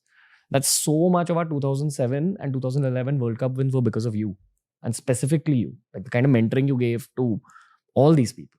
Yuvraj. Yeah, but Bhaji, during my everyone. tenure, we played all the World Cup finals. 2001 final, 2002 final, 2003 final. Yeah. All of them we were in the finals, and we kept losing. I remember, New Zealand first in 2001. I got 100 in that final in Nairobi. We got 270, and New Zealand were 50 for 5, and we lost. Then 2002, that time we didn't have the T20 World Cup, so we used to have the Champions Trophy. Champions Trophy final against Sri Lanka. We beat everyone, and the final got rained off. Sri Lanka got 210, and we were in a great position. The match got rained off. 2003, we beat everyone and lost to Australia in the final. So the only difference between 2003 and 2001, 2, 3, and 7 and 11 was that we did not win the last game. So the team was good. Yeah. The team was good to go to that distance, but just didn't get that final line, which happened in 7 and happened in 11. So the players were already in that mindset of getting to World Cup finals. And when you keep going, someday you will get past. What do you think you did right as a captain in that dressing room? And what do you think you did right in mentoring also? Get the players right, get the attitudes right, get the atmosphere right, the work ethics right. Can you explain these That's things a very little more? Attitude, atmosphere. I believed in certain style of playing, and that's how I picked players. कि जो खेलेगा वो जिताएगा. जब अच्छा खेला तो draw नहीं करना. जब रन बनाए तो जीतना पड़ेगा. सब हारते हैं यार. Everybody loses. Every team loses. There's not one team will keep winning. But जिस दिन वो टीम अच्छा खेला तो वो टीम जीता. You need to have that sort of players. So maybe I was a bit of a gambling mindset कि जीतना है यार किसी भी तरह. हारने से फर्क नहीं. But जीतने से फर्क है. So I believed in that mindset. तो इसीलिए वैसे खिलाड़ी पसंद किए जो मार के ही खेलते हैं. सहवाग, युवी. I had a great bunch of senior players also. Sachin, Rahul, VVS, champion players. Anil, Harbhajan, then Zahir came in. So I created that team. It was a reflection of my mindset. So they kept getting better and better because of talent. I am a huge believer that talent is only good with opportunity. Yeah. There's so many good people around. Half of them don't even get an opportunity. Yeah. So that's the way it is. And I allowed them to express, allowed them to be a part of the team. And that happens by creating leaders. And all of them were leaders in my team. It's not just Ganguly's team. It's your team. So stand up and deliver. And it has such a huge impact on the nation as well. They became better. They became confident. The youth changed, and that reflected in the future games. Yeah. एक आदमी नहीं जीता था, 11 आदमी जीता था. So you have to create 11 leaders. Yeah. The thing is, not everyone is built to be an international level cricketer or even an athlete in general. There's a lot that people like us gain from sport in terms of learning about life, learning about the correct kind of mindsets. So you did affect like the nation also as a whole. Are you aware of this, or was that things you even thought of? Like the cultural impact you were having? Yeah, I got to know it later. But cricket has a cultural impact. It's such a big sport in India. It's like football in England. Did you learn things from other sports or other sports people back then and then bring it to the Indian team? Wimbledon or something? Yes. I learned a lot from cricket. I learned a lot from from the better teams I played against, in those days, all teams were more or less capable. But Australia was just a step ahead of the others. There are some softer teams now, but in those generations, there were not anything soft. Pakistan was brilliant, Sri Lanka, and Australia, West Indies, England, South Africa. So there was not an easy game. And you learnt a lot from their culture. I never got into football dressing rooms, so I did not know how it worked. But I've been to cricket dressing rooms for too long, so I understood the mindset. How was the dressing room energy of that Very good. big four batting lineup? Very good. Everybody had their own way, but everybody succeeded their own way. In life and in sport, I don't believe that it's my way or highway. A leader, the biggest characteristics of a leader is to work with everyone their way, Mm. and I did that. Empathy. No, just understand that person and Mm. let him express the way. You cannot make a Dravid play like me, or me play like Dravid. You ask Sehwag to defend, he'll be half the player. Mm. Or you ask Dravid to not leave deliveries outside the off stump, he'll be zero. Mm. And you created an environment where everybody expressed the way they wanted to. I think Mm. that's important. Mm. Are you still as into sports as you were generally? Yeah, I love it. Are you really busy right now? Like, do you have time for yourself at all? I mean, myself, yeah. Okay. Yeah, I take time out myself. So I don't party. I don't go out. And, I don't go out for dinners because I'm traveling so much. My dinners are happening in the best hotels in the world. So when I'm not doing that, I don't need to go. If you had to go for a live sports experience somewhere in the world right now, A Man U, Man City. Man game. City, And Dream Set Go Better gives me the best seats, or I'm not with them anymore. you have any current favorite players like in football? Yes, I'm pretty much the same as a lot of Messi and Ronaldo, but watch out for this new Brazilian this World Cup. While we're speaking about Brazil, I have to dial it back to cricket once again. I know you shouldn't be comparing players to each But other. having said that, Yes, sir. my greatest is Diego Maradona. Why do you say that? Nobody comes close to him. Not even You- Messi? No way. You Skill I've seen is I've gone to Napoli to watch him. really? Yes, How old are you? I was young, very Okay. young, Okay. and an entire, I think, which year? 90, 91, 92. Yeah. So I was how old? 20. Hmm. 1920, and I was in England, so jumped over. An entire city was on Maradona. Yeah. Did you bring any of Maradona's game elements to your own game? Not at all. Mentality? He was mad, I think. So I couldn't have that mentality because I didn't have that skill. Okay. You can only be that when you have that skill. So, and the skill he had, nobody had. Hmm. And I say that with everyone with due respect. And I watched football closely. I watched Messi, I watched Ronaldo, I watched Rooney, I watched Zico, I watched Socrates, I watched Maradona, I watched Burruchaga, I watched Pele, Hmm. I've watched Beckham, I've watched Scholes, I've watched Giggs, I've watched Socrates, Hmm. but No one like Maradona. Hmm. I can have a whole day discussion on football with you. Sure, I would love to. In Calcutta sometime, Wherever. hopefully so. But if you had to summarize Maradona in one sentence for like the generation that's never seen him, because our reference point is Messi, Ronaldo, and now there's Erling Haaland and Mbappe. These Hmm. people. But no one knows really about Maradona. Genius. That's all you'd say? Yeah, absolute genius. Who's a The- cricket equivalent? Because he got things so easily done, he felt everything was easy. Hmm. Okay. Kind of like Messi, but a little more crazy.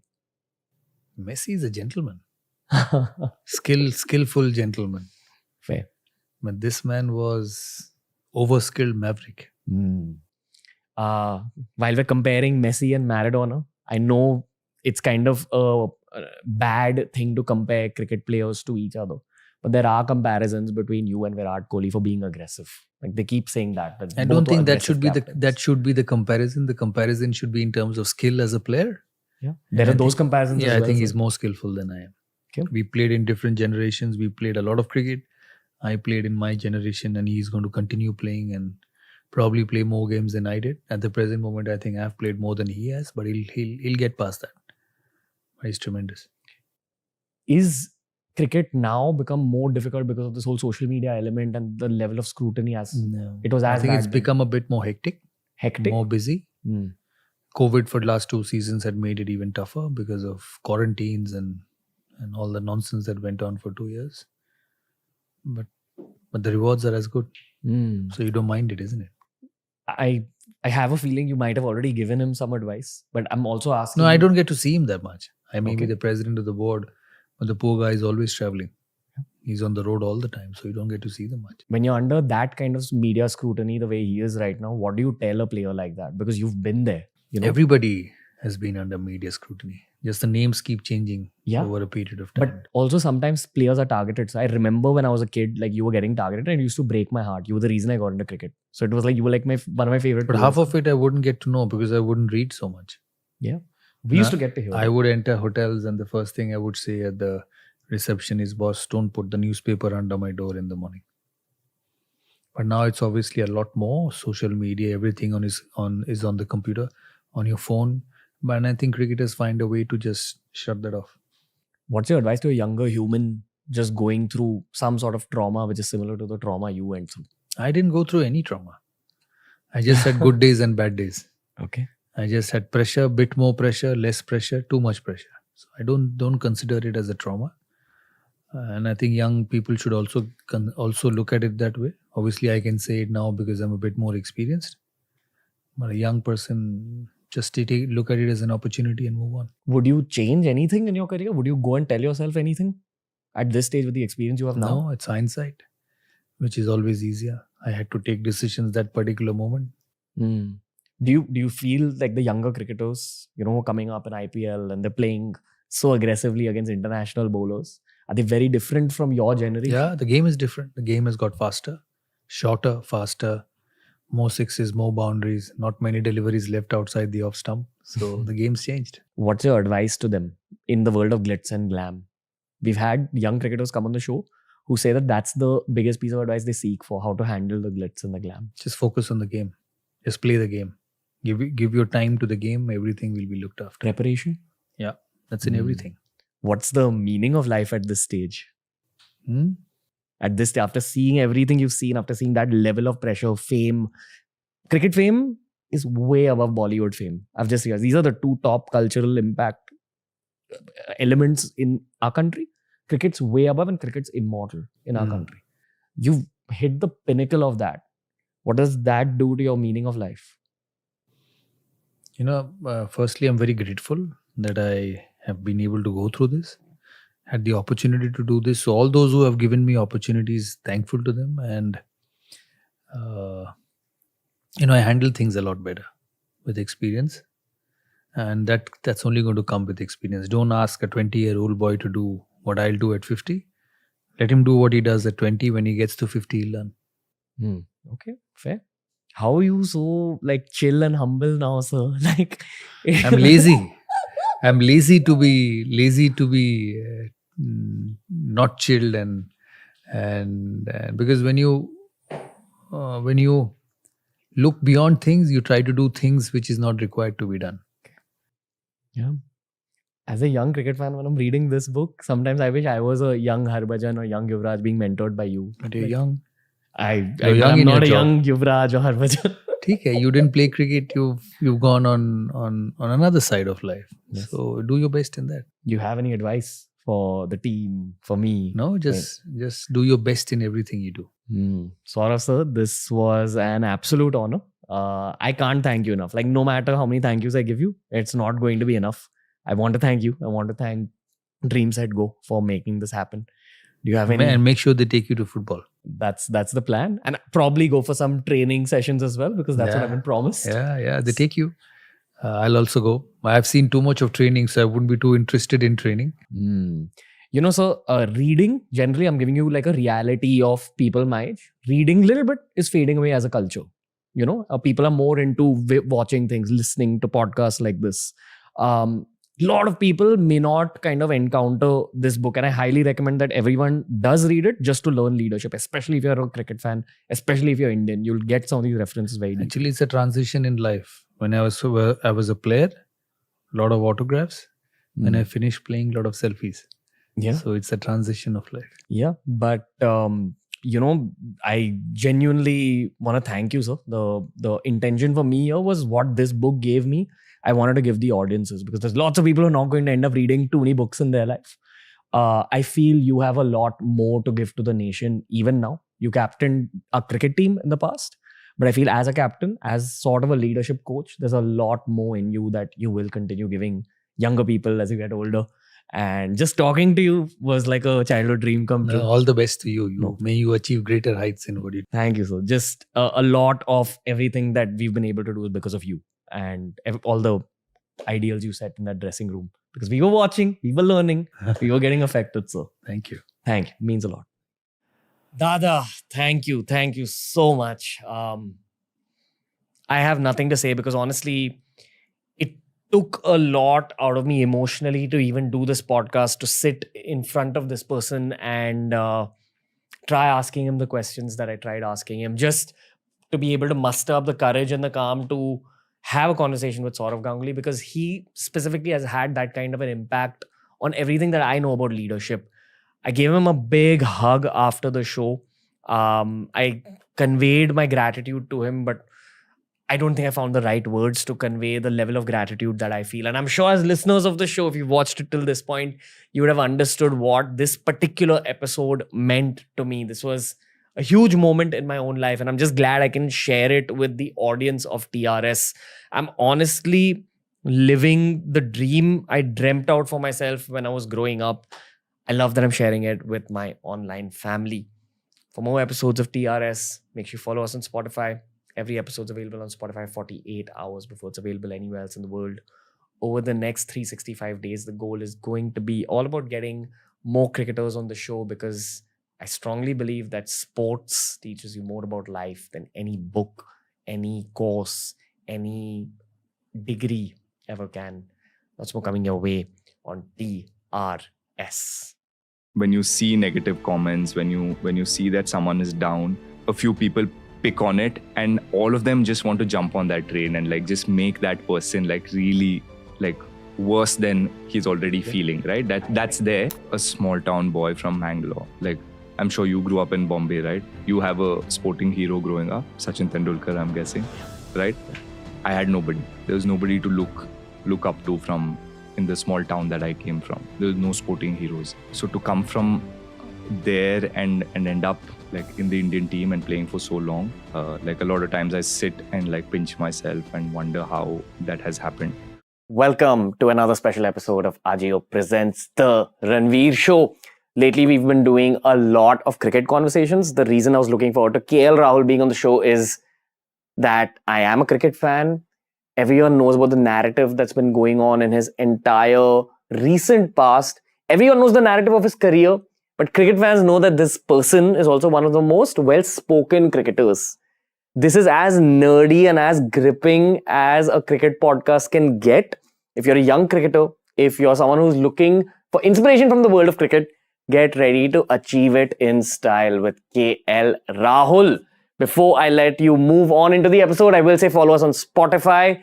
TRS is a Spotify exclusive. Every episode's available on Spotify 48 hours before it's available anywhere else in the world. I promise you've never witnessed KL Rahul in the avatar that he's presented on this episode. This particular look has been styled by Ajio. Make sure you go check out the fantastic fashion options and make sure you check out today's fantastic episode. This is The Ranveer Show with KL Rahul.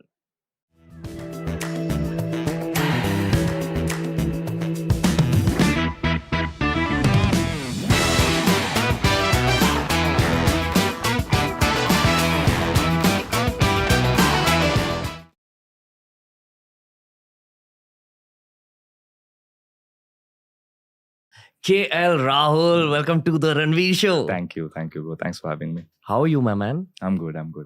Dude, whoever's on screen, which is myself, and then my guest, usually sets the tone for the room. Everyone in my team, I know for a fact, has noticed your humility. You're a really normal dude.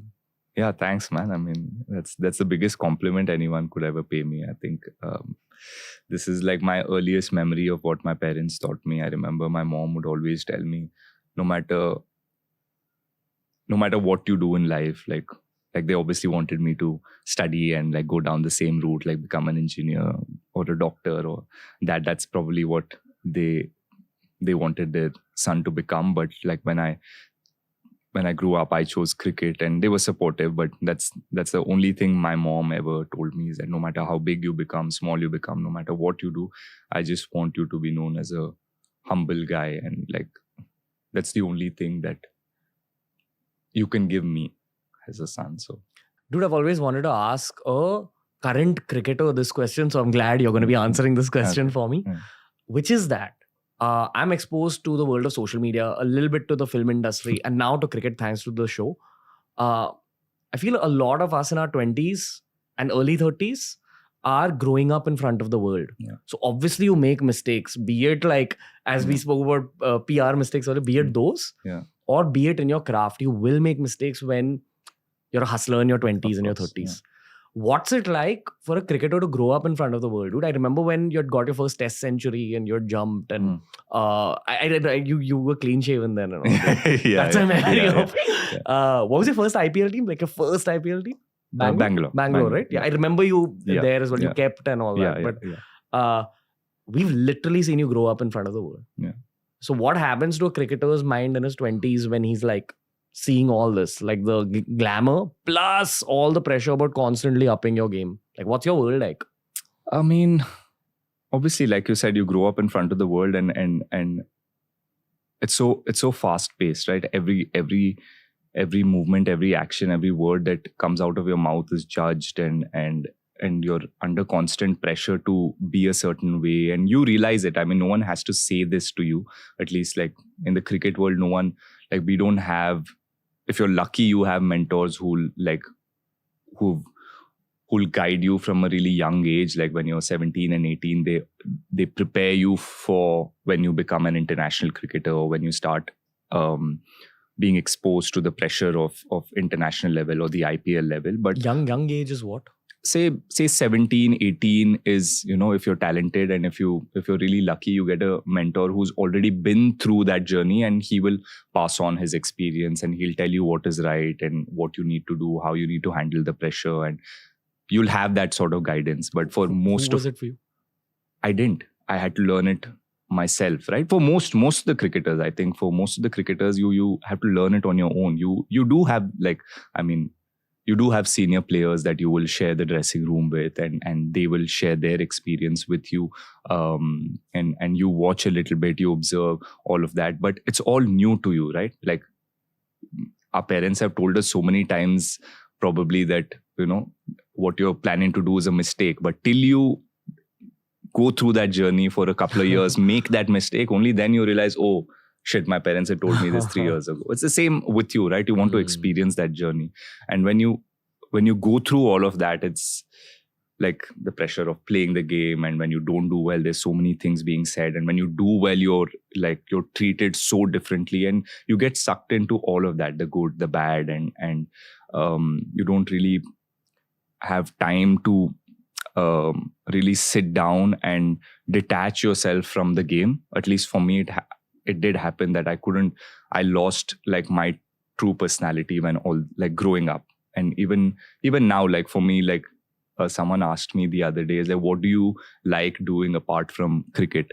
Like, what is your life apart from cricket? It made me think, like, there's not much, because I haven't done anything since I was 11 years old. I've been playing cricket.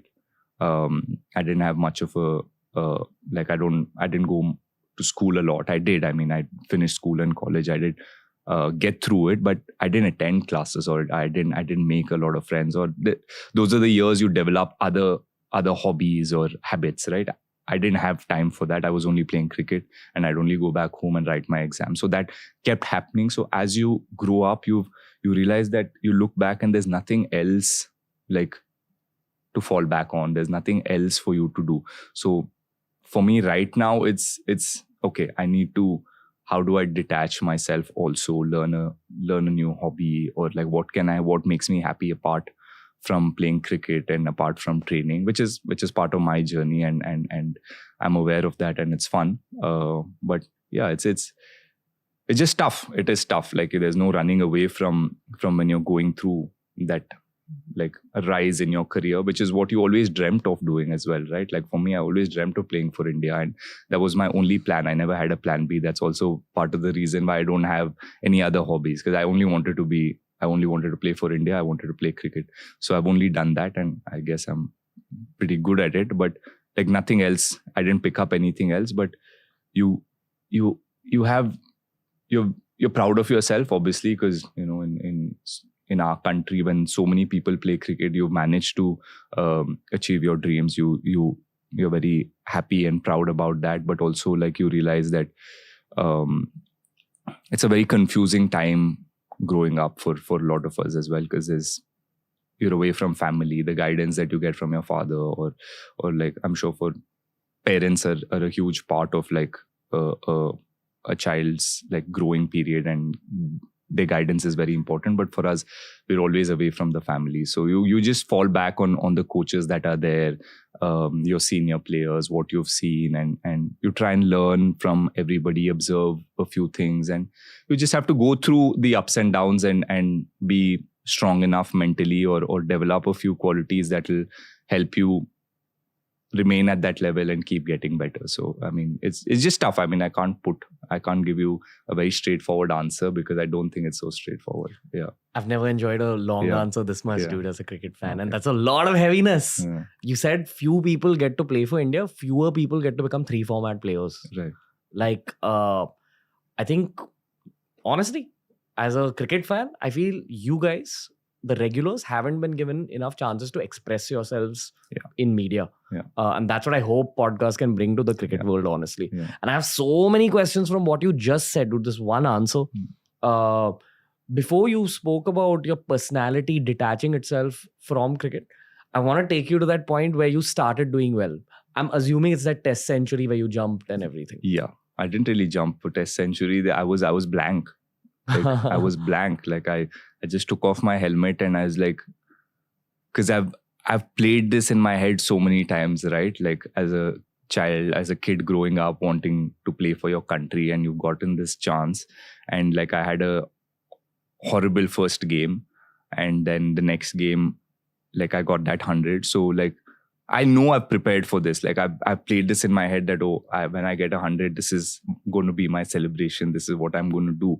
But when it actually happened, I was just blank. I was like, okay, I knew I got 100, but like there's so much running through me. Like I just blanked out at that moment. And then, I mean, I think Virat was there at the other end when I got the 100. We just,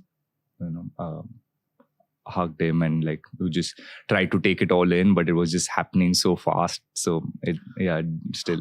What's the current dressing room mahal like? Like, what's the environment? Like, tell the fans something about the dressing room. Dressing room is chilled, bro. It's always, I mean, more or less, more often than not, we're all like quite relaxed. There's music playing in the dressing room. We make sure that there's loud music playing in the dressing room, because we know the minute we step out of that dressing room, the pressure hits you. When you hear the noise of people, it hits you, and once you cross that boundary line, you'll start facing pressure. So at least here we want to stay as relaxed as we can, and just feel normal, and not make the game everything. As is the case with a lot of bros, is there a lot of shit talking? Of course, there's the always time. Like I said, we try and make sure that we create an atmosphere in the dressing room which feels like 15 bros are just chilling, right? Like shit talking, loud music, people are eating, people are getting massages or warming up. All of that happens together, and like, just imagine like 5-10 of you guys just sitting and just Talking chilling. shit. Yeah. To Just- get your head off the... get off the game. There are a few Mhm. guys who are still, I mean, captain is obviously going and speaking individually. He'll have certain strategies. He'll go and, I mean, captain will come and tell you that, okay, Ranveer, I want you to do this, and this is a strategy for you, and this is what your role is. And he will do that. He will be in a certain this thing. You still try and go and, make sure you talk to the captain and comfort him and make sure that he also is in a position where he's also thinking about his game, because That's a player's role. Like, you have to also take care of your captain. of course, I mean, captain takes care of you, so why don't, I mean, it's the responsibility of the other 10 guys and the 4 or 5 substitutes, the coaches, the support staff, to always look after your captain as well, because you know he's going to look after you in the middle.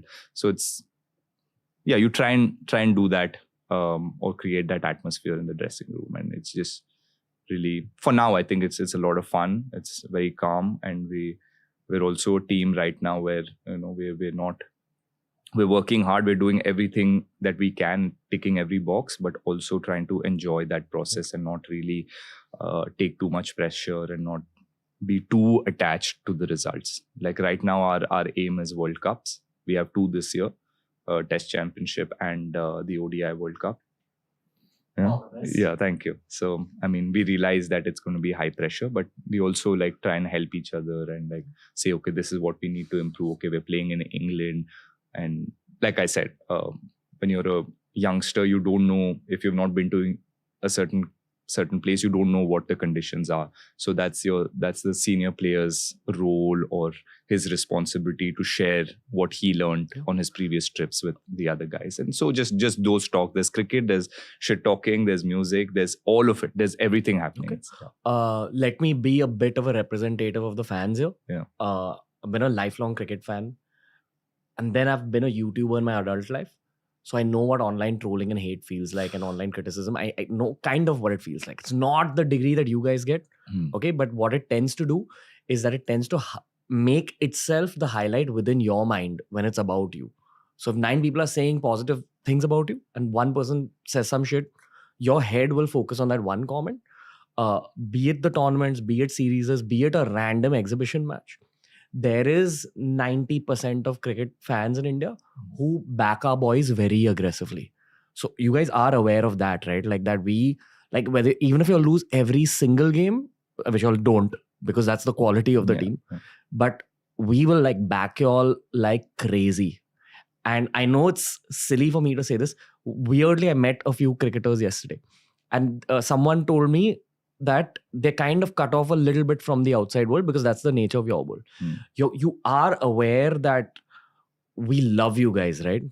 Like there's like a waterfall of love onto you guys. Like there's that 15% bro culture in that dressing room extends on the outside to like all the love, all the bro culture on the outside. Like when we see all, something happens to our hearts, because as business people, as corporate employees, as whatever we are, you guys give us joy just from your performances, just from like the work you all put in. Yeah. So are you aware of this? Yeah, we are. I mean, we get showered so much love when we do well, and we get so much support when we don't do well as well. But trolling and the hate and the negativity is just there. I mean, you realize as soon as you walk into the dressing room. I know that one of my really good friends, Ishant Sharma, the first thing he told me when I debuted in Australia was, for the next couple of weeks, stay away from social media. No matter what happens, whether you do well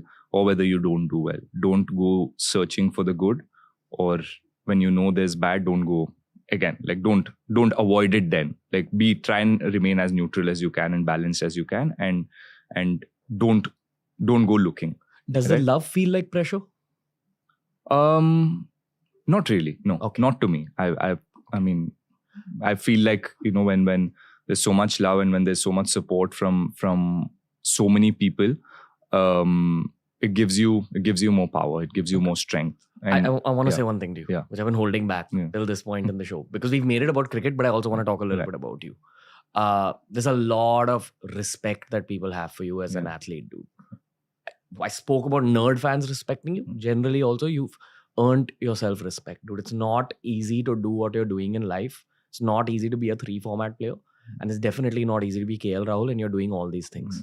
So I'm telling you, the entire team here, they're holding back. They're not being starstruck, but there's love being like showered on you. There's respect towards you. And this is just my team. But they also represent the vast majority of Good. Indian cricket fans, yeah. specifically for you. Thank you. I mean, Just be aware of that. Yeah, I'm I sorry, am, I I had am. to get that off my chest. I'm very grateful. I'm very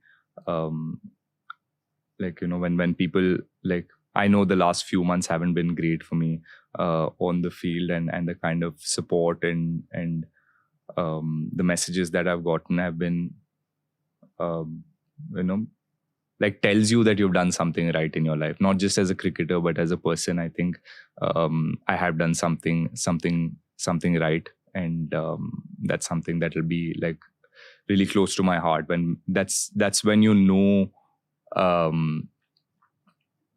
that you've had a good impact on people in whatever way. When you're really struggling, when your back is against the wall, and there is so much hate and negativity that you're getting even during those times, and it's so easy in the modern day to just, you know, like, when you see negative comments, when you see that someone is down, a few people pick on it, and all of them just want to jump on that train and like just make that person like really like worse than he's already feeling, right? That's there. I have to interject here a little bit. Yeah. I'm sorry I'm interrupting you. We had Akash Chopra on the show where he spoke about you specifically.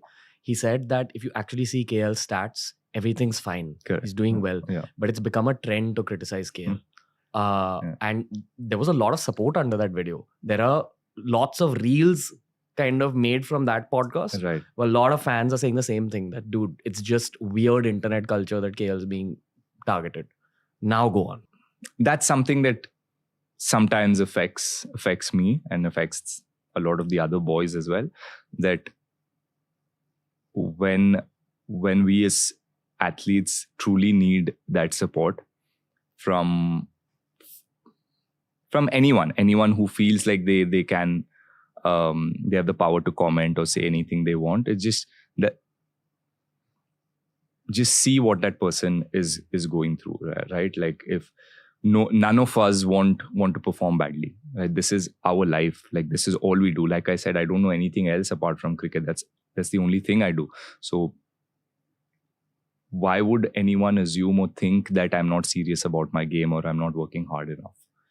And unfortunately, in sport, like, there is no connection. Like I said, you can work hard. Like, I worked so hard, but the results didn't go my way. But there are times where, like, I've not worked as hard as I probably did previously, but I've still gotten great results. So sport is just like, there is no formula. You just play the sport. Like, things happen for you. There are people who stand up and support the players, which is good. But something I personally try to do is stay away from both. Yeah. And that is, I mean, you have to, I feel. I mean, I do feel like sometimes you do want to listen to people saying good things about you, but you also realize that, okay, if you get sucked into that, then be ready to face the other side. There is another side to it. So just be choosy. You choose what you want to view. If you're a person that doesn't get affected by all of this, sure, you can do it. But if you're a person, like, for a long time, it didn't affect me. I was like, okay, they can say whatever they want, but I don't care. I will prove all of these guys wrong. Like, that was the attitude for a long time. But later on, you realize, okay, it does affect you somewhere. You're just trying to hide it. You're just trying to tell yourself you're stronger than them, and you'll try and fight everything. But after a point, you don't have that fight. So then you stay away from it. Now I try and stay away from reading about myself or seeing what has been written, and that's a lot more peaceful and easier on me mentally, because then it gives me a lot more time to focus on the right things. The only thing I'll say is, the actionable for the fans here is that if you see unfair criticism, go out and defend your guys. That's one angle. And the second angle here is, dude, because you don't look at social media, what I will say is that, trust me, you have backers as well, like a lot of backers. That's for you on a personal level, because now we're shifting the podcast into talking just about UKL, Rahul, Right. and not so much about cricket. Okay, awesome. Because I feel like, honestly, like, bro to bro, a little bit, the ice is broken now. Like, and I don't blame you for that. Your world, cricketers in general, I think y'all are told to be slightly guarded by like mentors, and that's perfectly fair. Correct. Okay, but from this point They're on, told, but you also realize it. Okay. You realize it yourself that you need to. You guard yourself because you know if one mistake you will, you can be ripped apart by everybody in the country. So you try and. The best way is to just stay away sometimes and be quiet. Yeah. I got your back. Yeah. Okay. All right. Next segment. Yeah. So this is a segment we've introduced on the show because I have figured over the years that people like to know the human side of my guests Right. a lot more than they like to know just about their worlds. Correct. Yeah. All right. So, and it also kind of helps me kind of go deeper into the person's mind through the rest of the episode. Okay. So, KL Rahul, are you ready for Yeah. Agio Presents Keep It Cash? Okay. Keep it cash. Ready. All right. So you gotta answer some things I'm asking about yourself. Mhm. And then I'm gonna ask you some tangential questions as well. One quality about you, except for your cricket skills, that helped you make it to the Indian cricket team.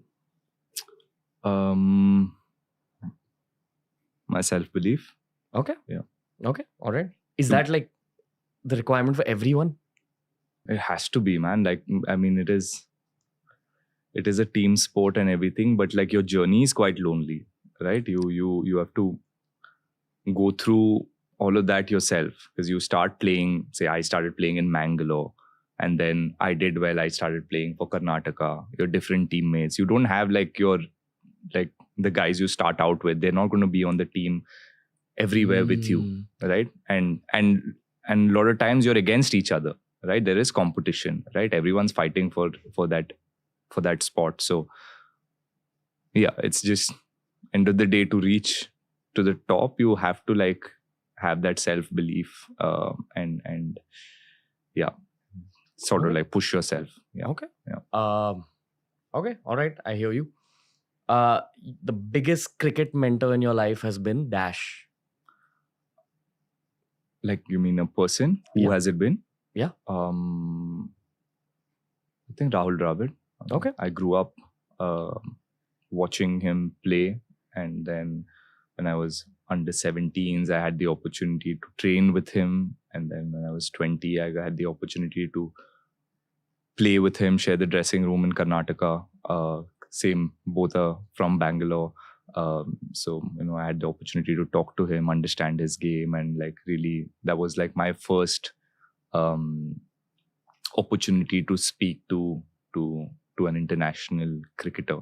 All right. And he also happened to be someone who I idolized growing up. So yeah. Silly question, but is he also evolving even at this stage of life? Like, do you see him also change? Yeah, of course. I mean, it's a different journey he's on now. He's not playing; he's a coach. So yeah, Okay. it's Okay, I'm different for him. We'll Yeah. talk about this post Yeah. now. Your personal favorite cricketer growing up could be Indian, could be outside of India. Yeah, I mean, it was. I mean, growing up for me, Sachin Tendulkar and Rahul Dravid. Those are the guys I grew up watching. Yeah. Okay. All right. Okay. Now we're gonna go a little more easy. What's the most stylish outfit for men, according to one of India's most stylish batsmen? What is a stylish outfit? Really depends. I like to keep it cash most of the Okay. times. I love like sweatpants and t-shirt and Alright. sneakers and a hat. That's Do- what you'll generally see me in. But yeah, like I think you pull off a suit well, dude. I've seen some. I of your- love it. I love wearing suits, but like the opportunities that we get to wear suits are Okay. very few. Okay. Yeah. So there's this guy called Guy Ritchie. Mhm. He came on Joe Rogan and said that a man will only look good in suits when he actually enjoys putting it on. Like when you enjoy matching Yeah. the colors and Yeah. you enjoy matching that tie. Yeah. But the unfortunate truth is you need to earn some money before you can actually start True, enjoying true. wearing suits Yeah. for a lot Now, of guys. I think I have quite a good collection of suits, but I don't get to wear them as often. Yeah. What's your favorite pair of shoes ever and why? Out of all the shoes you've ever owned. It's my favorite pair. I mean, it's changed along the way. I mean, when I was in school, I loved Adidas Stan Smith. I was like always like, I wish like in college I'm going to own a pair of Adidas Stan Smith, and then Jordans, obviously, and I've been associated with these brands, right? I've been part of Adidas. I've been with Puma. So I was never with Nike, so I couldn't wear Jordans. And Are you with anyone as of now? as of now, no. Oh, so so I've this is just when- gone crazy buying Jordans. A few of the Is there one that's like near your heart? Like for me, it's probably Stan Smiths because I've created a lot of memories in them, right. and it goes with almost every outfit. That's For me, the I other- think that would be a cricket shoe more than anything, Mm. because that's what I mean.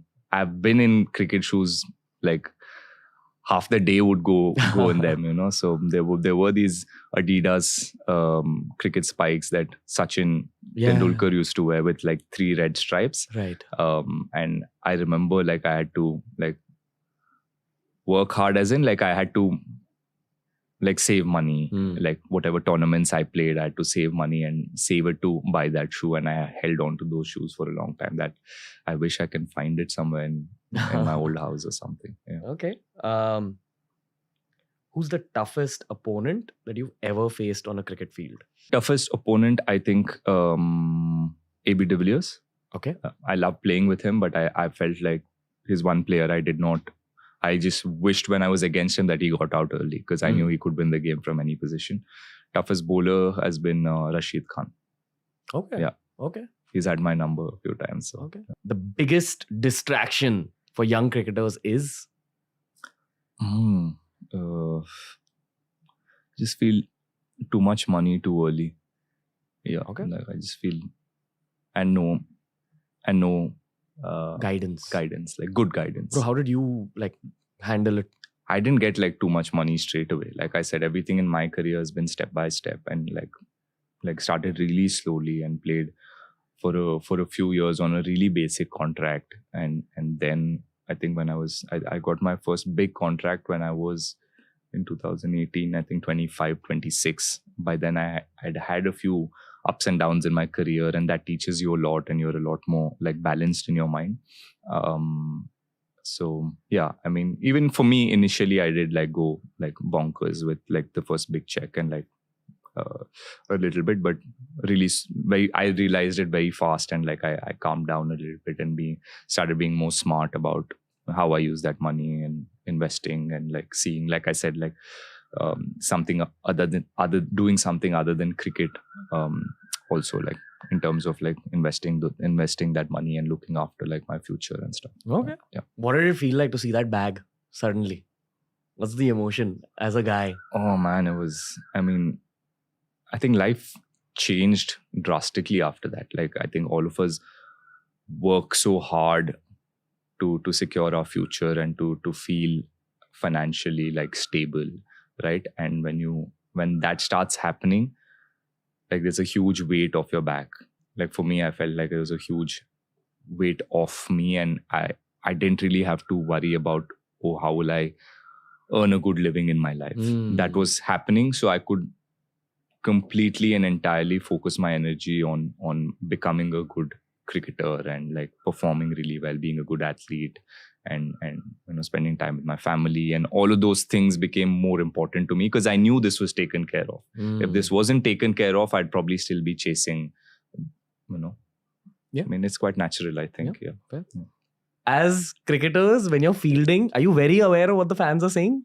Because we try getting your attention. dude, Correct. all the time. You can hear like all these things you can hear, You but hear comments? yeah, you can hear comments. Like if it's coming from really close to the boundary line, you can hear.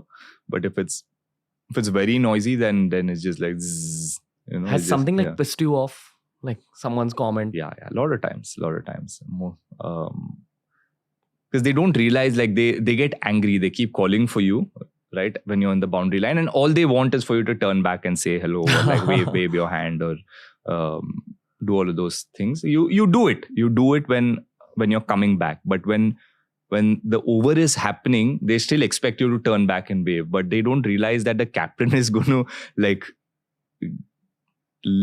give us a, like, it is we've been told before, like when we enter the ground, that when the over is happening, all 6 balls, your eyes need to be on the captain or the bowler or the wicket keeper, because there'll be slight changes that he might make. He might not look at you. He will just look there and say, KL, move this way. Because there's a strategy he's doing with the bowler, or say come ahead or go back. There are slight changes that will happen. So he wants your attention there. And once the over is done, then you can like interact with the crowd, do whatever, dance for them, wave at them, do whatever. And that time the crowd doesn't know that. They want you, kyun bhau kha raha hai, ghoom ja, say hello, all those things. That's when you're like, let me focus. Like if I drop a catch, you're going to get pissed off, right? So I don't want to drop a catch. I want to focus here, and I don't want to hear gali from my captain also. So yeah, but either way, when you're there, you're going to get gali from there also. You're going to get gali from behind also. So it's, yeah. What does it feel like when you drop a catch? I I mean, we all know not what good. it feels like. I just want to hear a cricketer. Yeah, not perspective. good, not good. Because You know eyeballs are on you and everything. not that, because it is the only thing I feel in sport that doesn't need any luck, right? It is pure practice and it's pure hard work, fielding, Wow. Okay. right? Like you don't need luck. You can see the ball coming to you. You have enough time to react. A few things, maybe it's luck when you dive and like, whether sometimes you hold the ball and when you fall down, it pops out because you don't break your fall. So those things might be luck, but generally like high catches or like straightforward catches, you should be able to take, and you work really hard for it. And like I said, bowlers, it's a thankless job for bowlers. Like they're running in, fast bowlers, especially in 50 degrees, and they're sweating and they come and bowl, and then you're not supporting them. You feel that you're letting the team down. And when a drop catch happens in the team, there's not a great vibe that spreads, right? Like people feel like, arey, this guy is not switched on, and another guy will feel like, arey, his energy, you manage to create like a dip in energy for 11 players on the field, and that's not a nice feeling. And obviously that people are going to like You feel like Yeah. you've let your teammates down. Correct. Yeah. Basically. God, Yeah. dude, I didn't know this, that it's only down to practice. it is, I think mostly it is down to practice. Another silly fan question. Yeah. What's made Ravindra Jadeja that kind of a fielder, dude? Like, I'm sure you all also notice his like Yeah. magic tricks on Correct. the field. All of us also. What's special? Is it something in his body? I think he's a really gifted athlete. He's very, very supremely fast. He's got a great arm, which I'm sure like growing up, he's worked a lot. But I've only known Jadeja since he was 25, 26, when he's already part of the Indian team. I've not seen his journey growing up and what he had to do. So I'm guessing like in his early days, he really worked a lot on his fielding and all of that. But he was blessed with speed to the ball, and just generally in the field, you see he's really, really fast. So when you have that and then you work a little bit towards it, you become like a really unbeatable type of fielder. And everyone fears Jadeja. When the ball goes to him, you're already saying, no, I'm not taking a chance with Jadeja. That's the impact he has in world cricket. When the ball goes to him, people are, okay, take it easy. I'm not going to challenge this man. Okay. Yeah. Okay. I can visualize as a little kid in Saurashtra killing pigeons or something with stones. And then goes Maybe. up to Ravindra So that's why I Jadeja. said, I don't know the journey of how he's gotten so good at fielding, but I know like once he's gotten to the international level. Okay. Yeah. You enjoy keeping? Yeah, I do. Yeah. What's the enjoyment? The enjoyment is that you're in the game every ball. When you're fielding, you can tend to like switch off sometimes, right? In a test match, the ball's not going to come to you every ball. Even in a one-day game, every ball's not going to come to you. T20 maybe. T20, you're like, okay, it's 120 balls, the energy levels are really high. You're like, you have to be focused. Like anytime the ball can come. But wicketkeeper, any format, regardless of what situation you're in the game all the time. You're seeing what the bowler is doing. You're seeing what the batsman is doing. You have a responsibility to tell your captain, like you can influence him to change certain strategies because you have the best view of the pitch, the condition, the batsman. All of this like it keeps you in the game, so it's more fun. Are you getting pissed off that I'm asking so many cricket nerd questions? No. Like you can talk about cricket, like you Yeah, enjoy all talking day, about cricket. all day. All It's day. not like it gets too much or something. No, this part of it I enjoy, because these are not like really like, these are not questions that people generally ask, right? This is more into the mind of a cricketer. It's not just like surface level like questions like, oh, how did you feel when you scored that 100? Obviously I felt happy. How am I going to feel, right? But yeah, those kind of questions, after a while you're like, even in post game interviews and stuff, it's the same questions that we get asked, right? How was the pitch? How did you play? How did you feel it?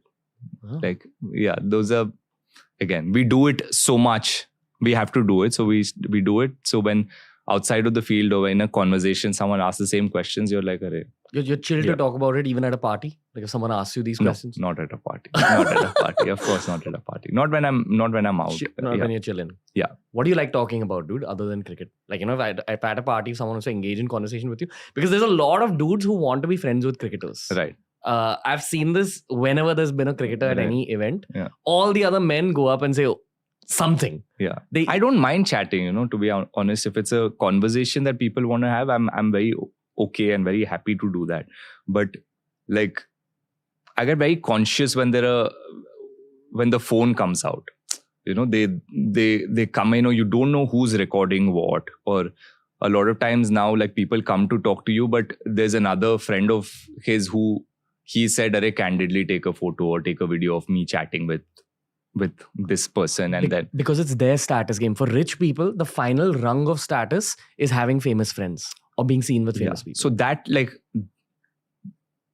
then you go back, or a couple of days later you see you're tagged in some video and you're like KL chilling with a friend, or like whatever, like that can be like, the narrative can be anything, no? Firstly they'll say, oh, why is he at a party, right? And then he's talking to whatever. So like all that, those things make me conscious. So I'm like, I get little worried about the phone, like in this type of like setting, or like if it's in your house, or if like people are over at my house, then I'm very comfortable to talk about anything. That's the most free I feel. And yeah. You enjoy being a captain?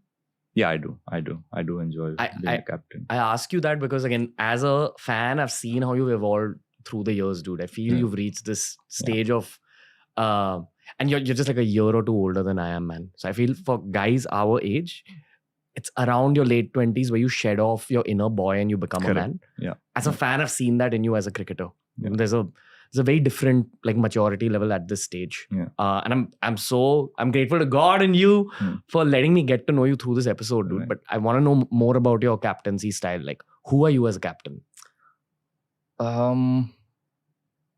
What I've realized in 2 or 3 seasons that I've captained in the IPL, and a few games I captained for India as well, that a captain is only as good as his team, right? That I realized really early, that no matter how good I am, if the other 10 players or my whole team is not on the same page, there's nothing I can do, right? So it's very important for me to make sure that the whole team is on the same page, right? Like that is the effort a captain has to make. That's the energy that he has to spend to get his team on the same page, like build a relationship with each person. And that was for me a little hard. It was a little challenging because I can be quite reserved. Like, I don't like going into someone's space and like trying to start a conversation. Like, I don't like when someone else does that to me, because I'm probably sitting and thinking something about my own game, and someone comes and talks to me and tells me something, I just feel disturbed. So I don't like doing that. So I always, like, for the first season or first couple of seasons, I was like, okay, everyone will know what they need to do, so let me not get into their space, and like let me not impose myself as a captain. I'll just be a leader on the field. I'll take the calls on the field, and rest, like, let people look after themselves. But like, my learning was that you need to get everybody on the same page. You need to build a relationship. You need to have a bond with each player where they're willing to fight for you on the field, right? Yeah. That is something that you need to create, and that's something that I've learned. Like, I've been lucky that I've been captained by such great leaders. Starting with MS Dhoni. While he was playing, he was the captain. He was my captain, my first captain. So I've seen how he's handled the team and the calmness and the things that he does behind the scene. Like I said, building that relationship with each person is something that I've learned from him. That you need to build a relationship where these boys will fight for you and with you. And So- maybe die for you. Take a bullet for you. Probably, yeah. Unfortunately, in cricket, you don't need that, but in like an army setting, you do need that. It's a very army saying, right? Sorry, I got yeah. emotional. Yeah, people take a bullet for you. Like the feeling is the same.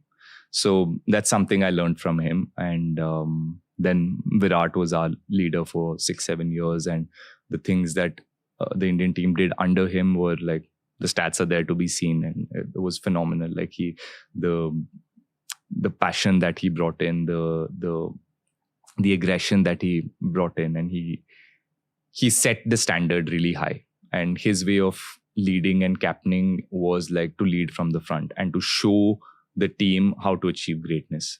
And he did that, and we all jumped on board. Like we all got inspired by the things that he was doing, and we tried to be a better version of ourselves. And that is something that Virat created and gave each player the power or the realization to do. That you don't have to settle for mediocre. You can like push yourself to be better, like work on your fitness, work on your diet, and like the small things that as a cricket team that we did not pay enough attention to, we started paying attention to all of these things. And like I think the results were under Virat were because of that. And then Rohit, who's like so sharp, like as a leader, his strategies, he does a lot of homework before the game. He knows each person's like strength and what he will do when he's put under pressure, where you need to attack him, what are his like flaws in his technique, and like he's really, really good at strategies and understanding the game. So all these things are like things that I've learned from these people, and I've also used a little bit. So Rohit Sharma's and all is just a facade. Yeah, Yeah, it is. bro. All that's a facade. No, he's chill, and I feel like he's so chill because he's so well prepared. okay. Because he knows whatever move you make, I have the answer to that, boss. So that is what gives him that power to be so relaxed and easy. Yeah. A very silly fan input here again. Yeah. Just the fact that you've been captained by MS Dhoni is a dream for every Yeah. single guy in India. I at do least. realize that. Yeah. In some form. Like, I know people who want to do business with MS Dhoni who'd literally give half of the startup to him just for the sake of Yeah. him mentoring them. Yeah. That's how much MS is like respected. Correct. Yeah. What's it actually like being literally mentored by him, dude? I've realized much later, once that he's retired and like now he's not part of the dressing room, you realize the presence of that man and the greatness that was part of him. And like you said, I know that it's probably every cricket lover's dream to be in that dressing room and like be captained by MS Dhoni. And yeah, he's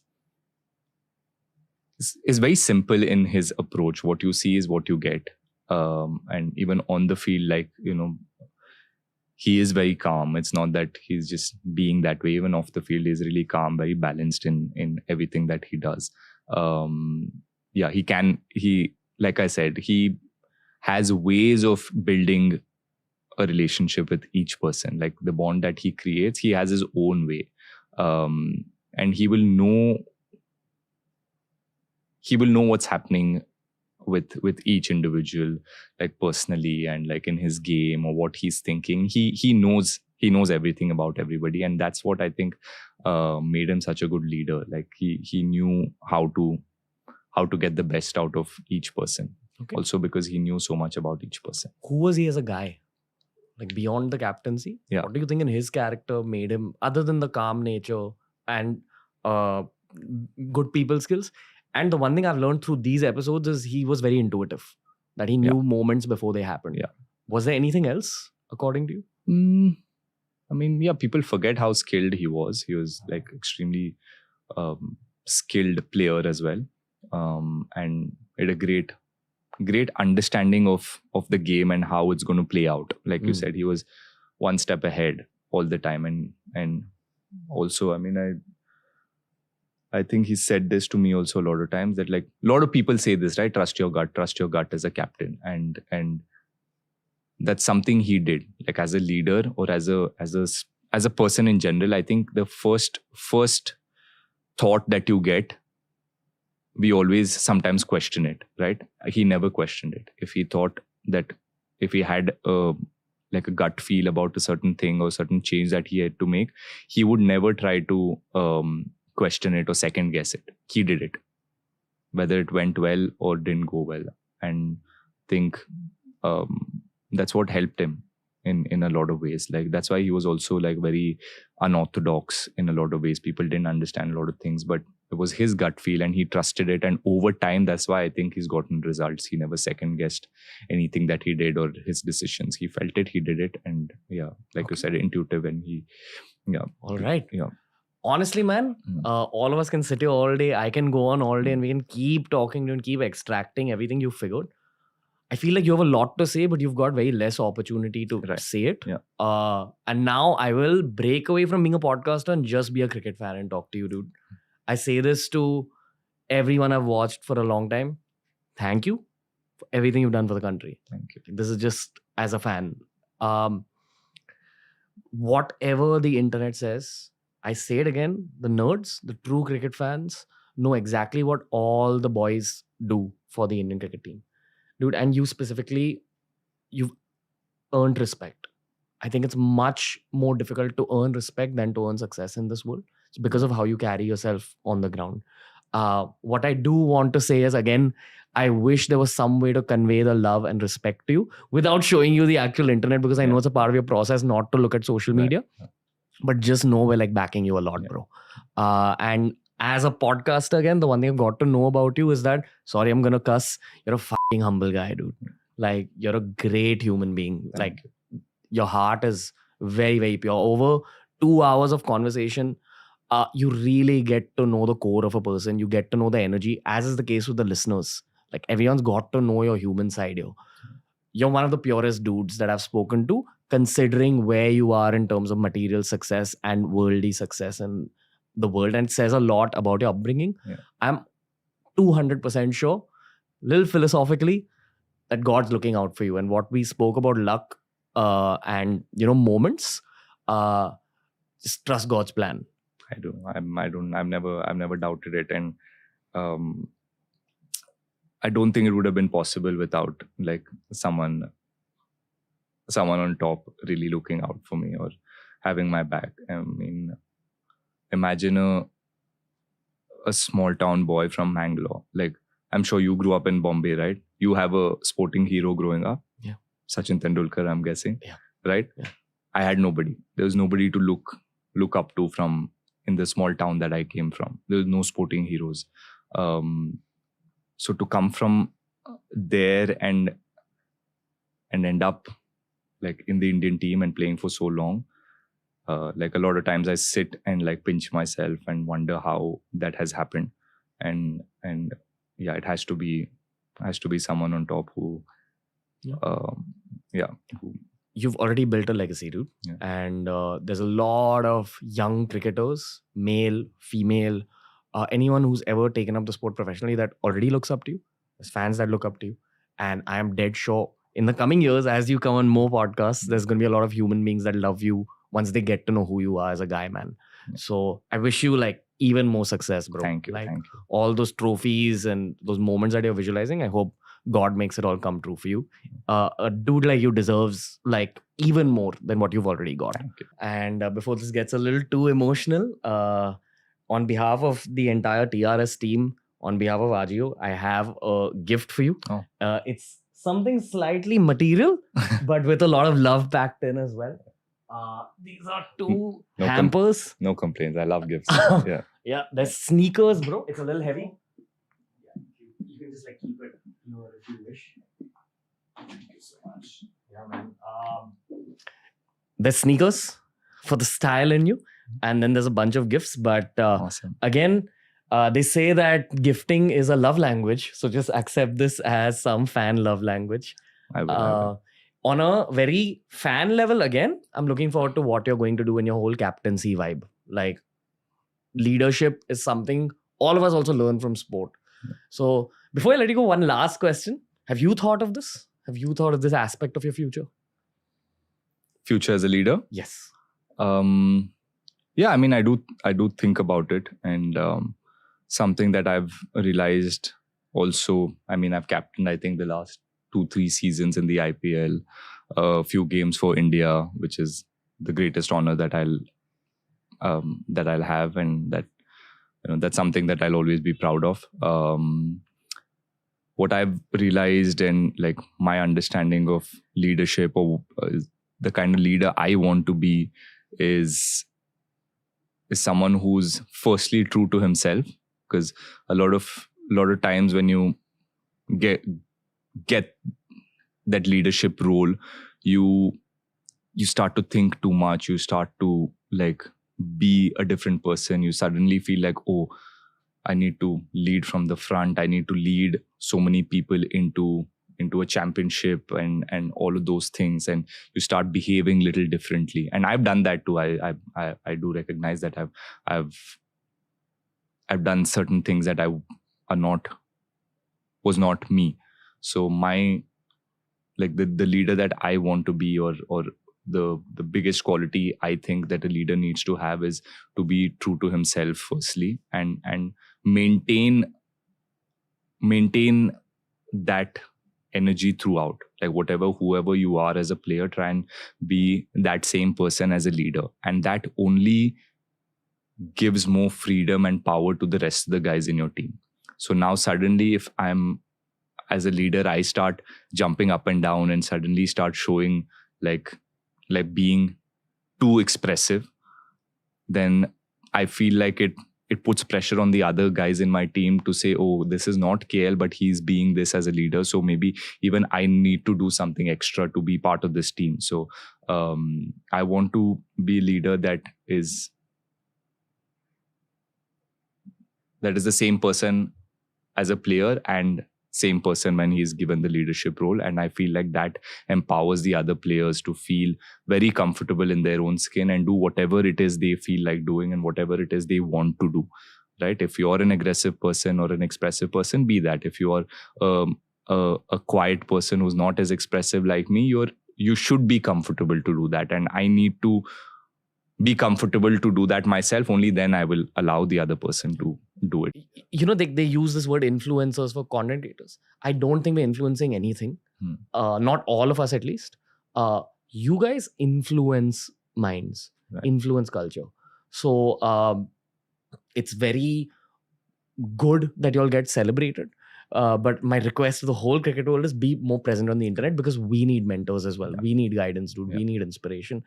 And a guy like you is fantastic on podcasts. So come back soon, KL Rahul. I will. I'd love to. I hope you had fun, dude. I did. I know there was a lot of heavy questions today, and I wish I could have done some more with you. But Yeah. we've left some room for the next time. Some other time. Yeah. Thanks for being yourself, dude. Thank You're a you. very authentic guy, and the internet's just gotten to know you.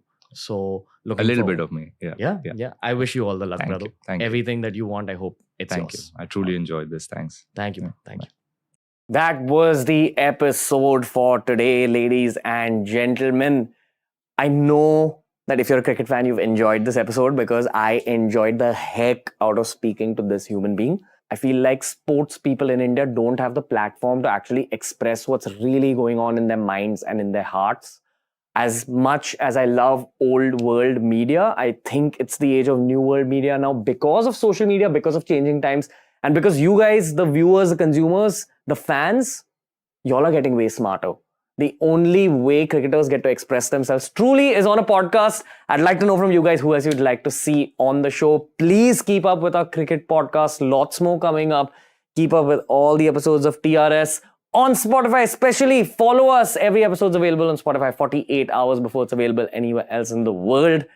This is Agio Presents The Ranveer Show. This look has been styled by Agio as well, so make sure you download the Agio app and get yourself to be more stylish. I am feeling a surge in energy, and I'd also say a surge in humility, thanks to KL Rahul's personality. I want to have him on the show again. Bhai, if you're watching it till this point, Thank you for a fantastic episode. And please come back and talk more about cricket, the most beautiful sport in the world. Booyakasha. We'll see you soon.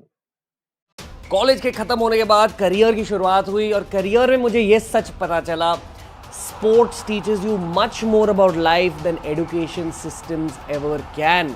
क्योंकि life में जो असली skills चाहिए रहती है ना, people management, mental health management, health, fitness, determination, motivation, ये सारी चीज़ें आप स्पोर्ट्स की दुनिया से सीख सकते हो. फुटबॉल सीजन चल रहा है, आप में से बहुत सारे लोग शायद फुटबॉल नहीं देखते और ये वीडियो है आपके लिए, ताकि आपको फुटबॉल के बेसिक्स पता चले, ताकि कल जाके अगर आप फॉरेनर से बात कर रहे हैं, इंडियन सिटीज़ के लोगों से बात कर रहे हैं, तो आप आसानी से फुटबॉल के बारे में डिस्कस तो कर सकते हो. पर ये भी जानिए कि एक बार आपने फुटबॉल समझ लिया, ये बहुत इंटरेस्टिंग और फ़ायदेमंद हॉबी हो सकती है आपके लिए. आज के वीडियो में फुटबॉल के बारे में सीखिए, powered by Budweiser zero. Okay, तो झट से मैं अब फुटबॉल के बारे में आपको बताऊंगा, ताकि आपको कल जाके फुटबॉल के बारे में पता चले. जब आप कॉन्वर्सेशन कर रहे हो ना किसी से, you can use football as an ice breaker. You're Brazilian? I'm Brazilian. You know all of India supports Brazilian World Cup. Yes. Who's your favorite footballer? I don't know because I love my team. Sao My Paulo? team there. São Paulo, of course. I could feel it. I could feel it. Point number 1, football का system जानिए. Cricket में mainly लोग international matches देखते हैं, IPL देखते हैं. Football में mainly लोग वर्ल्ड कप, यूरोज जैसे टूर्नामेंट यानी कि यूरोपियन कप जैसे टूर्नामेंट देखते हैं.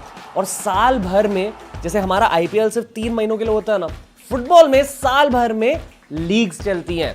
स्पेशली यूरोप में European leagues are the highest quality leagues in the world. इसमें कौन सी लीग्स होती है?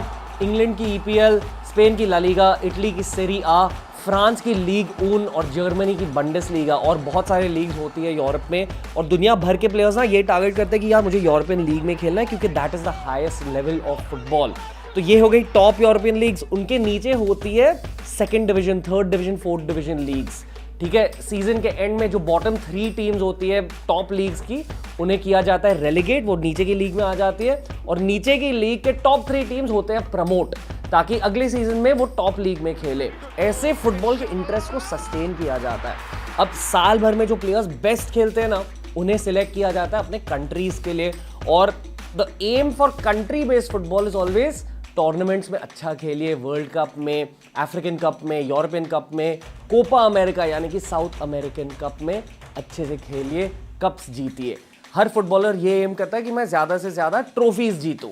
ये जो टॉप 5 यूरोपियन लीग्स है ना, इनमें से टॉप 3 या top 4 every year qualify for champions league, जो इंटर क्लब कंपटीशन होता है. यानी कि इंग्लैंड के top 4 clubs will play against the top 4 Spanish clubs, will play against the top 4 Italian clubs, और उसका अलग ही सिस्टम होता है.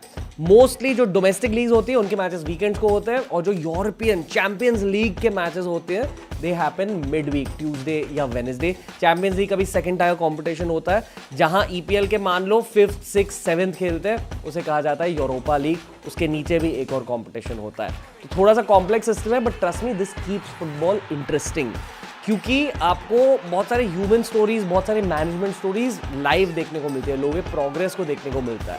अभी बात आई दुनिया भर के लीग्स के बारे में. अगर ब्राज़ील इतनी ज़्यादा अच्छी फुटबॉलिंग नेशन है, उनकी लीग इतनी अच्छी क्यों नहीं है?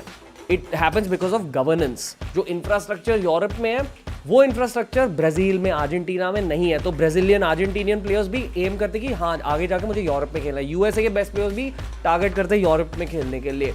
तो आई बात एशियन प्लेयर्स की. ऑनेस्टली एशियन टीम्स की क्वालिटी बढ़ रही है, और अगर हम एशियन टीम्स के बारे में बात कर रहे हैं, हम भारतीय हैं, हमें इंडिया की बात करनी चाहिए.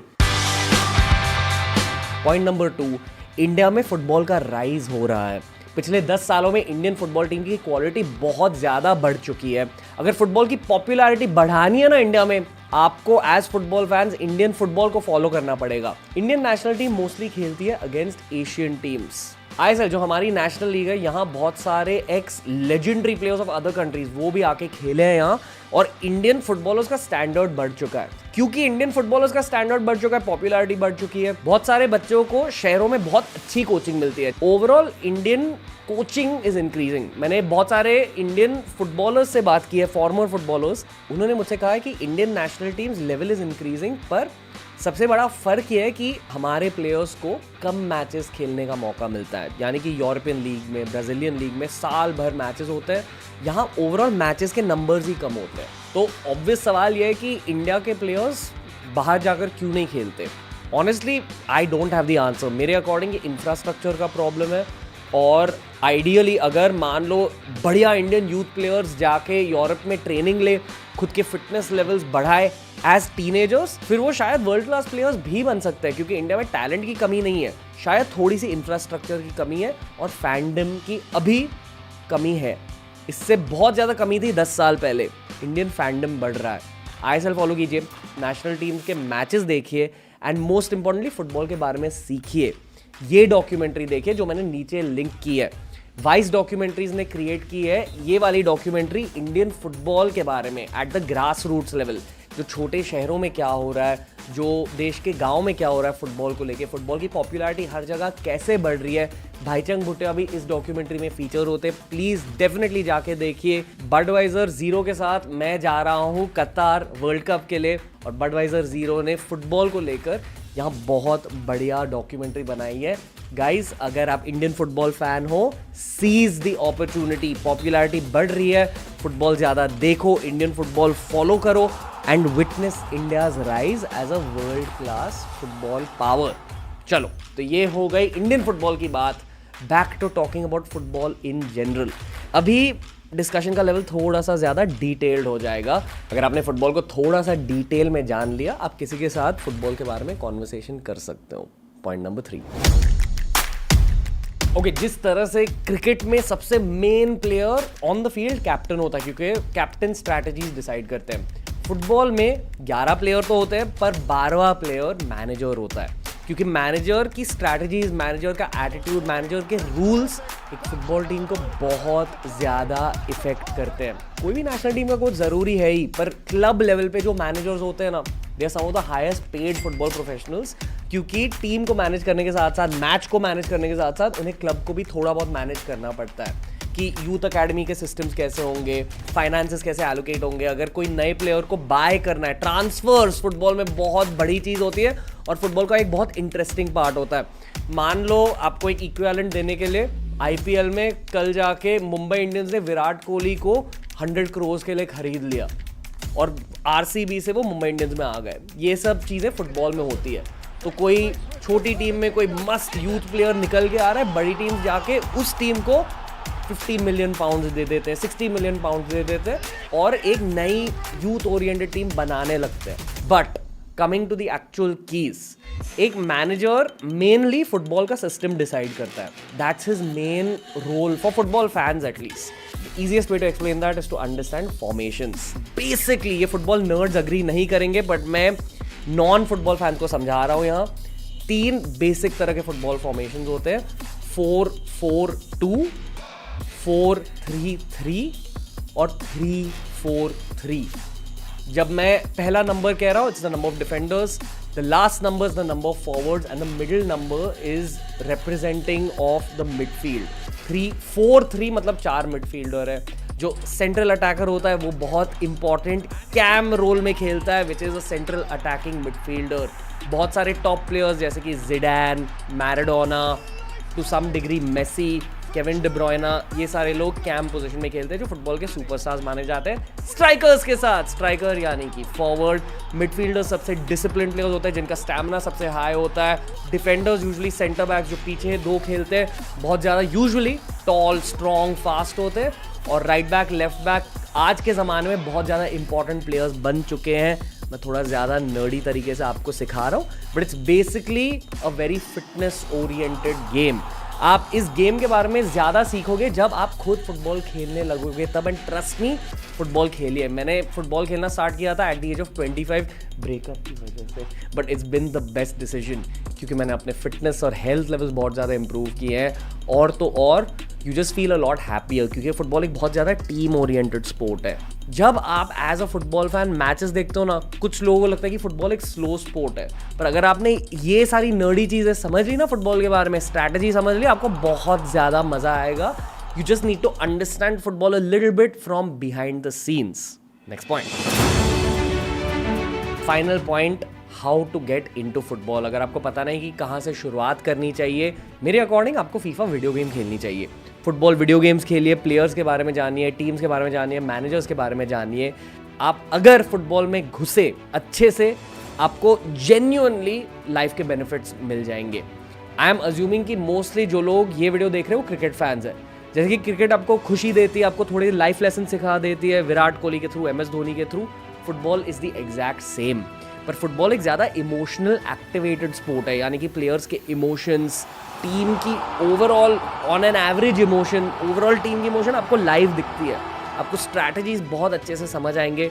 और जितनी ज़्यादा मेरी खुद की एज बढ़ रही है ना, उतना ज़्यादा मुझे पता चल रहा है कि my biggest business coach is actually football and cricket. Cricket के थ्रू मैं इंडिविजुअल मेंटालिटी के बारे में सीखता हूँ, फुटबॉल के थ्रू मैं टीम मेंटालिटी के बारे में सीखता हूँ कि अगर आपको एक बहुत तगड़ी टीम बनानी है, how do you approach people management, managers किस तरह के इंटरव्यूज़ देते हैं, प्लेयर्स के मेंटालिटीज़ क्या होते हैं उनके इंटरव्यूज़ के थ्रू। ये सारी चीज़ें आपको फुटबॉल में और ज़्यादा घुसा देंगी। तो प्लीज़ फुटबॉल देखना स्टार्ट कीजिए, इंडियन फुटबॉल को सपोर्ट कीजिए। वो वाइस डॉक्यूमेंट्री देखिए जो मैंने नीचे लिंक की है। और अगर ये वीडियो अच्छा लगा तो बताइए कमेंट सेक्शन में। I am happy to make lots of sports videos. मैं खुद बहुत बड़ा स्पोर्ट्स फैन हूँ, but I just want to know how interested you guys are. Football मेरे दिल के बहुत करीब है। I am very grateful to Budweiser Zero for taking me to the world cup. I am grateful to you guys. मेरा एक बचपन का सपना पूरा हो रहा है आपकी वजह से, Budweiser की वजह से। And I will see you at the world cup. जय हिंद।